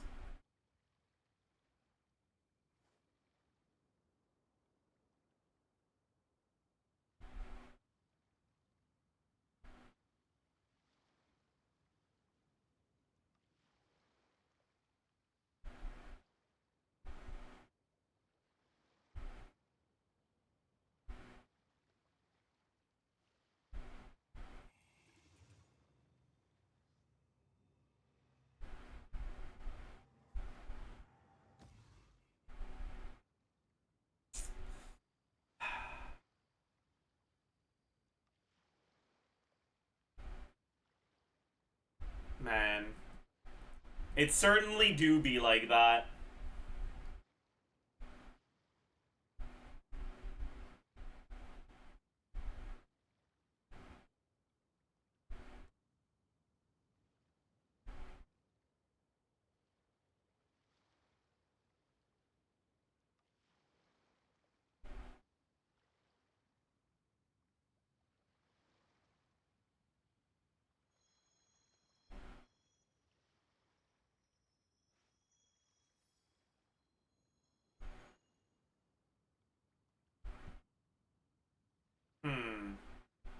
Oh, I haven't watched a Collected Miscellany. Should we watch that?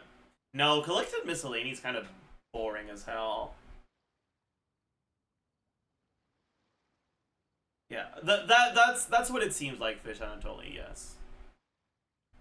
At least. Bare minimum.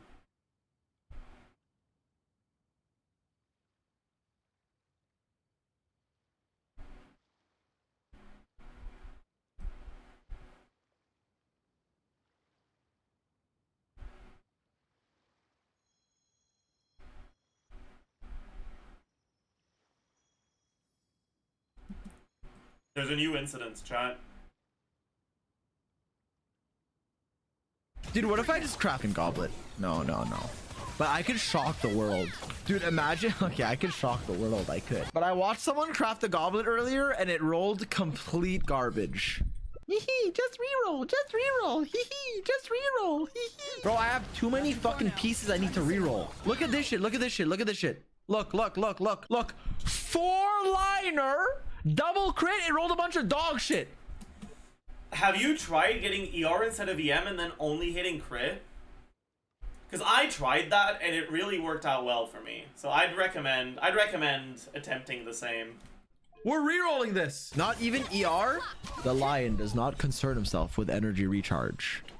If you build ER, you are a beta. Dude, I should make like alpha male TikToks, but for Genshin Impact. Like instead of it being like just like a guy being like women suck, it'll be me being like energy recharge sucks, and then we like radicalize the community to never build ER. No, bro, we're not crafting a goblet now. It's a waste. It's I mean, you look at the recent carries we've had, and it's like optional ER, no ER, optional ER, optional ER, optional ER, optional ER, no ER. Like, they kind of stopped making energy reliant carries. It's like late at night and I'm just fucking vibing. Why would I craft a goblet? It is the middle of the night. I don't think anything good can happen. Nothing good happens past like 9 p.m. Okay? At all. So this can't end well. But we've been through a lot. And some motherfucker had to flex the rank 1 Shao. They just fucking had to! Guys, what if we did it right now? Like, what if we actually... I didn't even plan to do this. What if we just did this right now? Like, what if we just did this, bro? Chad, I'm like, what if we getting did it? right Like, now. what if we did? I don't have to, but what if we did? I could shock the world. I could shock the world. Wait, I actually gotta check. How good is my off-piece animal goblet? Like, if I end up crafting some pieces for my Varissa that are not goblets, how good is my off-piece goblet for Shao? 7 rolls only. Wait, no, it's 8 rolls. I guess that's good enough, huh?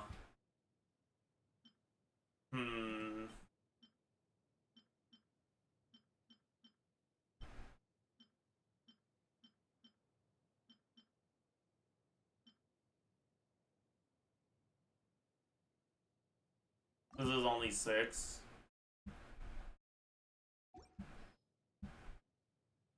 But it is on piece. I could reroll this instead.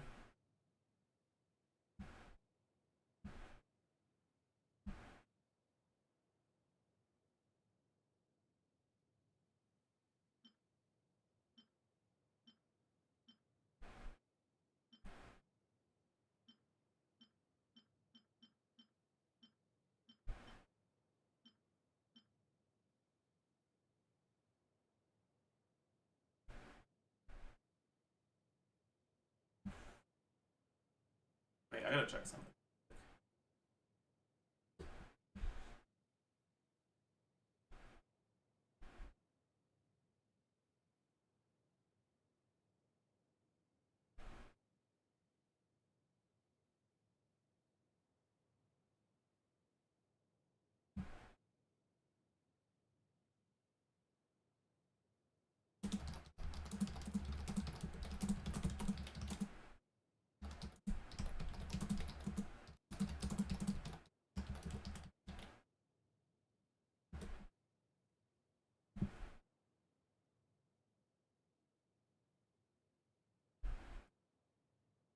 I just realized I forgot to post my artifact reroller video, and now I'm gonna have to make a new one. Fuck.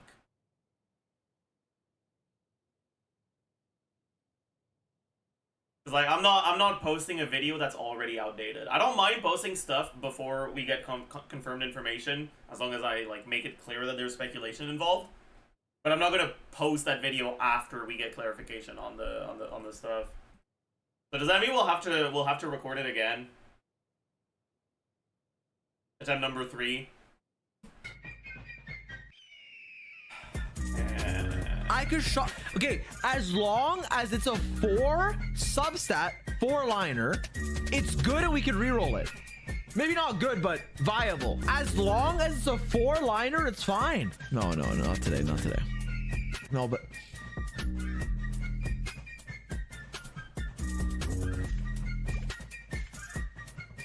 Dude, but imagine! But can you imagine?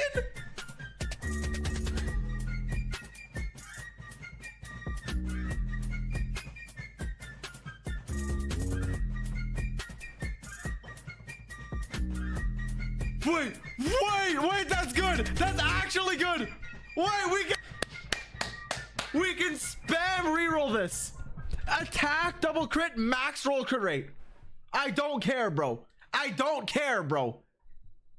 I don't care, bro. ER is a fake stat. Get it twisted. Get it twisted. Sigma male Genshin advice. You don't need energy recharge. Should have been flat attack then. The lion doesn't chase energy. Energy chases after him. You don't need energy recharge. Bro, we're about to get a dude, no, it's gonna be a crit nuke. If you can't handle my crit damage, I suggest you leave the stream. Is fucking... Dude, I'm listening to Yankee Doodle type drill beat. It's like, life is good. Okay, I'm like think about it, bro. Think about it. I'm tall, funny.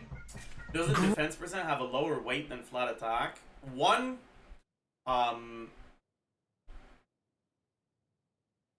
okay. Technically, you're right.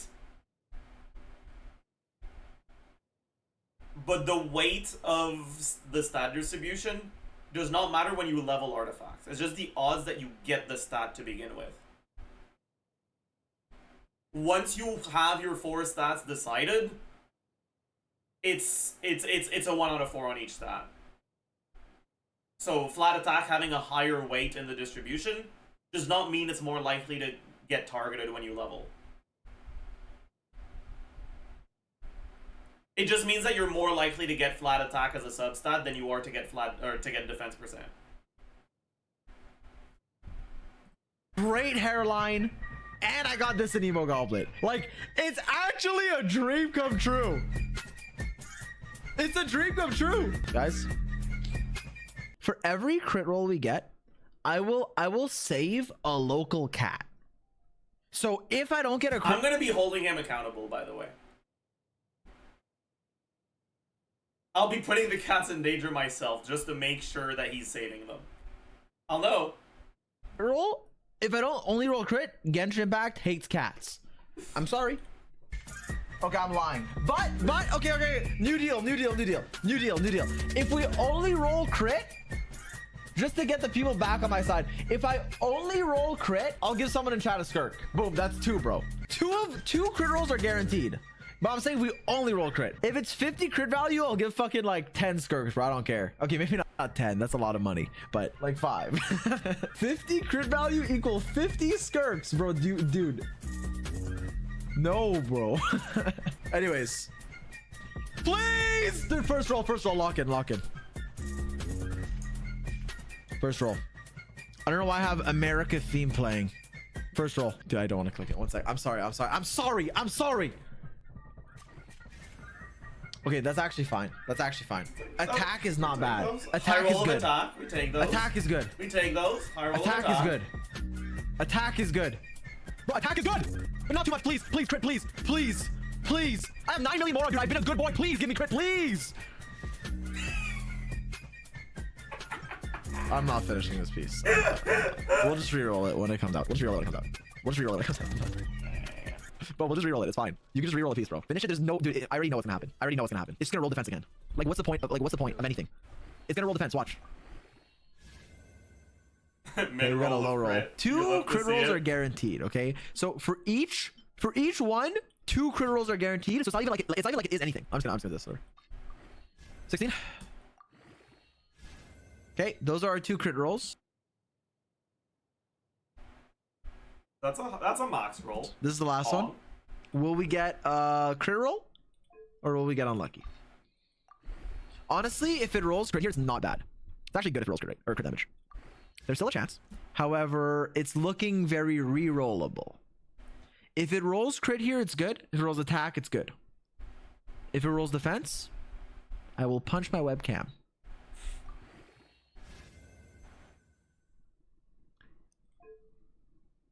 I mean, it's pretty good. That's good. It's definitely my best one. It's definitely my best one. It's definitely. It's a bit better than mine. Yeah, it's a bit better than mine. Right, mine is 6 rolls. His is 7 rolls. Alright, I have what, 21, 32.7 CV. He has 14, 32.7 CV. And he has what, 6.6% more attack? No, 6.4% more attack on his goblet. Than I do on mine. That's the only difference. Although technically, I'd prefer having my rolls a bit more weighted towards crit damage instead of crit rate, like he does. Because I'm a little overcapped on crit when I'm using SHENHE. But yeah. All that being said, I do have a slightly better SANDS to make up for it. So it's fine.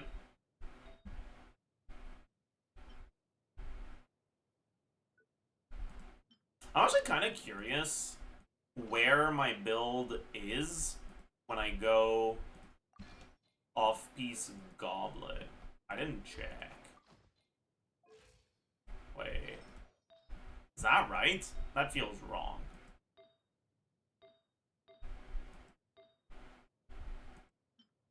Oh, it's because I was using this. And that's overcapped, right? Yeah. And I'm forced to use this. What's my ER here? I'm like exactly on the 120 ER bracket at least. I guess that's not bad. I should save this one as well. Edit profile. No, I don't need to edit profile. He's already there. I am curious where this one is. Oh. Did we get a...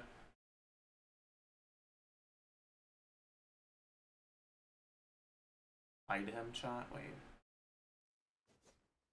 You know what? I'm too lazy to scroll. Whatever. I don't care. If you got away with it.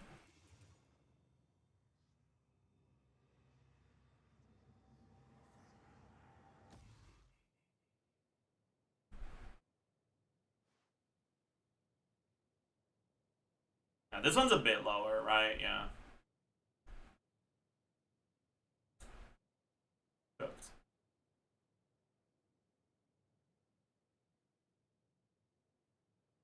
I'm gonna sneeze.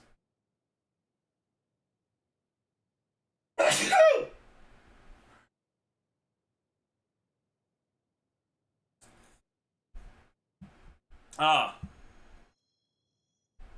Yeah. We're actually so cooked, man.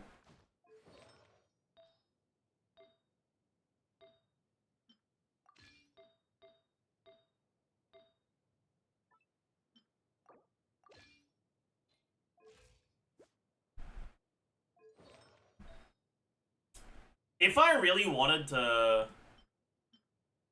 Akasha Max, I could also use this as well, sure. The 120 ER. Let's do that. Why is he actually building Shao? Just to get on Nick's nerves, honestly. No other reason. Do you not have a good attack outlet? No, I don't.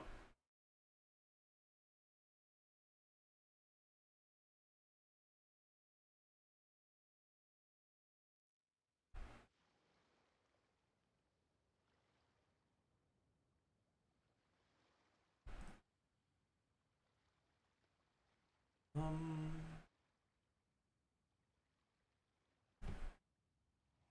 120 ER.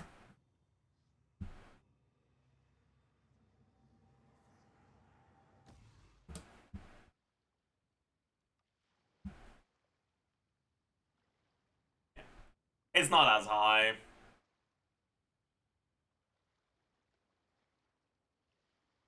But it's 0.0 in the 0.1%. But we're triple digit. Unlucky.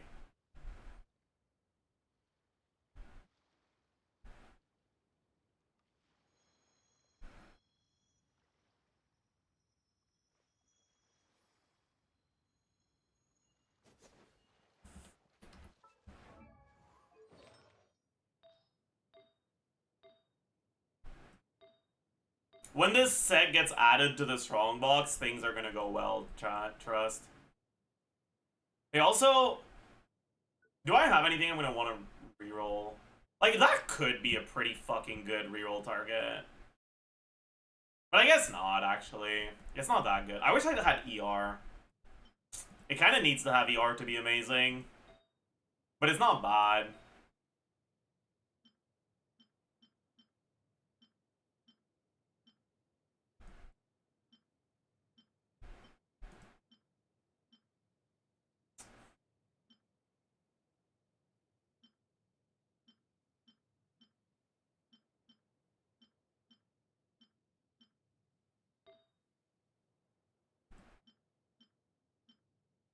I might send on this one. No, it's a 3-liner.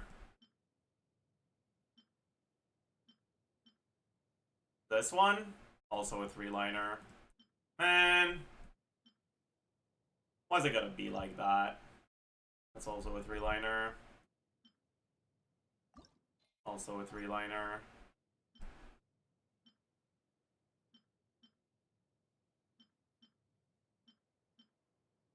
Man.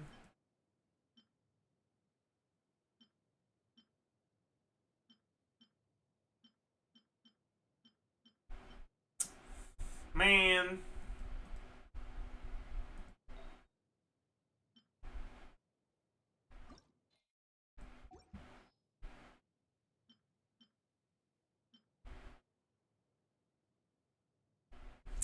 Are you more likely to get attack percent or ER on your substats? Let me check on the wiki.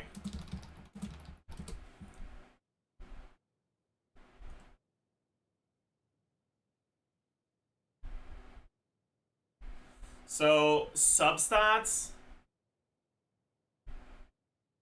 ER, no, ER is 41%, attack is 56. No, on a it's on a circlet. On a crit circlet, ER is 40, attack is 54. So, technically, if I'm trying to find the perfect circlet, that was flat attack, was it? Oh, you're right. Attack percent 40, ER 40. Okay, never mind then.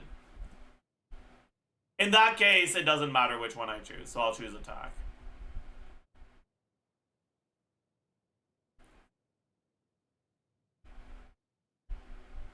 Damn. That's crazy.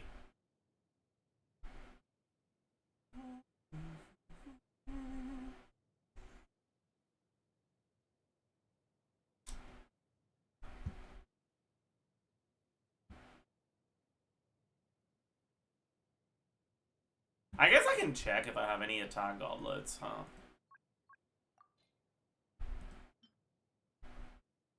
This was a 3-liner, so it probably won't be worth leveling.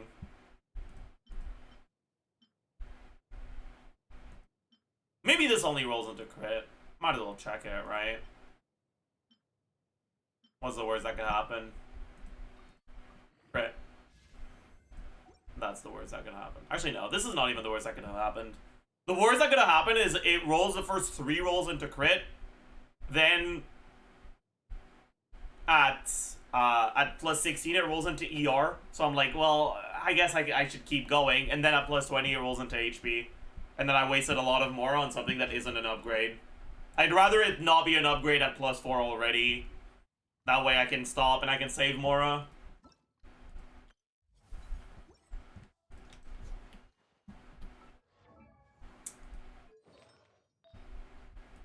Yeah, I wonder what my best target is for the rerolls. I don't think I would ever care about targeting an off piece, right?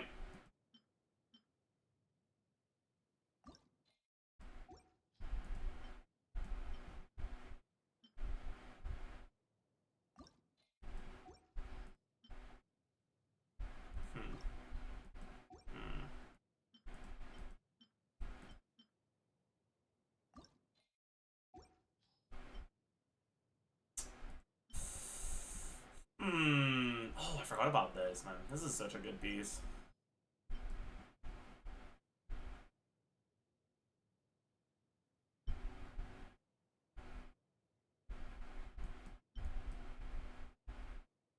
Yeah, this is definitely a good reroll target. This, I think, is a pretty good reroll target too, right? Yeah, it is. It's not an amazing one.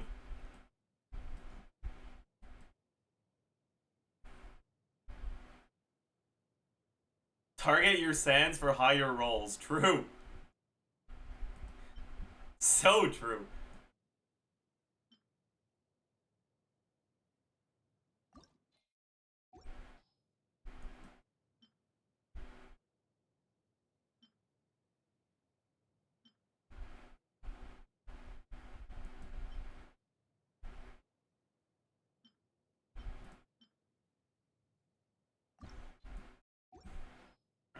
That one was tragic. Man, I have no fucking 4-liners, man. Jesus Christ. It's kind of pathetic.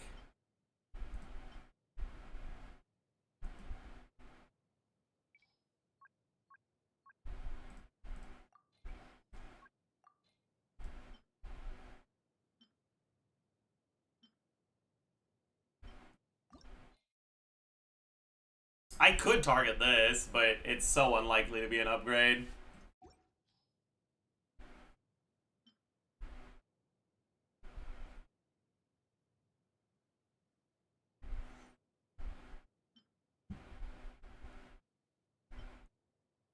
Yeah, no. I can't be bothered.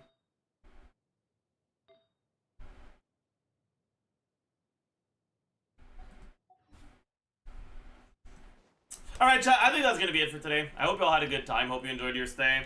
Tomorrow, we'll probably re-record the artifact reroller video, now that we've got all the information we need. High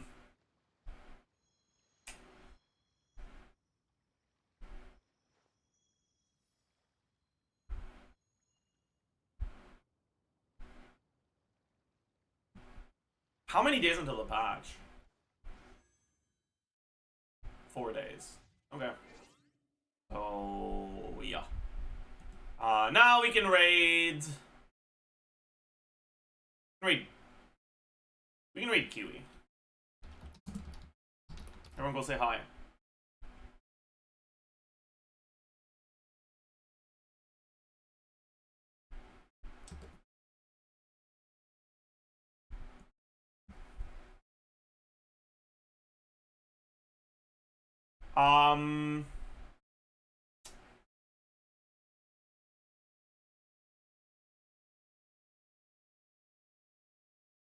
Hi, smile. That's it. You know what? Actually, before I tell you guys, before I send you guys away, I might start a new account soon.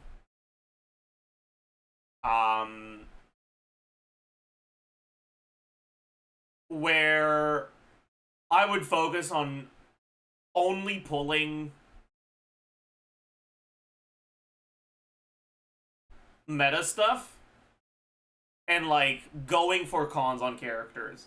Like free to play, basically an account where I would try to get the fucking cons you need to clear the new mode, but on free to play. It's not gonna happen, but whatever. Anyways, but